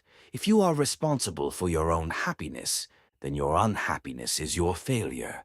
The myth absolves the system of its failures and blames the individual. The sociologist and social critic Christopher Lasch, in his work on the culture of narcissism, argued that the myth of self-sufficiency is a form of narcissism. We are so focused on ourselves that we cannot see our dependence on others. The result is a culture of isolation, in which we are incapable of genuine connection. Lasch wrote, "The myth of self-sufficiency is a form of narcissism. We are so focused on ourselves that we cannot see our dependence on others. The result is a culture of isolation, in which we are incapable of genuine connection." The erosion of vulnerability. Deep relationships require vulnerability, the willingness to be open, exposed, and at risk. Vulnerability is the foundation of intimacy. Without vulnerability, there can be no trust, no closeness, no genuine connection. The performance society discourages vulnerability. It tells us that we must be strong, successful, and invulnerable. It rewards the performance of confidence and punishes the revelation of weakness. We are afraid to show our fears, our failures, our insecurities. We hide behind masks of competence and cheerfulness. The researcher Brené Brown, in her work on vulnerability, has shown that vulnerability is not weakness, but courage. It is the willingness to be seen, to risk failure, to engage authentically with others. Vulnerability is the source of connection, creativity, and joy. But it is also terrifying. Brown writes, "Vulnerability is not weakness, it is courage. It is the willingness to be seen, to risk failure, to engage authentically with others. Vulnerability is the source of connection, creativity, and joy. But it is also terrifying because it exposes us to the possibility of rejection. The performance society's demand for invulnerability is a demand for isolation. When we cannot be vulnerable, we cannot connect. When we cannot connect, we are alone. The isolation of the performance society is not a side effect, it is a feature. The psychoanalyst and philosopher Adam Phillips, in his work on vulnerability, argues that vulnerability is the foundation of trust.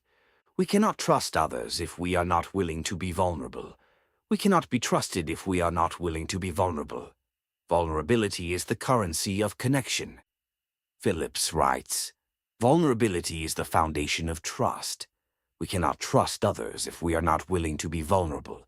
We cannot be trusted if we are not willing to be vulnerable. Vulnerability is the currency of connection."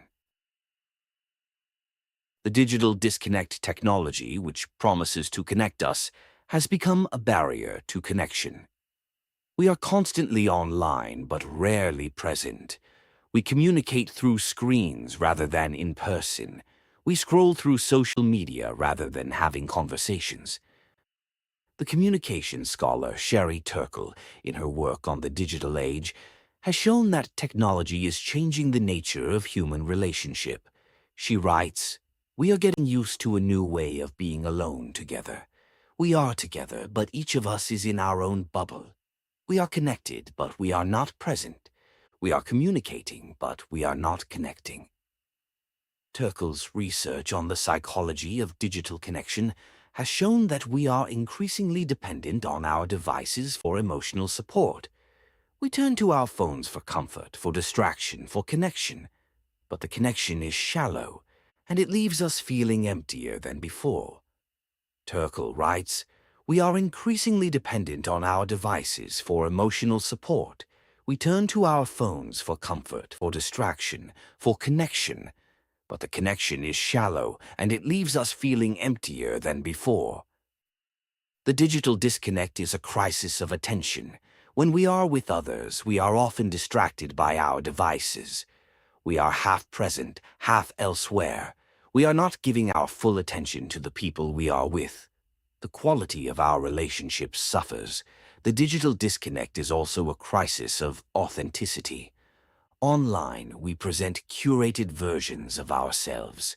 We are not our authentic selves. We are our marketable selves. We are performing for an audience, not connecting with others. The philosopher and social critic Sherry Turkle, in her work on the digital self, argues that the digital disconnect is a form of emotional avoidance. We avoid the messiness of real relationships by retreating into the safety of digital connection. The result is a culture of shallow connection and deep loneliness. Turkle writes, "The digital disconnect is a form of emotional avoidance. We avoid the messiness of real relationships by retreating into the safety of digital connection. The result is a culture of shallow connection and deep loneliness." The loss of friendship, the most voluntary of human relationships, has been particularly affected by the performance society. We have fewer friends, less time for them, and less skill in maintaining them. The sociologist Robin Dunbar, in his research on social networks, has shown that humans have a natural limit to the number of meaningful relationships they can maintain, about 150 people. Within that circle, there are layers of intimacy: a few close friends, a larger group of friends, and a wider circle of acquaintances. The performance society pushes us toward a larger number of superficial connections and away from a smaller number of deep ones. Dunbar writes, "Humans have a natural limit to the number of meaningful relationships they can maintain, about 150 people. Within that circle, there are layers of intimacy. The performance society pushes us toward a larger number of superficial connections and away from a smaller number of deep ones. The result is a crisis of friendship. We have many friends on social media, but few we can truly count on. We have many acquaintances, but few confidants. We are surrounded by people, but deeply alone." The philosopher and social critic Michel de Montaigne, in his essay on friendship, wrote, "Friendship is the most perfect of human relationships, but it is also the rarest. It requires time, attention, and the willingness to be vulnerable. The performance society has no room for friendship because it has no room for vulnerability." The loss of friendship is also a loss of play. Friendship is the context in which we play. We joke, we tease, we explore, we experiment. The loss of friendship is a loss of playfulness. Without friendship, life becomes serious and productive and joyless. Summary and bridge to Part 3. We have now explored the erosion of deep relationships. We have seen how love has been rationalized and performed, how friendship has been quantified, how family has been fragmented, and how care has been commodified. We have examined the myth of self-sufficiency, the erosion of vulnerability, and the digital disconnect. And we have recognized the loss of friendship as the most intimate cost of the performance society. The key insight of this chapter is this: the performance society has made us deeply lonely. It has connected us to everyone but isolated us from those we love. It has given us endless opportunities for shallow connection, but taken away the time and energy for deep relationships.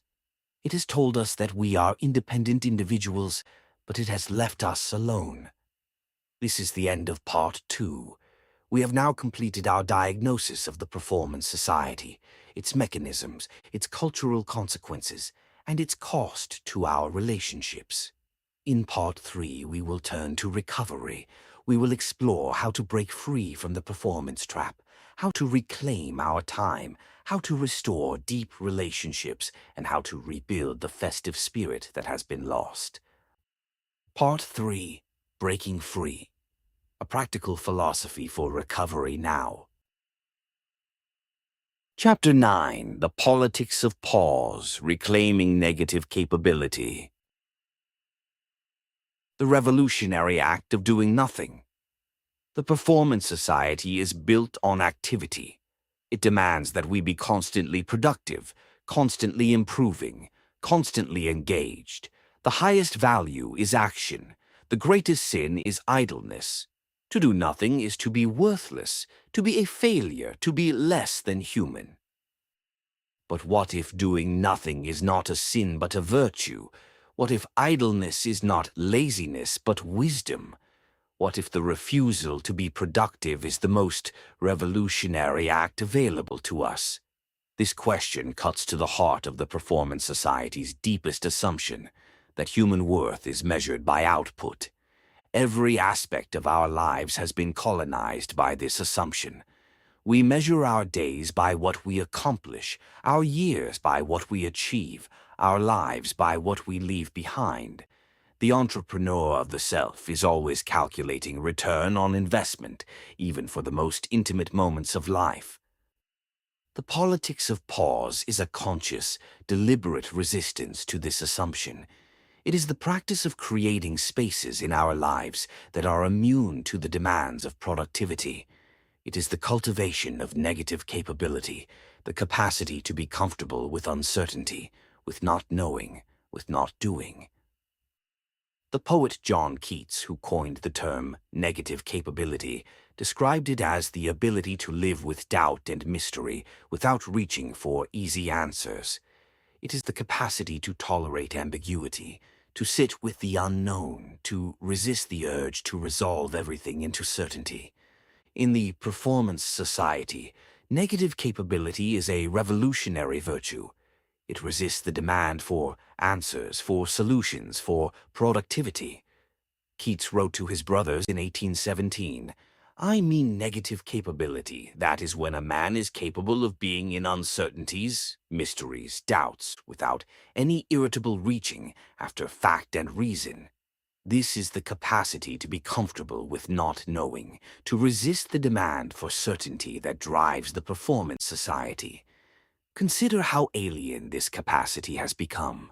We are expected to have answers to everything, to know what we want, to know where we are going, and to know how to get there. The Performance Society cannot tolerate uncertainty. Uncertainty is inefficient. Uncertainty is unproductive. Uncertainty is a failure to optimize. But the greatest discoveries, the most profound insights, the deepest transformations all emerge from uncertainty.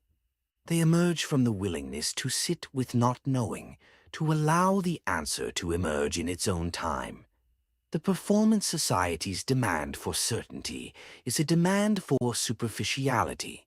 It prevents us from engaging with the deep questions of life. The philosopher and activist Simone Weil, in her writings on attention, argued that attention is the highest form of generosity. To give someone your attention is to give them your presence, your time, your care.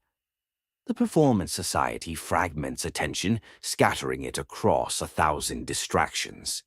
The recovery of attention is the recovery of the capacity to be present, to ourselves, to others, to the world. Weil wrote, "Attention is the rarest and purest form of generosity. It is the capacity to be fully present to what is, without distraction, without judgment, without the urge to act." In the Performance Society, attention is constantly fragmented. The recovery of attention is the recovery of presence. The politics of pause is the practice of reclaiming our attention. It is the refusal to let the Performance Society fragment our consciousness. It is the commitment to being present, to ourselves, to others, to the world. Consider the revolutionary nature of this act. In a society that demands constant engagement, constant productivity, constant output, the decision to do nothing is a radical act of defiance. It is a statement that we are more than our productivity, that our worth is not measured by our output, that we have a right to simply exist. The cultural critic and writer Jenny Odell, in her book How to Do Nothing, argues that doing nothing is a form of resistance. She writes, "The act of doing nothing is not about being lazy or unproductive. It is about reclaiming our attention from the forces that seek to exploit it. It is about refusing to be a resource for the machine of productivity." Odell's work is particularly insightful because she recognizes that doing nothing is not about escaping the world, but about re-engaging with it on our own terms. She writes, "Doing nothing is not about withdrawal. It is about reconnection. It is about reconnecting with ourselves, with others, with the world. It is about refusing to let the performance society define our relationship to life." The power of boredom. Boredom is the enemy of the performance society. It is unproductive, unprofitable, and uncomfortable. We are taught to avoid boredom at all costs, to fill every moment with stimulation, with work, with content.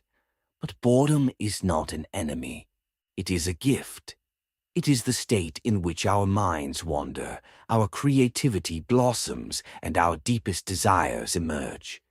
Boredom is the space in which we confront ourselves, free from the distractions of the performance society. The psychoanalyst Adam Phillips, in his work on boredom, argues that boredom is a state of unintegrated desire, a moment when we are not sure what we want, and that uncertainty is generative. Boredom creates the possibility of discovery, of surprise, of something new. Phillips writes, "Boredom is the state of unintegrated desire. It is the moment when we are not sure what we want, and that uncertainty is generative. Boredom creates the possibility of discovery, of surprise, of something new. It is the space in which our deepest desires can emerge. The experience of boredom is uncomfortable because it exposes the emptiness that lies beneath our busy lives. When we are bored, we cannot hide from ourselves. We must confront the question, what do I really want? What is my life for?" The answers to these questions are not easy, but they are essential. The philosopher and social critic Herbert Marcuse, in his work on the repression of the individual, argued that boredom is a form of resistance. It is the refusal to be entertained, to be distracted, to be controlled. Boredom is the space in which we can imagine alternatives to the existing order. Marcuse wrote, "Boredom is a form of resistance. It is the refusal to be entertained, to be distracted, to be controlled. Boredom is the space in which we can imagine alternatives to the existing order." The practice of boredom is a practice of resistance. It is the refusal to fill every moment with stimulation. It is the willingness to sit with discomfort, to wait for something to emerge, to trust the process of not knowing. The writer and philosopher Bertrand Russell, in his essay In Praise of Idleness, argued that boredom is essential for creativity. He wrote, "A certain amount of idleness is essential for creativity. The mind needs time to wander, to daydream, to make connections that are not immediately obvious." The performance society's demand for constant activity is the enemy of creativity. Research in neuroscience supports Russell's insight. The brain's default mode network, the system that activates when we are not focused on a task, is associated with creativity, problem-solving, and self-reflection. When we are constantly stimulated, this network is suppressed. We lose the capacity for daydreaming, for insight, for the kind of deep thinking that leads to genuine breakthroughs. The neuroscientist Marcus Reichle, who discovered the default mode network, writes, "The default mode network is the brain's resting state. It is the system that activates when we are not focused on a task. It is associated with creativity, problem-solving, and self-reflection. The constant stimulation of the digital environment suppresses this network. The practice of boredom is the practice of allowing the default mode network to function. It is the refusal to fill every moment with stimulation. It is the willingness to be still, to let the mind wander, to allow insights to emerge. The Sabbath Principle. One of the most profound practices of pause is the Sabbath, a day of rest that is set apart from the rest of the week. The Sabbath is not just a Jewish or Christian tradition. It is a universal principle of human flourishing. It is the recognition that we are not machines, that we need time to rest, reflect, and reconnect. The historian and theologian Abraham Joshua Heschel, in his classic work, The Sabbath, describes the Sabbath as a cathedral in time. Unlike physical cathedrals, which are built of stone and mortar, the Sabbath is built of time and intention. It is a space that is sacred, set apart, immune to the demands of the world. Heschel writes, "The Sabbath is a cathedral in time. It is not a place, but a moment. It is a space that is sacred, set apart, immune to the demands of the world. It is the day that reminds us that we are not machines, that our worth is not measured by our productivity." The Performance Society has no Sabbath. We work 7 days a week, check emails on vacation, and feel guilty when we are not productive. The idea of a day of rest, of a time that is not productive, has become alien to us. The recovery of the Sabbath principle is a recovery of sacred time. It is the commitment to set aside a day, or at least a few hours, that is not about work, not about productivity, not about achievement. It is the creation of a space that is dedicated to rest, to connection, to the celebration of life. The Sabbath principle is not just about rest, it is about resistance. It is the refusal to be defined by our productivity. It is the assertion that we are more than our work, more than our achievements, more than our output. The theologian and social critic Walter Brueggemann, in his work on the Sabbath, argues that the Sabbath is a political act. He writes, "The Sabbath is a political act. It is a refusal to participate in the economy of productivity. It is a declaration that we are not slaves to the system, that we have a right to rest, that our worth is not measured by our output." The practice of the Sabbath is also a practice of trust. It is the trust that the world will continue without our constant effort. It is the trust that we are not indispensable, that others can manage without us, that we can let go. The Sabbath principle has been recognized across cultures and traditions. In ancient Greece, there were festivals dedicated to Dionysus, where all work ceased. In indigenous cultures, there are periods of rest that align with natural cycles. The universal recognition of the need for rest suggests that it is not a luxury but a necessity, a fundamental human need that the Performance Society has denied. The psychiatrist and author Tomas, in his work on the soul's needs, writes, "The soul needs rest. It needs time to be, not just to do. It needs space to breathe, to reflect, to connect." The Performance Society starves the soul of this rest, and the result is a crisis of meaning and purpose. The practice of contemplation. Contemplation is the practice of deep, sustained attention. It is the cultivation of silence, stillness, and awareness. It is the opposite of distraction, the opposite of stimulation, the opposite of the performance principle.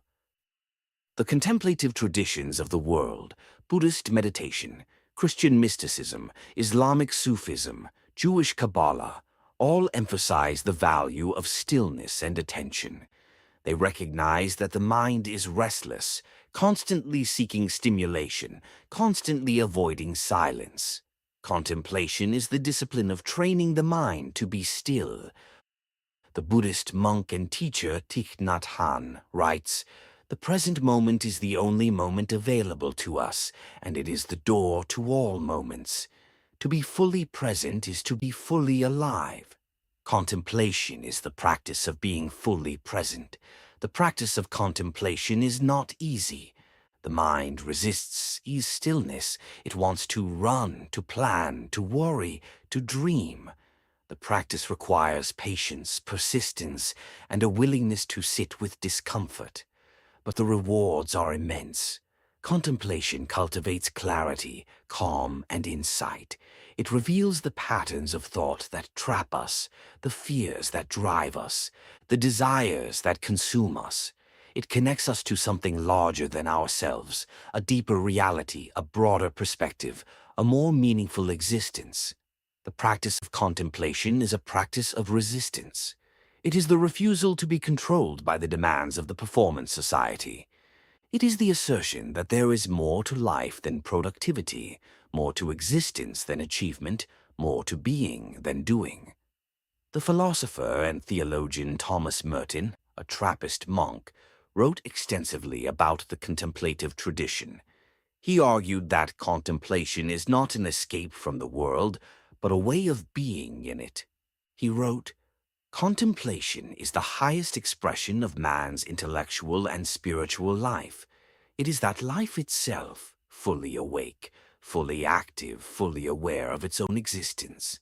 It is the simple awareness of the reality of God, of the reality of life, of the reality of the soul."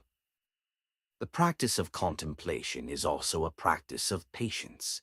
It requires us to sit with our thoughts, to observe them without judgment, to allow them to arise and pass away. It is the cultivation of the capacity to be with ourselves, to be comfortable with our own company. The Buddhist tradition distinguishes between shamatha, calm abiding, and vipassana, insight. Shamatha is the practice of developing concentration and calm. Vipassana is the practice of developing insight into the nature of reality. Both are essential for a contemplative life. Shamatha is the practice of stillness. It is the cultivation of the capacity to focus the mind on a single object, the breath, a mantra, a visual image. It is the training of the mind to be still, to resist the urge to wander, to stay present.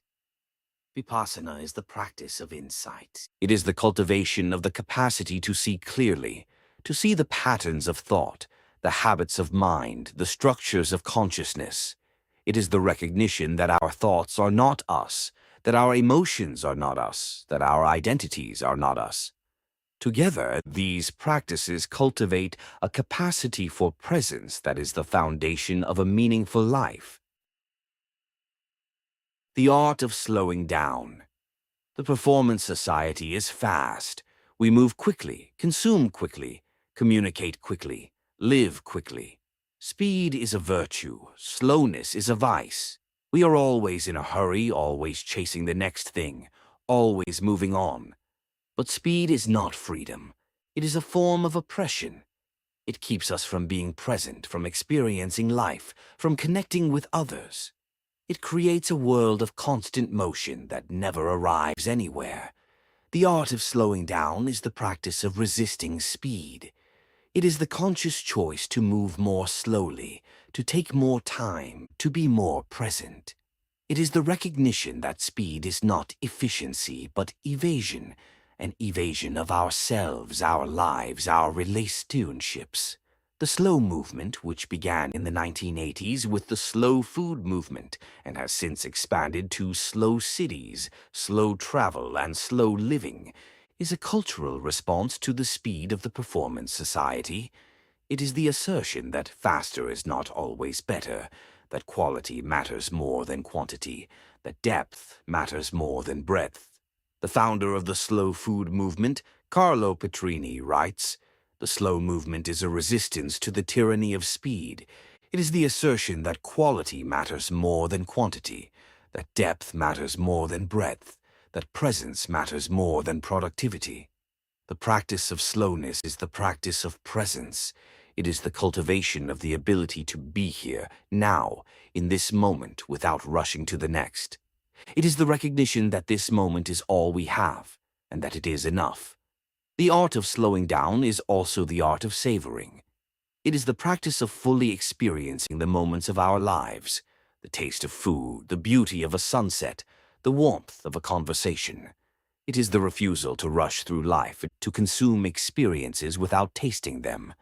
The writer and poet Mary Oliver, in her poem The Summer Day, asks, "Tell me, what is it you plan to do with your one wild and precious life?" The answer, in part, is to slow down, to savor it, to be present to it. The performance society rushes us through our lives. The art of slowing down is the practice of living them. The practice of slowing down is also the practice of mindfulness. Mindfulness is the quality of being fully present, of being aware of what is happening in the present moment without judgment. It is the opposite of the distracted, fragmented attention that the performance society cultivates. The psychologist John Kabat-Zinn, who developed mindfulness-based stress reduction, writes, "Mindfulness is paying attention in a particular way, on purpose, in the present moment, and non-judgmentally. It is the practice of being fully present to what is, without the constant urge to move to the next thing." The discipline of disconnection. The performance society demands constant connection. We are always available, always online, always responsive. The smartphone is the symbol of this connection, a device that keeps us tethered to the demands of the world at all times. But connection is not always freedom. It is often a form of bondage. The constant demand to be available, to respond, to engage, is a demand that consumes our time, our attention, and our energy. The discipline of disconnection is the practice of setting boundaries on our availability. It is the refusal to be always online, always responsive, always engaged. It is the creation of spaces of disconnection, times when we are unavailable, unreachable, unproductive. The practice of disconnection is not about withdrawal from the world. It is about engaging more deeply with what matters. It is the recognition that we cannot be present to anything if we are distracted by everything. It is the cultivation of the capacity to be alone, to be quiet, to be still. The writer and digital critic Nicholas Carr writes, "Disconnection is not a retreat from the world. It is a way of reconnecting with what matters. It is the recognition that we cannot be present to anything if we are distracted by everything. It is the cultivation of the capacity to be alone, to be quiet, to be still." The discipline of disconnection is a form of resistance. It is the refusal to be colonized by the demands of the performance society. It is the assertion that our time is our own, that our attention is our own, that our lives are our own. The discipline of disconnection is also a practice of boundaries. It is the recognition that we have a right to say no, to set limits, to protect our time and energy. It is the assertion that we are not always available, that our time is not always for sale. The psychologist and author Sherry Turkle, in her work on the digital age, writes, "We need to learn to be alone with our devices. We need to create spaces of disconnection where we can be with ourselves, with others, with the world." The performance society's demand for constant connection is a form of control. The practice of disconnection is also a practice of presence. When we disconnect from our devices, we reconnect with our lives. We are able to be present to the moment, to the people around us, to ourselves. The practice of waiting. The performance society has eliminated waiting. We have instant everything, instant communication, instant entertainment, instant gratification. We cannot tolerate delay. We want what we want now. But waiting is not a problem. It is a practice. It is the cultivation of patience, of endurance, of trust. It is the recognition that some things take time, that some things cannot be rushed, that some things are worth waiting for. The practice of waiting is the practice of humility. It is the acknowledgement that we are not in control, that the world does not revolve around us, that there are rhythms and cycles that we cannot accelerate. The practice of waiting is the practice of hope. It is the belief that something good can come from delay, that the future holds possibility, that what is not yet present may yet arrive. The philosopher and theologian Paul Tillich writes, "Waiting is the practice of hope. It is the belief that something good can come from delay, that the future holds possibility, that what is not yet present may yet arrive. Waiting is the refusal to give up on the future." The practice of waiting is also the practice of presence. It is the willingness to be with what is, without the need to change it, without the urge to accelerate it. It is the recognition that some things cannot be rushed, that some things must unfold in their own time. The poet and philosopher Rainer Maria Rilke, in his Letters to a Young Poet, writes, "Be patient toward all that is unsolved in your heart, and try to love the questions themselves, like locked rooms and like books that are now written in a very foreign tongue. Do not now seek the answers which cannot be given you because you would not be able to live them. And the point is to live everything. Live the questions now. Perhaps you will gradually, without noticing it, live along some distant day into the answer." The practice of waiting is also the practice of trust. It is the trust that the universe has a rhythm, that things will unfold in their own time, that we do not need to force everything to happen now. The politics of silence. Silence is the ultimate form of pause. It is the absence of noise, the absence of stimulation, the absence of demands. It is the space in which we can hear ourselves think, feel our emotions, connect with our deeper selves. The performance society has no silence. There is always noise. The noise of the city, the noise of the media, the noise of our own thoughts. We are never still, never quiet, never alone with ourselves. The politics of silence is the practice of creating silence in our lives. It is the refusal to fill every moment with sound, with content, with distraction. It is the cultivation of the capacity to be still, to be quiet, to be present. The practice of silence is the practice of listening. When we are quiet, we can hear what we have been avoiding. The voice of our own needs, the call of our own desires, the whisper of our own truth. The monk and author Thomas Merton writes, "Silence is not the absence of sound. It is the presence of something else. It is the space in which we can hear ourselves think, feel our emotions, connect with our deeper selves. Silence is the gateway to the sacred." The politics of silence is a form of resistance. It is the refusal to be distracted, to be entertained, to be controlled.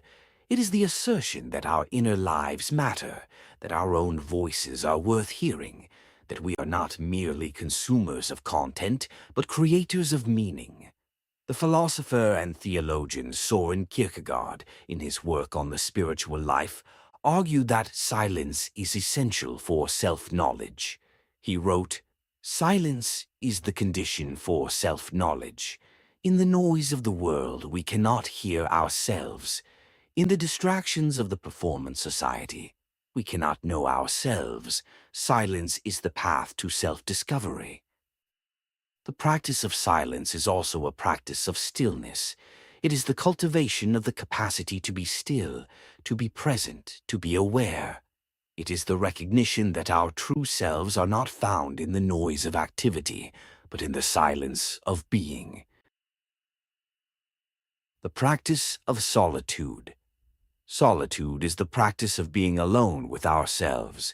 It is the refusal to fill every moment with the presence of others, with the demands of relationships, with the noise of social interaction. The performance society has no room for solitude. We are constantly connected, constantly engaged, constantly in the presence of others. We are never alone, never with ourselves, never in the space of self-reflection. The practice of solitude is the practice of self-knowledge. It is the recognition that we cannot know ourselves if we are never alone with ourselves. It is the cultivation of the capacity to be comfortable in our own company.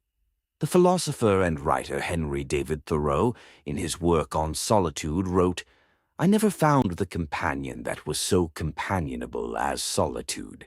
We are for the most part more lonely when we go abroad among men than when we stay in our chambers. The practice of solitude is a practice of resistance. It is the refusal to be defined by our relationships, by the demands of others, by the expectations of society. It is the assertion that we are more than our connections, that we have a self that exists apart from others. The psychologist and author Anthony Storr, in his work on solitude, argues that solitude is essential for creativity and mental health. He writes, "Solitude is not a luxury, it is a necessity. It is the space in which we can think, feel, create, and grow. The performance society's demand for constant connection is a form of control. The practice of solitude is also a practice of self-compassion. It is the recognition that we deserve to be alone with ourselves, to be kind to ourselves, to be present to ourselves." Summary and bridge to Chapter 10. We have now explored the politics of pause, the practice of resisting the demands of the performance society through idleness, boredom, contemplation, slowness, disconnection, waiting, silence, and solitude. We have seen how these practices are not just personal habits, but political acts, refusals to participate in a system that demands our constant productivity. The key insight of this chapter is this: the politics of pause is the foundation of recovery. Before we can do anything differently, we must stop doing what we have been doing. We must create spaces of quiet, stillness, and presence. We must reclaim our time, our attention, and our lives. In the next chapter, we will explore a complementary practice, the reclamation of negativity. We will see how the performance society's demand for positivity has denied us the wisdom of pain, the lessons of failure, and the growth that comes from limits. We will learn to embrace the full spectrum of human experience, not just the positive, but the negative, not just the easy, but the difficult, not just the pleasant, but the painful. Chapter 10. Reclaiming negativity, embracing pain, failure, and limits. The wisdom of pain. The performance society denies pain. It tells us that we should be happy, that we should be positive, that we should always feel good. Pain is seen as a failure, a sign that something is wrong with us, that we are not trying hard enough, that we have not optimized ourselves properly. This denial of pain is one of the most insidious aspects of the positivity imperative we explored in Chapter 2. Consider the language we use around pain. We speak of fighting pain, overcoming pain, beating pain. Pain is an enemy to be defeated, not a teacher to be heard. We medicate our pain with drugs, with alcohol, with distraction, with busyness. We do everything we can to avoid feeling it. But in avoiding pain, we avoid the lessons it has to teach us. The cultural critic and author Mark Fisher, in his work on capitalist realism, argued that the denial of pain is a form of social control. He wrote, "The demand to be happy is a demand to accept the status quo. It tells us that our suffering is our own fault, that we are not trying hard enough, that we are not positive enough. It blames the victim and absolves the system. But pain is not a failure. It is a teacher. Pain is the signal that something is wrong, that something needs attention, that something must change. Pain is the gateway to growth, to wisdom, to transformation." The philosopher and theologian Nicholas Wolterstorff, in his work on suffering, argues that pain is not meaningless. It is a call to action. He writes, "Pain is the voice of our humanity. It tells us that we are vulnerable, that we are fragile, that we are not gods. It reminds us of our limits, our dependencies, our connections to others." Wolterstorff's own life was marked by profound suffering. His son, Eric, was killed in a mountaineering accident at the age of 25. In his book, Lament for a Son, Wolterstorff wrote about the experience of grief with searing honesty. He did not try to explain away his pain or find meaning in it. He simply acknowledged it, honored it, and allowed it to transform him. He wrote, "Suffering is not a problem to be solved. It is a mystery to be lived. It is the doorway to compassion, to solidarity, to love. To deny suffering is to deny our humanity. The practice of embracing pain is the practice of listening to what our bodies and emotions are telling us. It is the refusal to numb ourselves, to medicate ourselves, to distract ourselves from what is real. It is the willingness to feel, to suffer, to grieve." The psychologist and author Gabor Mate, in his work on trauma and addiction, argues that the denial of pain is the root of addiction. We become addicted to substances, to activities, to distractions, because we are trying to escape our pain.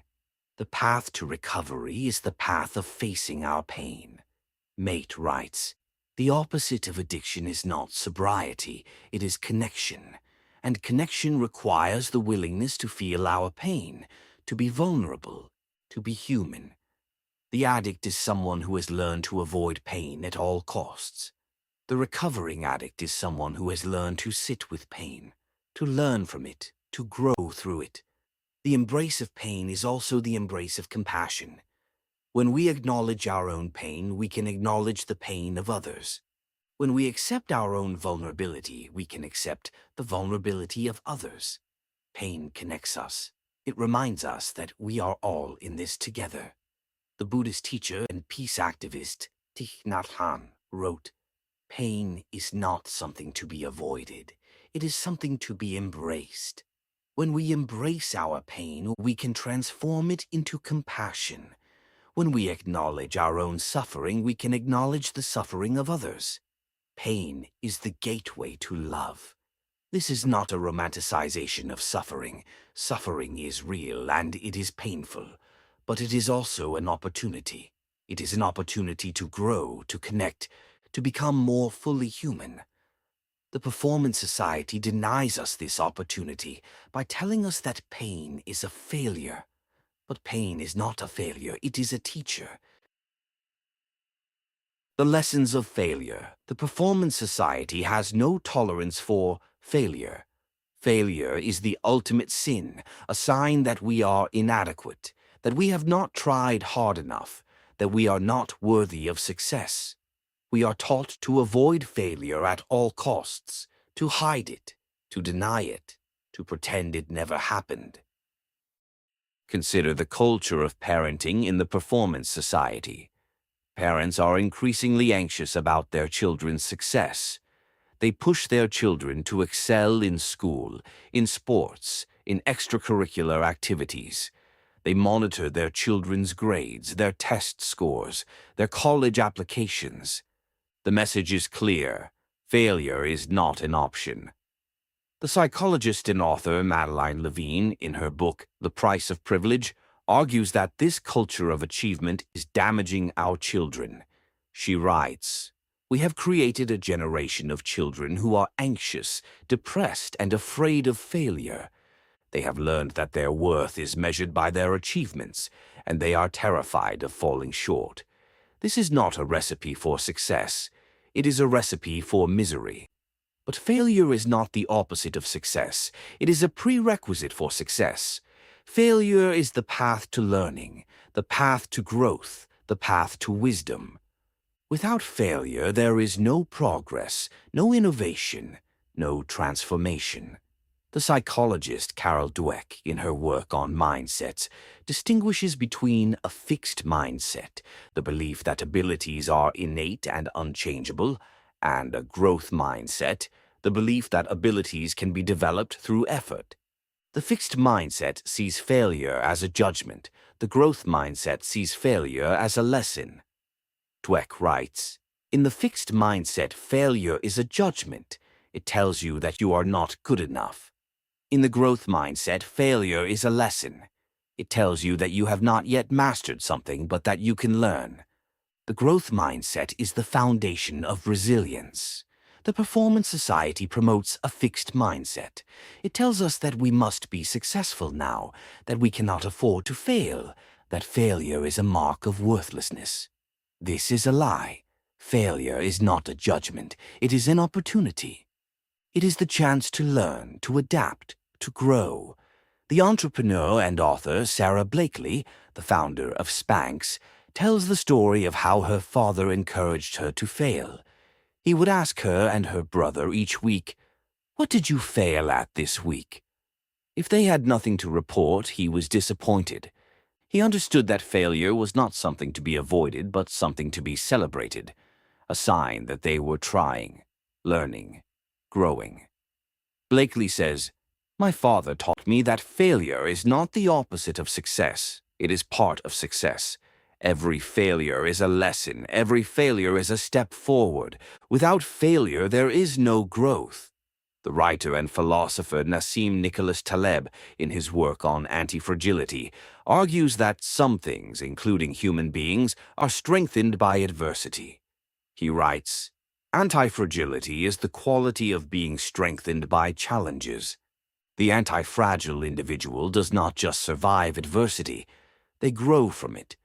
Failure is not a setback, it is an opportunity for growth. The practice of embracing failure is the practice of courage. It is the willingness to take risks, to try new things, to step outside our comfort zones. It is the recognition that failure is not the end, but a beginning." One practical exercise for embracing failure is the failure resume. Instead of listing your achievements, list your failures. Write about the things you have tried and failed at. Reflect on what you learned from each failure. The entrepreneur and author Tim Ferriss, who popularized this exercise, writes, "The failure resume is a powerful tool for reframing our relationship with failure. When we list our failures, we realize that they are not the end of the story. They are the beginning. They are the lessons that have made us who we are." The failure resume is not an exercise in self-flagellation. It is an exercise in self-compassion. It is the recognition that failure is not a judgment, but a lesson. It is the acknowledgement that we are all flawed, all struggling, all learning. The value of limits. The Performance Society denies limits. It tells us that we can be anything, do anything, achieve anything. There are no limits, there are only obstacles to be overcome. This denial of limits is a form of hubris, a refusal to accept the fundamental conditions of human existence. But limits are not obstacles, they are conditions of existence. To be human is to be limited. We are limited in our time, our energy, our abilities, our control. The denial of limits is a denial of our humanity. The philosopher and psychologist Viktor Frankl, in his work on meaning, argued that meaning is not found in the absence of limits, but in the response to them. He wrote, "The meaning of life is not something we discover, it is something we create. And we create it in response to the conditions of our existence, including its limits." Frankl, who survived the Holocaust, understood limits better than most. He was stripped of everything, his family, his profession, his possessions, his freedom. He was subjected to conditions of extreme deprivation and suffering. Yet, he found meaning in his suffering, and he helped others find meaning in theirs. He wrote, "We cannot avoid suffering, but we can choose how to cope with it, how to find meaning in it, how to grow from it. Suffering is not the problem is suffering without meaning." Frankl's work is a powerful reminder that limits are not the enemy. They are the conditions under which we create meaning. Without limits, there would be no choices, no commitments, no values. Limits give shape to our lives. The practice of embracing limits is the practice of acceptance. It is the recognition that we cannot do everything, be everything, have everything.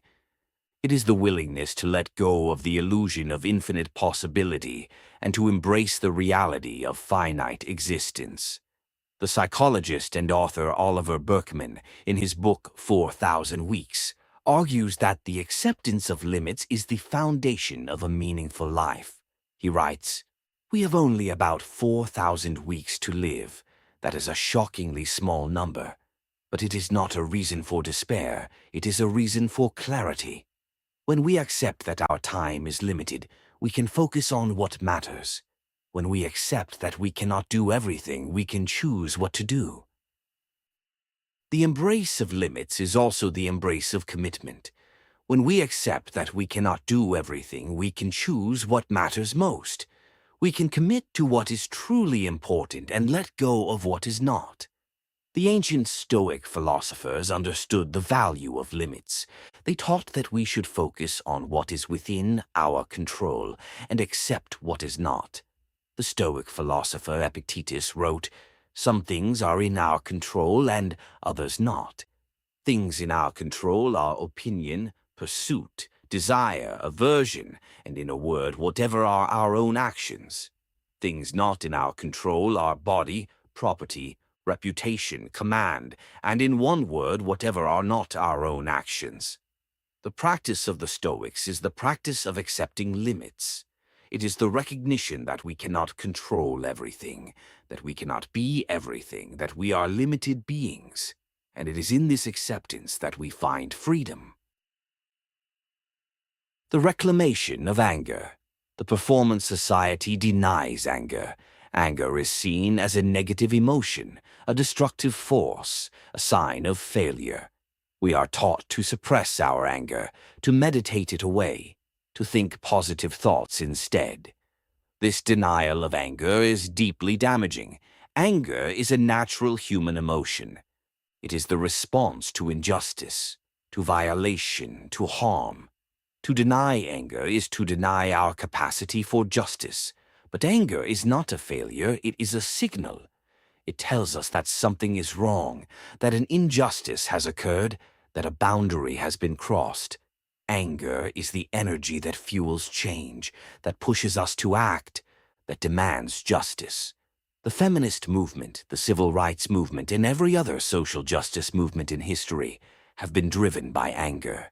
Anger at injustice, anger at oppression, anger at the denial of dignity. Without anger, there is no resistance. Without anger, there is no change. The writer and activist Audre Lorde, in her essay, The Uses of Anger, argued that anger is a source of power. She wrote, "My anger is a source of energy. It is not a weakness, it is a strength. It tells me that something is wrong, that something needs to change. It pushes me to act, to resist, to demand justice." Lorde understood that anger is not something to be suppressed, but something to be harnessed. She wrote, "Anger is a productive force. It is the energy that fuels change, but we must learn to use it wisely. We must learn to channel our anger into action, not to let it consume us." The practice of reclaiming anger is the practice of justice.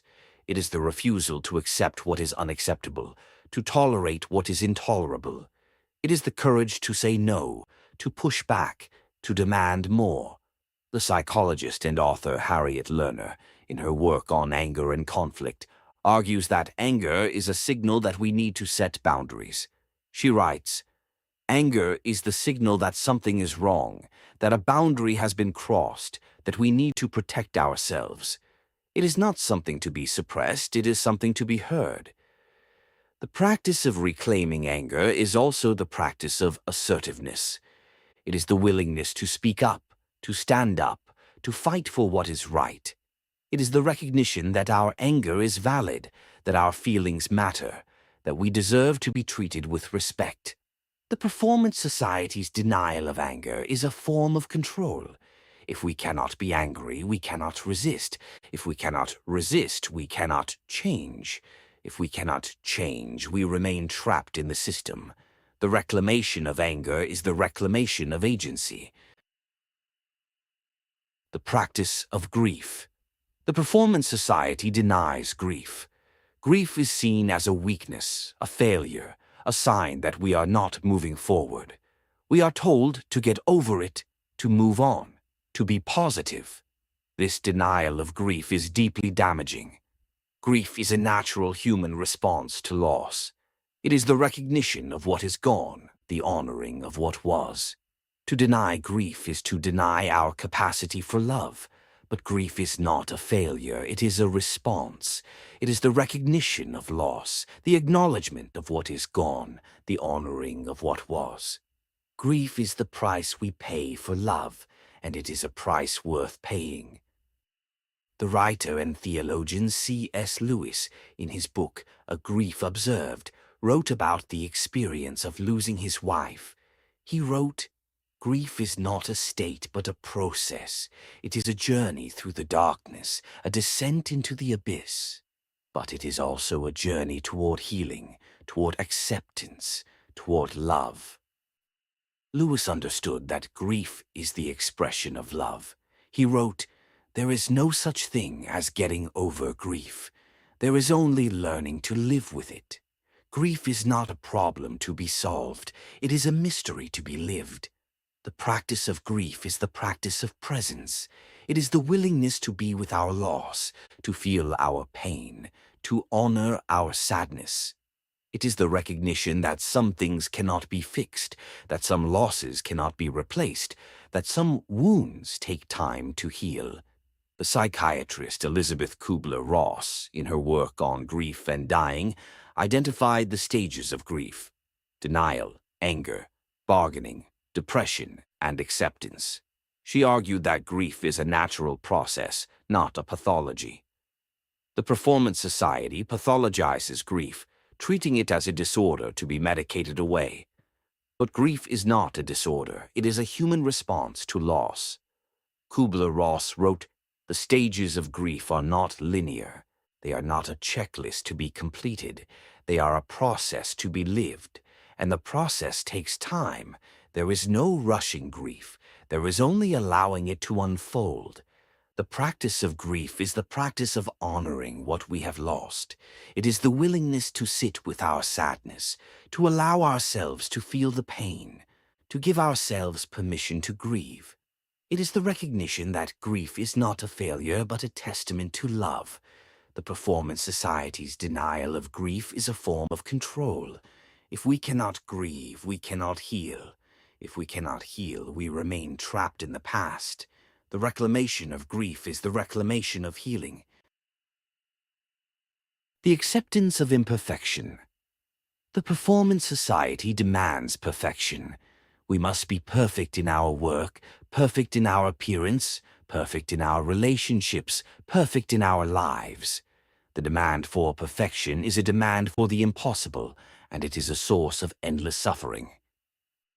The philosopher and writer Alain de Botton, in his work on the consolations of philosophy, argues that the acceptance of imperfection is the foundation of contentment. He writes, "The pursuit of perfection is the pursuit of misery. The acceptance of imperfection is the acceptance of life. To be content is to accept that we are not perfect, that our lives are not perfect, that our relationships are not perfect. The practice of accepting imperfection is the practice of self-compassion. It is the recognition that we are worthy of love and respect, not despite our flaws, but because of them. It is the understanding that imperfection is not a failure, but a condition of existence." The psychologist Kristin Neff, in her research on self-compassion, distinguishes between self-criticism and self-compassion. Self-criticism is the voice of the internalized boss. Self-compassion is the voice of kindness and understanding. Neff writes, "Self-compassion is the practice of treating ourselves with the same kindness and understanding that we would offer a friend. It is the recognition that imperfection is not a failure, but a condition of existence. It is the understanding that we are all flawed, all struggling, all learning." The practice of self-compassion involves three elements: self-kindness, common humanity, and mindfulness. Self-kindness is the practice of being gentle with ourselves. Common humanity is the recognition that we are all flawed. Mindfulness is the practice of being present with our suffering, without being overwhelmed by it. The practice of self-compassion is a practice of resistance. It is the refusal to accept the internalized boss's judgment. It is the assertion that we are worthy of love and respect, not because we are perfect, but because we are human. The reclamation of vulnerability. The Performance Society denies vulnerability. It tells us that we must be strong, that we must be invulnerable, that we must never show weakness. The demand for invulnerability is a demand for isolation. The researcher Brené Brown, in her work on vulnerability, has shown that vulnerability is not weakness, but courage. She writes, "Vulnerability is the willingness to be seen, to risk failure, to engage authentically with others. It is the source of connection, creativity, and joy. But it is also terrifying because it exposes us to the possibility of rejection. The practice of reclaiming vulnerability is the practice of connection. It is the willingness to be open, to be exposed, to be at risk. It is the recognition that vulnerability is the source of intimacy, trust, and love." Brown writes, "We cannot connect with others if we are not willing to be vulnerable. We cannot be loved if we are not willing to be seen. We cannot be known if we are not willing to be exposed." Vulnerability is the gateway to connection. The practice of vulnerability is the practice of courage. It is the willingness to take the risk of being seen, of being known, of being loved. It is the recognition that the only way to connect is to be vulnerable. The practice of vulnerability is the practice of trust. It is the willingness to trust that others will not use our vulnerability against us. It is the belief that connection is worth the risk of rejection. The practice of vulnerability is the practice of authenticity. It is the willingness to be who we are, not who we think we should be. It is the recognition that our authentic selves are worthy of love and connection. The embrace of death. The Performance Society denies death. It tells us that we can live forever, that we can cheat aging, that we can avoid the end. The denial of death is a denial of life. The writer and philosopher Ernest Becker, in his Pulitzer Prize-winning work, The Denial of Death, argued that the fear of death is the primary driver of human behavior. We seek to deny our mortality through what Becker called immortality projects, activities and achievements that make us feel significant.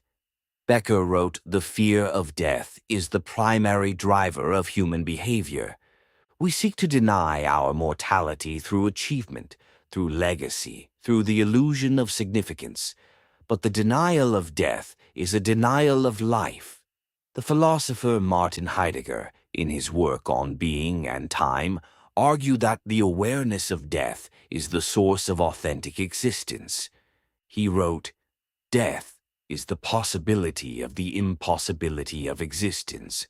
To live authentically is to live in the awareness of death." The practice of embracing death is the practice of presence. It is the recognition that our time is finite, that every moment is precious, that this life is all we have.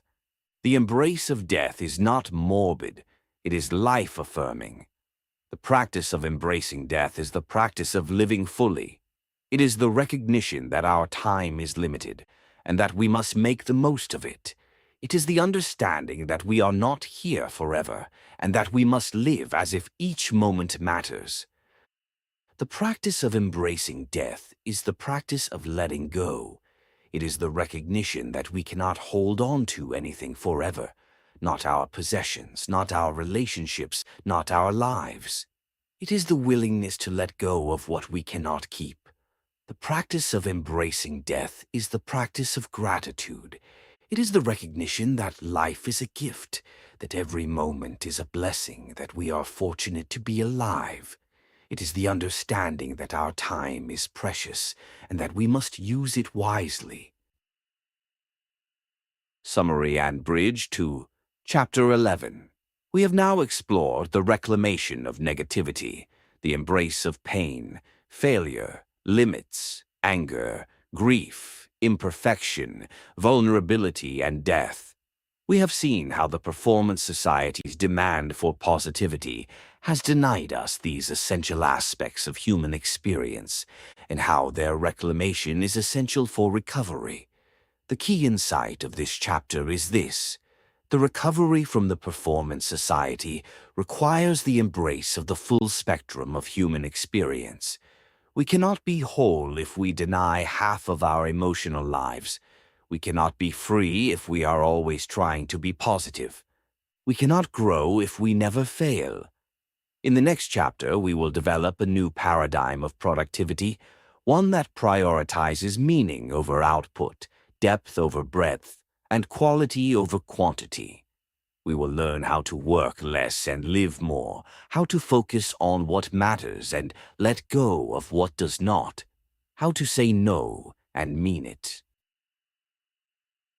Chapter 11: The Art of Not Doing, a New Productivity Paradigm. Redefining productivity. The first step in the art of not doing is redefining productivity. In the performance society, productivity is measured by output: how much we produce, how fast we produce it, how efficiently we produce it. This is a narrow and impoverished definition. A more meaningful definition of productivity would include not just what we produce, but what we value, what we learn, what we create, and what we contribute.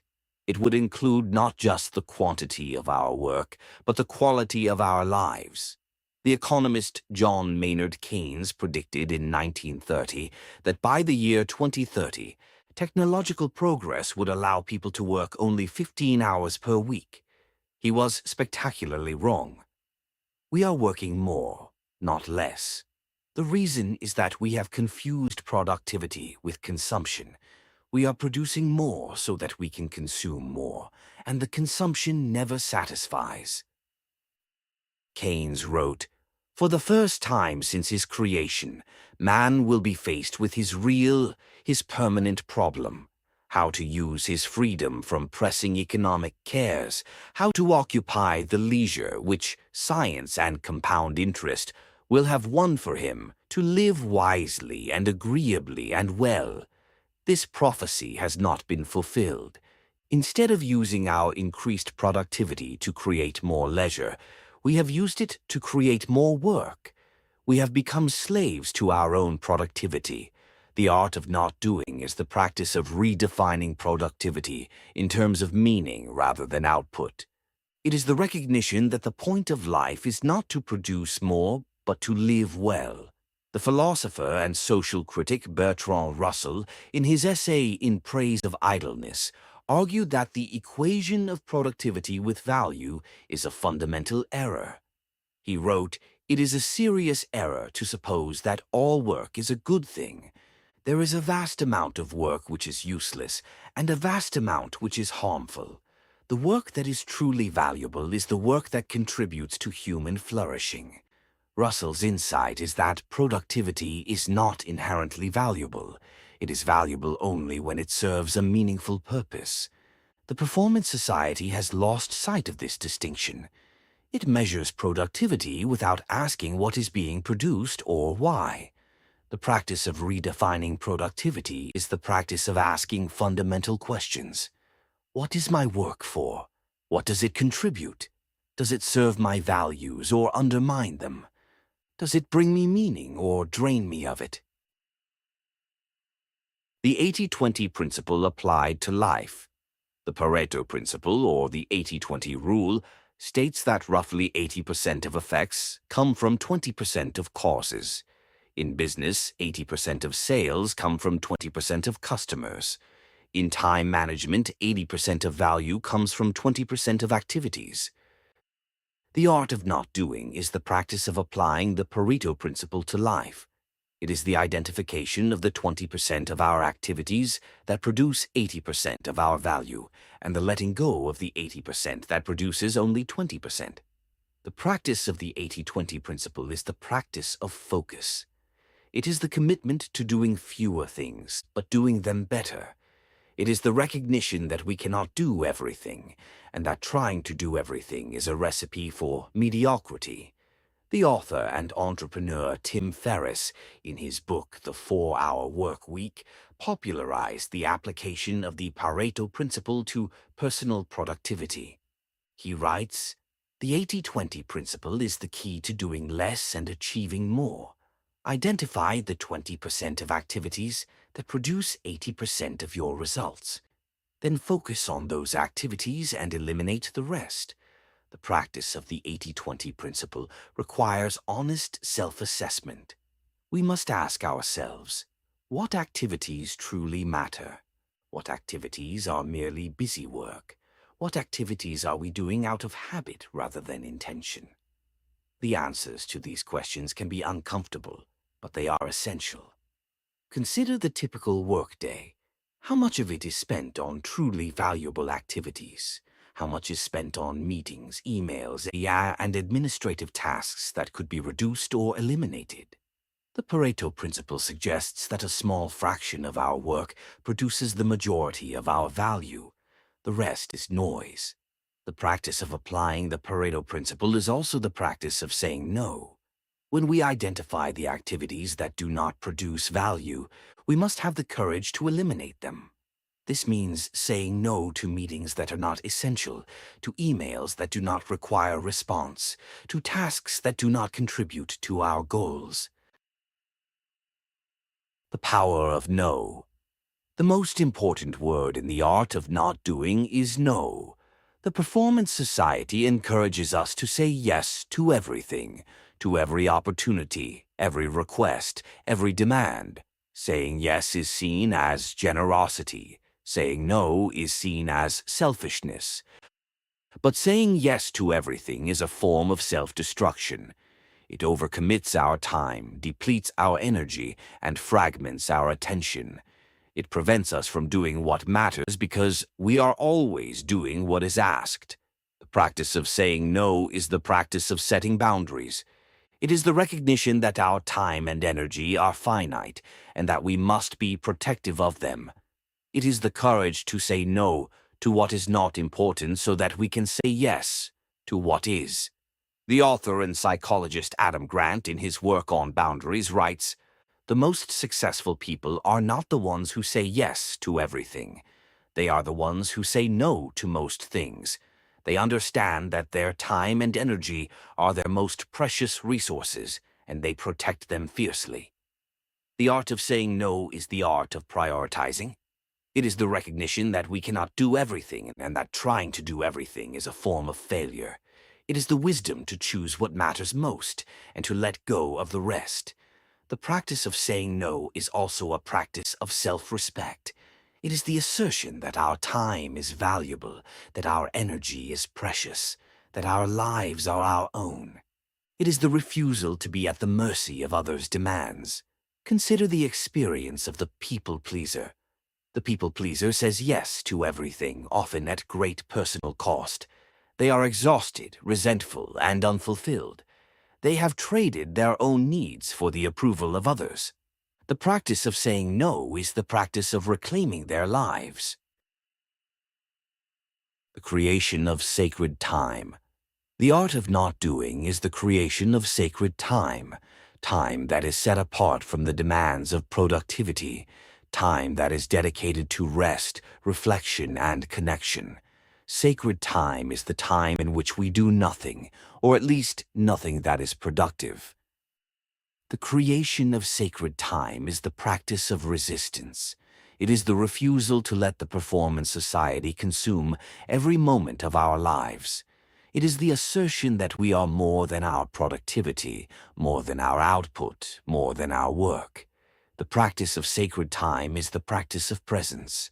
It is the willingness to be still, to be quiet, to be present to what is. It is the cultivation of the capacity to be without doing, to exist without producing, to be alive without achieving. The author and psychologist Daniel Siegel, in his work on interpersonal neurobiology, argues that sacred time is essential for mental health. He writes, The brain needs time to integrate experience, to process emotions, to make sense of life. Without sacred time, we are fragmented, disconnected, and overwhelmed. The creation of sacred time requires intentionality.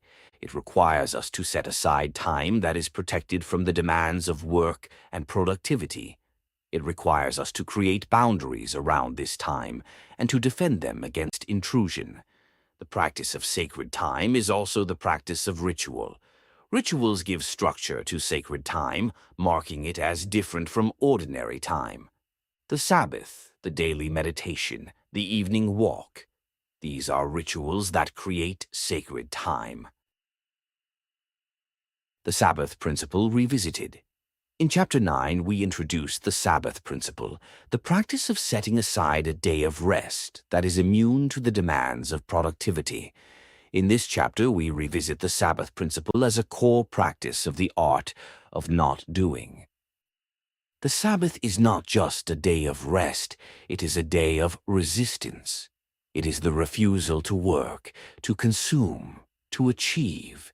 It is the creation of a space that is sacred, set apart, protected from the demands of the world. The practice of the Sabbath is the practice of liberation. It is the recognition that we are not machines, that we are not slaves, that we are free. It is the assertion that life is more than work, that meaning is more than output, that we are more than what we produce. The theologian and social critic Walter Brueggemann, in his work on the Sabbath, writes, "The Sabbath is a political act. It is a refusal to participate in the economy of productivity. It is a declaration that we are not slaves to the system, that we have a right to rest, that our worth is not measured by our output." The practice of the Sabbath is also a practice of trust. It is the trust that the world will continue without our constant effort. It is the trust that we are not indispensable, that others can manage without us, that we can let go. The Sabbath principle can be adapted to any tradition or belief system. It is not about religious observance. It is about the recognition that we need rest, that we need time that is not productive, that we need space to simply be. The practice of minimalism. Minimalism is the practice of reducing our lives to what is essential. It is the letting go of the unnecessary, the unimportant, the distracting. It is the creation of space for what matters. Minimalism is often understood as a practice of consumption, buying less stuff, owning fewer things. But minimalism is more than that. It is a practice of life. It is the reduction of not just our possessions, but our commitments, our obligations, our distractions. The practice of minimalism is the practice of focus. It is the commitment to doing fewer things, but doing them better. It is the recognition that less is often more, that quality matters more than quantity, that depth matters more than breadth. The author and minimalist Joshua Becker writes, "Minimalism is the intentional promotion of the things we most value and the removal of anything that distracts us from them. It is not about deprivation. It is about liberation. It is about creating space for what matters." The practice of minimalism is also a practice of discernment.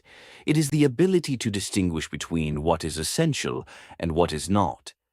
It is the recognition that many of our possessions, commitments, and activities are not truly important. The practice of minimalism can be applied to every area of life. We can minimize our possessions, our commitments, our digital consumption, our social obligations, our work demands.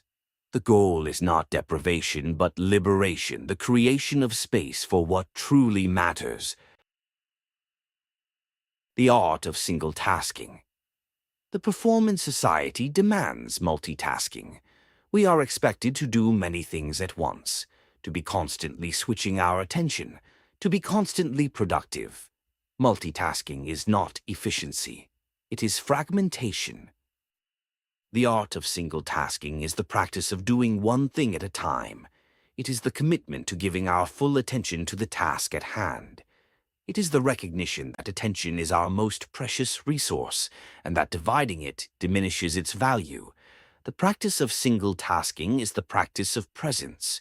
It is the willingness to be fully engaged with what we are doing, without distraction, without interruption, without the constant urge to switch to something else. The neuroscientist Daniel Levitin, in his work on attention, writes, "Multitasking is a myth. The brain cannot do two things at once.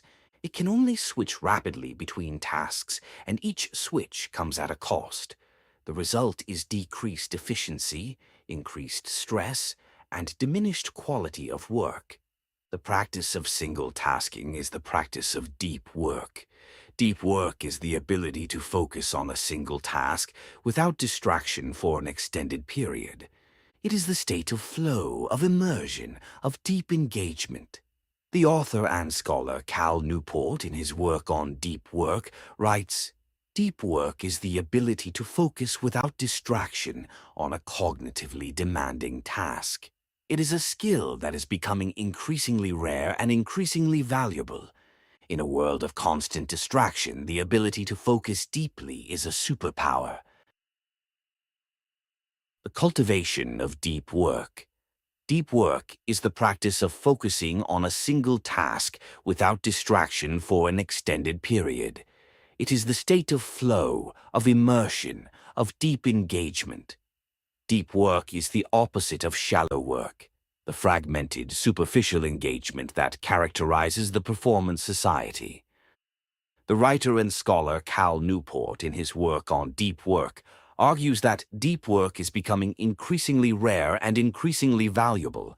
In a world of constant distraction, the ability to focus deeply is a superpower. Newport writes, "Deep work is the ability to focus without distraction on a cognitively demanding task.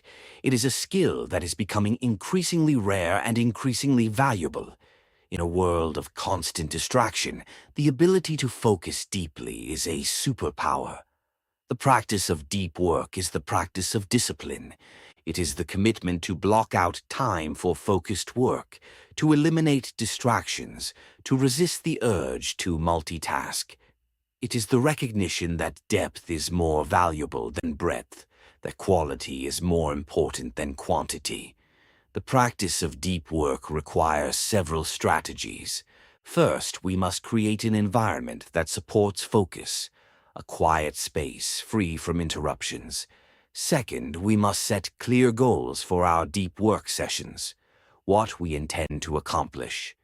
Third, we must practice sustained attention, the ability to resist the urge to check email, browse the internet, or switch tasks. The psychologist Mihaly Csikszentmihalyi, in his theory of flow, describes the state of deep immersion in an activity. Flow is characterized by deep attention, high involvement, and a sense of timelessness. It is one of the most rewarding states of human experience. Csikszentmihalyi writes, "Flow is the state of being completely absorbed in an activity. It is the state in which we lose track of time, forget ourselves, and experience a sense of deep satisfaction. Flow is the opposite of the fragmented, distracted attention that characterizes the performance society." The letting go of busyness. The art of not doing is the letting go of busyness. It is the recognition that busyness is not a virtue but a symptom, a sign that we are not in control of our lives, that we are responding to demands rather than choosing our priorities. The practice of letting go of busyness is the practice of simplification. It is the reduction of our commitments, the elimination of unnecessary tasks, the creation of space for what matters. It is the recognition that we do not need to be busy to be valuable. The journalist Tim Kreider, in his essay, The Busy Trap, writes, "Busyness serves as a kind of existential reassurance, a hedge against emptiness. Obviously, your life cannot possibly be silly or trivial or meaningless if you are so busy, completely booked, in demand every hour of the day. But the opposite is also true. If you are always busy, you never have time to reflect on what you are doing. You never have to confront the question of whether your life has meaning. The practice of letting go of busyness is also a practice of self-awareness. It is the recognition that we often use busyness as a way of avoiding ourselves. We keep ourselves busy so that we do not have to confront the emptiness of our lives. The letting go of busyness is the willingness to confront that emptiness. The practice of do-nothing days. The ultimate expression of the art of not doing is the do-nothing day, a day in which we do nothing, or at least nothing that is productive. It is a day of rest, of play, of presence. It is a day of celebration of life itself. The practice of the do-nothing day is the practice of liberation. It is the refusal to be defined by our productivity. It is the assertion that we are not machines, that we are not slaves, that we are free. The practice of the do-nothing day is also a practice of trust. It is the trust that the world will continue without our constant effort. It is the trust that we are not indispensable, that others can manage without us, that we can let go. The author and psychologist Oliver Berkman, in his work on time management, writes, "The do-nothing day is not a luxury, it is a necessity. It is the day in which we remember that we are human beings, not human doings. It is the day in which we celebrate life itself." The practice of the do-nothing day can be challenging. The mind resists stillness. It wants to be busy, to be productive, to be engaged. But the rewards are immense. The do-nothing day restores our energy, clarifies our priorities, and reminds us of what truly matters. Summary and bridge to Chapter 12. We have now developed a new paradigm of productivity, one that prioritizes meaning over output, depth over breadth, and quality over quantity. We have explored the art of not doing through redefinition, the Pareto principle, the power of no, sacred time, minimalism, single tasking, deep work, and do-nothing days. The key insight of this chapter is this: the art of not doing is not laziness, it is wisdom. It is the recognition that we cannot do everything, and that trying to do everything is a form of failure. It is the commitment to doing fewer things, but doing them well. It is the practice of living a life that is meaningful, not just productive. In the final chapter, we will explore the restoration of festivity, the rebuilding of ritual, community, and the celebration of life itself. We will see how the practices of pause, negativity, and not doing prepare the ground for a life that is not just sustainable, but joyful. Chapter 12. Restoring festivity, the celebration of life itself. The return of festival time. In Chapter 7, we explored the loss of festivity, the destruction of festival time, the commercialization of holidays, the loss of ritual, and the death of play. Now we turn to the restoration of festivity, the rebuilding of the capacity for celebration, community, and joy. The restoration of festivity begins with the creation of festival time. Festival time is time that is set apart from the ordinary, time that is dedicated to celebration, time that is immune to the demands of productivity. The creation of festival time is the practice of resistance. It is the refusal to let the performance society consume every moment of our lives. It is the assertion that there are times that are sacred, times that are set apart, times that are dedicated to joy. The practice of festival time is the practice of presence. It is the willingness to be fully engaged with the celebration, without distraction, without the urge to optimize or perform. It is the cultivation of the capacity to celebrate without a purpose. The philosopher Joseph Pieper, in his classic work, In Tune with the World, A Theory of Festivity, writes, "Festivity is the celebration of existence itself. It is the affirmation of life, the acceptance of being, the joyful acknowledgement of reality. To restore festivity is to restore the capacity to say yes to life. The restoration of festival time requires us to reclaim the rhythms of life that the performance society has disrupted. The performance society has flattened time into a continuous stream of productivity. There are no peaks, no valleys, no moments of exception. Festival time reintroduces these rhythms. It creates moments of elevation, of celebration, of joy. The historian Johann Huizinga, in his work on play and culture, argued that festival time is essential for human flourishing. He writes, "Play is not a product of culture, it is a precondition for culture. The great cultural achievements of humanity, art, philosophy, religion, all have their origins in play and festivity. To lose festivity is to lose the source of culture itself." The creation of festival time is also the creation of anticipation. Festivals are not just the events themselves, they are the anticipation that precedes them. The preparation for a festival is part of the festival. The anticipation builds excitement, creates community, and gives meaning to the event. The performance society has eliminated anticipation. We have instant everything, instant gratification, instant entertainment, instant celebration. There is no waiting, no anticipation, no build-up. The elimination of anticipation is the elimination of joy. Joy is not just the moment of celebration, it is the journey toward it. The creation of ritual is the grammar of festivity. It is the repeated actions that carry symbolic meaning, the structure that gives celebration its form, the tradition that connects us to something larger than ourselves. The restoration of festivity requires the creation of ritual. We must create rituals that mark the important moments of our lives: birth, marriage, death, and all the transitions in between. We must create rituals that mark the passage of time, the seasons, the new year, the cycles of nature.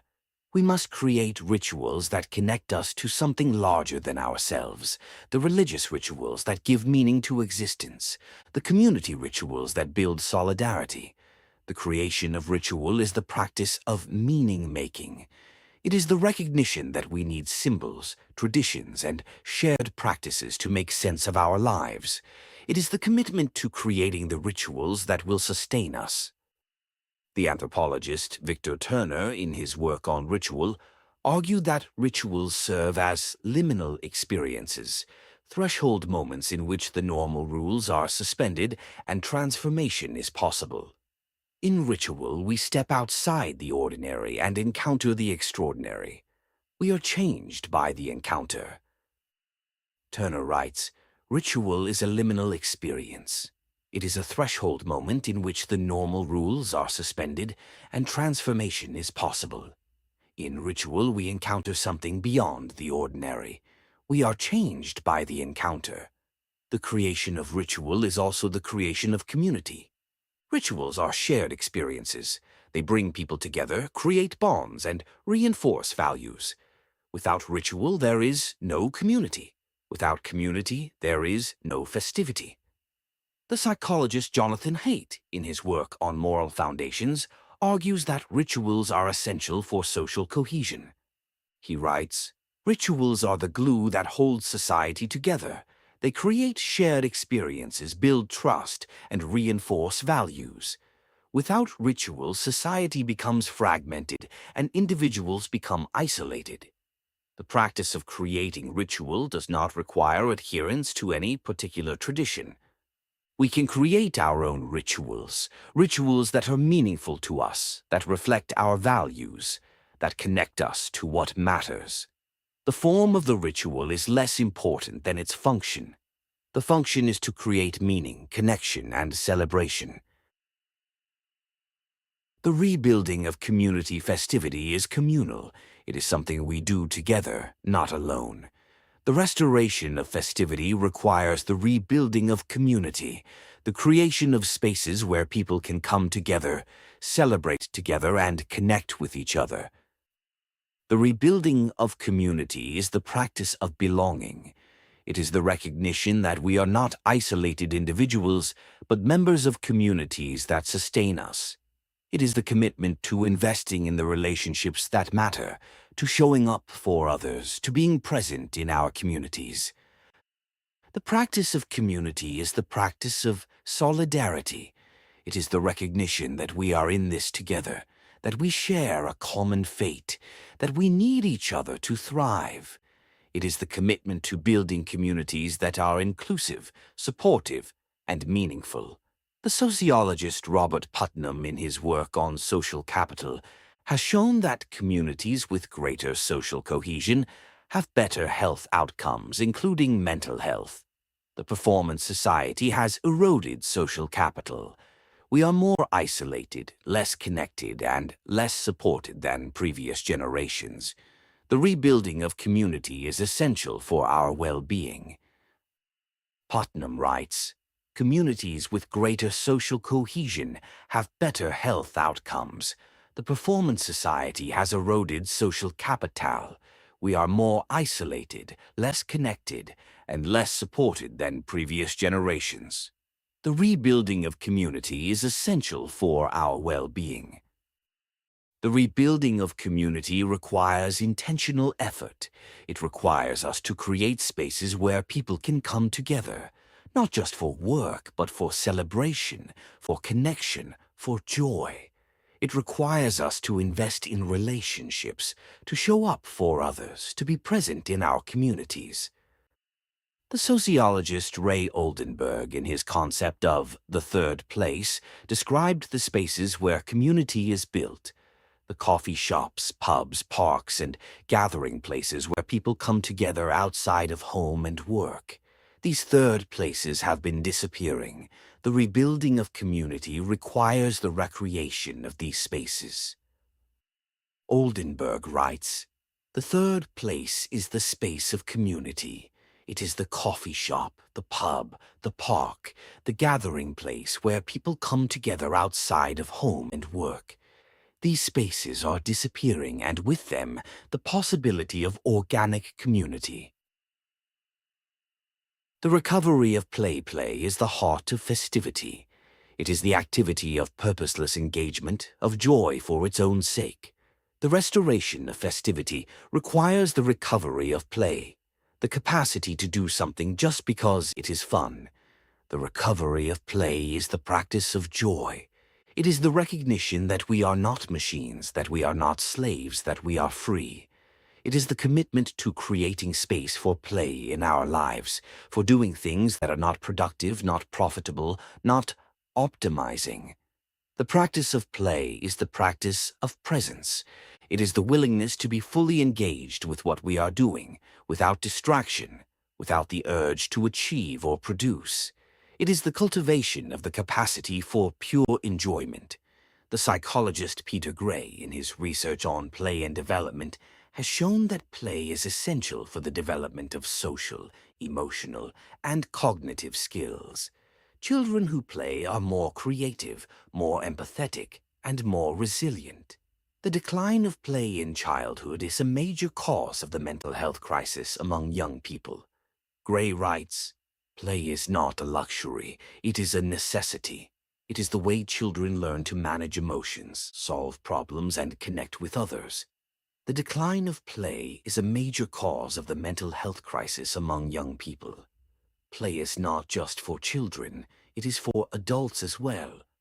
Adult play, games, sports, hobbies, creative activities, is a source of joy, connection, and meaning. It is a way of being present, of engaging with the world, of celebrating life. The recovery of play requires us to resist the instrumentalization of play. We play for fitness, not for fun. We play for competition, not for joy. We play for social media content, not for connection.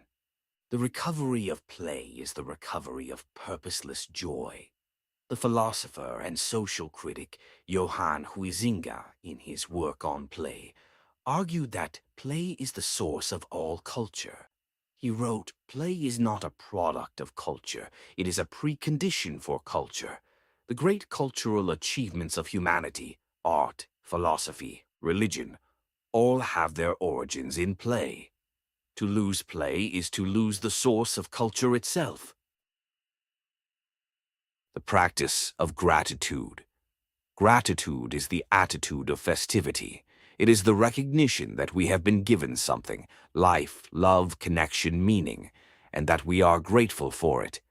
Gratitude is the opposite of the performance society's demand for more. It is the acknowledgement that we have enough, that we are enough, that life is enough. The practice of gratitude is the practice of presence. It is the willingness to be here now, in this moment, without the urge to move on to the next. It is the cultivation of the capacity to appreciate what is, to be satisfied with what we have, to celebrate the gift of existence. The psychologist Robert Emmons, in his research on gratitude, has shown that the practice of gratitude is associated with increased well-being, better physical health, and stronger relationships. Gratitude is not just a nice sentiment, it is a powerful practice. Emmons writes, "Gratitude is the recognition of the goodness in our lives. It is the acknowledgement that we have been given something valuable. The practice of gratitude is associated with increased well-being, better physical health, and stronger relationships. The practice of gratitude is also a practice of resistance. It is the refusal to be defined by the performance society's demand for more. It is the assertion that we have enough, that we are enough, that life is enough. The practice of gratitude can take many forms. We can keep a gratitude journal, writing down 3 things we are grateful for each day. We can express gratitude to others, telling them what they mean to us. We can practice gratitude meditation, focusing on the blessings in our lives.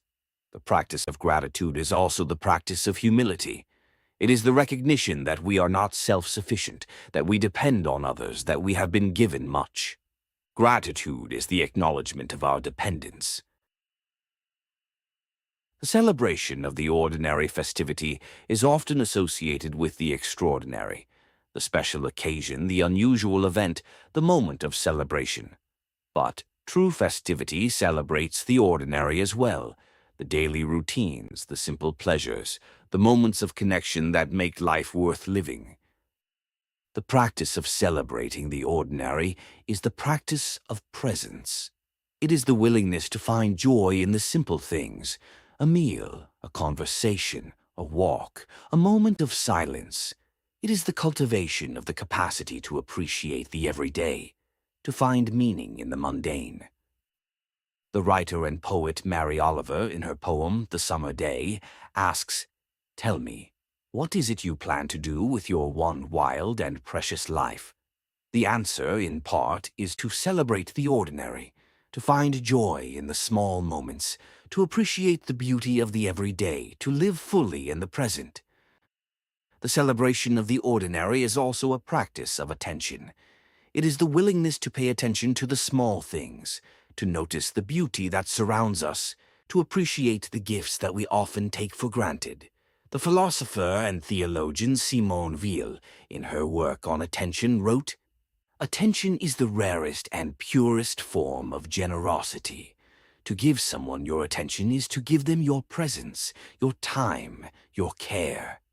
The celebration of the ordinary is the practice of attention, the willingness to be present to the small moments that make up our lives. The reclamation of the body. The performance society has alienated us from our bodies. We treat our bodies as machines to be optimized, not as sources of pleasure, connection, and joy. The restoration of festivity requires the reclamation of the body, the recognition that we are embodied beings, that pleasure is part of life, that celebration is physical. The practice of reclaiming the body is the practice of presence. It is the willingness to inhabit our bodies, to feel our sensations, to enjoy our physical existence. It is the cultivation of the capacity for embodied pleasure, for physical connection, for the celebration of life through the body. The philosopher and cultural critic Michel Foucault, in his work on the history of sexuality, argued that the body has been disciplined and controlled by modern power. The performance society continues this discipline, demanding that we optimize our bodies for productivity. The reclamation of the body is the reclamation of freedom. Foucault wrote, "The body is the site of power. Power operates on the body, disciplining it, controlling it, shaping it. The reclamation of the body is the reclamation of freedom." The practice of reclaiming the body can take many forms. We can dance, sing, move, and play. We can enjoy the pleasures of food, touch, and sensation. We can be present to our physical existence without the urge to optimize or improve. The practice of reclaiming the body is also the practice of celebration. Celebration is physical. It involves movement, sensation, pleasure. The restoration of festivity is the restoration of the body as a source of joy. The practice of hospitality. Hospitality is the practice of welcoming others. It is the recognition that we are not alone, that we need each other, that the stranger is a gift. Hospitality is the foundation of community and the heart of festivity. The practice of hospitality is the practice of generosity. It is the willingness to share what we have, to open our homes and hearts to others, to create spaces of welcome and belonging. It is the recognition that we are all strangers in this world and that we need each other to find our way. The philosopher and theologian Henri Nouwen, in his work on hospitality, writes, "Hospitality is the creation of a free space where the stranger can enter and become a friend." It is not a systematic approach to solving problems, but a fundamental attitude of welcome.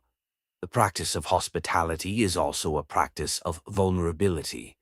When we open our homes and hearts to others, we expose ourselves to the possibility of rejection, disappointment, and hurt. But we also open ourselves to the possibility of connection, community, and love. The practice of hospitality is the practice of festivity. Festivity is communal. It is something we do together. Hospitality is the foundation of this togetherness, the willingness to welcome others, to share our lives, to celebrate together. The art of celebration. Celebration is the practice of festivity. It is the recognition that life is a gift, that existence is a miracle, that joy is possible. The art of celebration is the cultivation of the capacity to celebrate, to mark the moments that matter, to honor the people we love, to give thanks for the life we have been given. The practice of celebration is the practice of presence. It is the willingness to be here now, in this moment, fully engaged with what is. It is the cultivation of the capacity for joy, for connection, for love. The philosopher and theologian Josef Pieper, in his work on festivity, writes, "Celebration is the affirmation of life.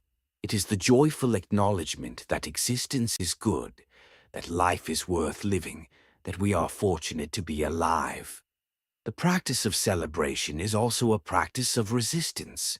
It is the refusal to let the performance society define our lives. It is the assertion that there is more to life than productivity, more to existence than achievement, more to being than doing. The art of celebration requires practice. It requires us to cultivate the capacity for joy, to be present to the moments that matter, to honor the people we love. It is not something that comes naturally. It is something that we must learn and practice. The final integration. The restoration of festivity is the culmination of the recovery from the performance society. It is the integration of the practices we have explored throughout this part, the politics of pause, the reclamation of negativity, the art of not doing, into a life of celebration, community, and meaning. The recovery is not a one-time event, but a lifelong practice. It is the commitment to living differently, to resisting the demands of the performance society, to creating a life that is meaningful, joyful, and connected. The recovery is not a return to the past. It is a creation of something new, a life that integrates the freedoms of the modern world with the wisdom of the pre-modern world. It is a life that honors our autonomy while recognizing our interdependence. It is a life that celebrates achievement while embracing limits. It is a life that is productive in the deepest sense, not because it produces more, but because it produces meaning. The recovery is not easy. It requires courage, patience, and persistence. It requires us to confront the emptiness that lies beneath our busy lives, to sit with the discomfort of not knowing, to embrace the vulnerability of being human. But the recovery is worth it, because the alternative, a life of endless striving, constant exhaustion, and profound emptiness, is not a life at all. A manifesto for recovery. As we conclude this chapter and this book, let us offer a manifesto for recovery, a set of principles that can guide us in the journey ahead. 1. We will pause. We will create spaces of silence, stillness, and presence in our lives. We will resist the demand for constant productivity. We will cultivate the capacity for negative capability, the ability to be comfortable with uncertainty, with not knowing, with not doing. 2. We will embrace negativity. We will not deny our pain, our failure, our limits. We will learn from them, grow through them, and be transformed by them. We will reclaim our anger, our grief, our vulnerability. We will accept our imperfection and our mortality. 3. We will do less. We will redefine productivity in terms of meaning rather than output. We will apply the Pareto principle to our lives, focusing on what matters most and letting go of the rest. We will learn to say no, to set boundaries, to protect our time and energy. 4. We will celebrate. We will create festival time, ritual, and community. We will recover play, gratitude, and the celebration of the ordinary. We will reclaim our bodies and our capacity for joy. We will practice hospitality and the art of celebration. 5. We will connect. We will invest in deep relationships, love, friendship, family. We will be vulnerable, present, and generous. We will recognize our interdependence and build communities of care and support. 6. We will resist. We will resist the demands of the performance society, its tyranny of positivity, its endless productivity, its leveling of difference. We will not be defined by our output, our status, or our achievements. We will be defined by our humanity. Conclusion: the price of life and the promise of recovery. The price of life. Throughout this book, we have explored the price of life in the performance society. We have seen how the shift from discipline to achievement has made us our own oppressors. We have witnessed the tyranny of positivity, the mechanism of self-exploitation, and the psychiatric epidemic that has become the defining health crisis of our time. We have explored the cultural consequences, the leveling of difference, the crisis of experience, the loss of festivity, and the erosion of deep relationships.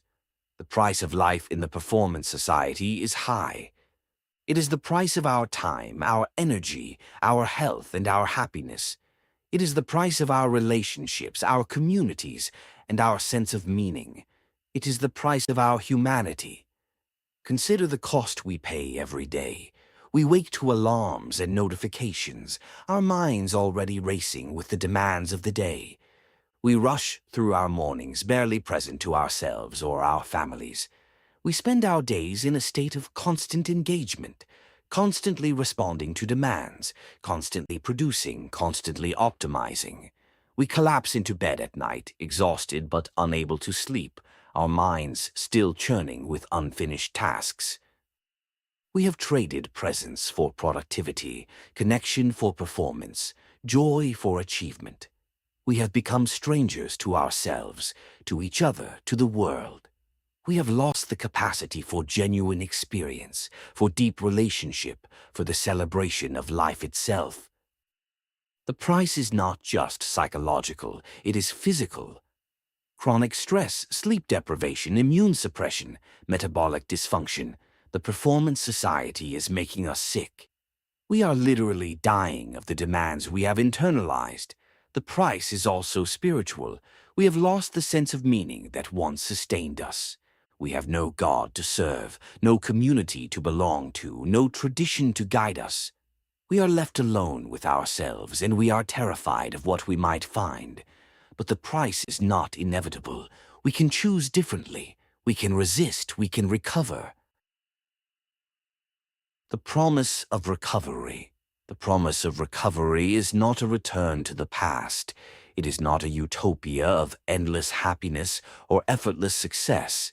It is something more realistic, more modest, and more meaningful. The promise of recovery is a life that is more present, more connected, and more joyful. It is a life that embraces the full spectrum of human experience, the pain and the pleasure, the failure and the success, the limits and the possibilities. It is a life that is productive in the deepest sense, not because it produces more, but because it produces meaning. The promise of recovery is a life that is sustainable, a life that we can live without burning out, without collapsing, without losing ourselves. It is a life that nourishes us, sustains us, and gives us the energy to continue. The promise of recovery is a life that is worth living, a life that is rich, meaningful, and full of joy. It is a life that we can celebrate, not just endure. The philosopher and psychologist Viktor Frankl, who survived the Holocaust and wrote extensively about meaning, offers a vision of this kind of life. He wrote, "The meaning of life is not something we discover, it is something we create, and we create it in response to the conditions of our existence, including its limits." Recovery is the process of creating meaning in response to the conditions of the performance society. It is the recognition that we cannot change the system overnight, but we can change our relationship to it. We can create spaces of meaning, connection, and celebration within a world that denies them. The practice of recovery. Recovery is not a one-time event, but a lifelong practice. It is the daily commitment to living differently, to resisting the demands of the performance society, to creating a life that is meaningful, joyful, and connected. The practice of recovery is the practice of pause, the creation of spaces of silence, stillness, and presence. It is the refusal to be constantly productive, constantly engaged, constantly available. It is the cultivation of the capacity to be still, to be quiet, to be present. The practice of recovery is the practice of negativity, the embrace of pain, failure, and limits. It is the recognition that we are not perfect, that we will fail, that we will suffer. It is the willingness to learn from our failures, to grow through our pain, to embrace our limits. The practice of recovery is the practice of not doing, the redefinition of productivity in terms of meaning rather than output. It is the recognition that we cannot do everything, and that trying to do everything is a form of failure. It is the commitment to doing fewer things, but doing them well. The practice of recovery is the practice of festivity, the restoration of ritual, community, and celebration. It is the creation of spaces of joy, connection, and meaning. It is the celebration of life itself. The practice of recovery is the practice of being human. It is the recognition that we are not machines, not slaves, not products to be optimized. It is the commitment to living a life that honors our humanity, our connections, and our capacity for joy. The call to action. This book is a call to action. It is an invitation to step off the treadmill, to resist the demands of the performance society, to reclaim your time, your attention, and your life. It is an invitation to embrace the full spectrum of human experience, the pain and the joy, the failure and the success, the limits and the possibilities. The call to action is not a demand for perfection.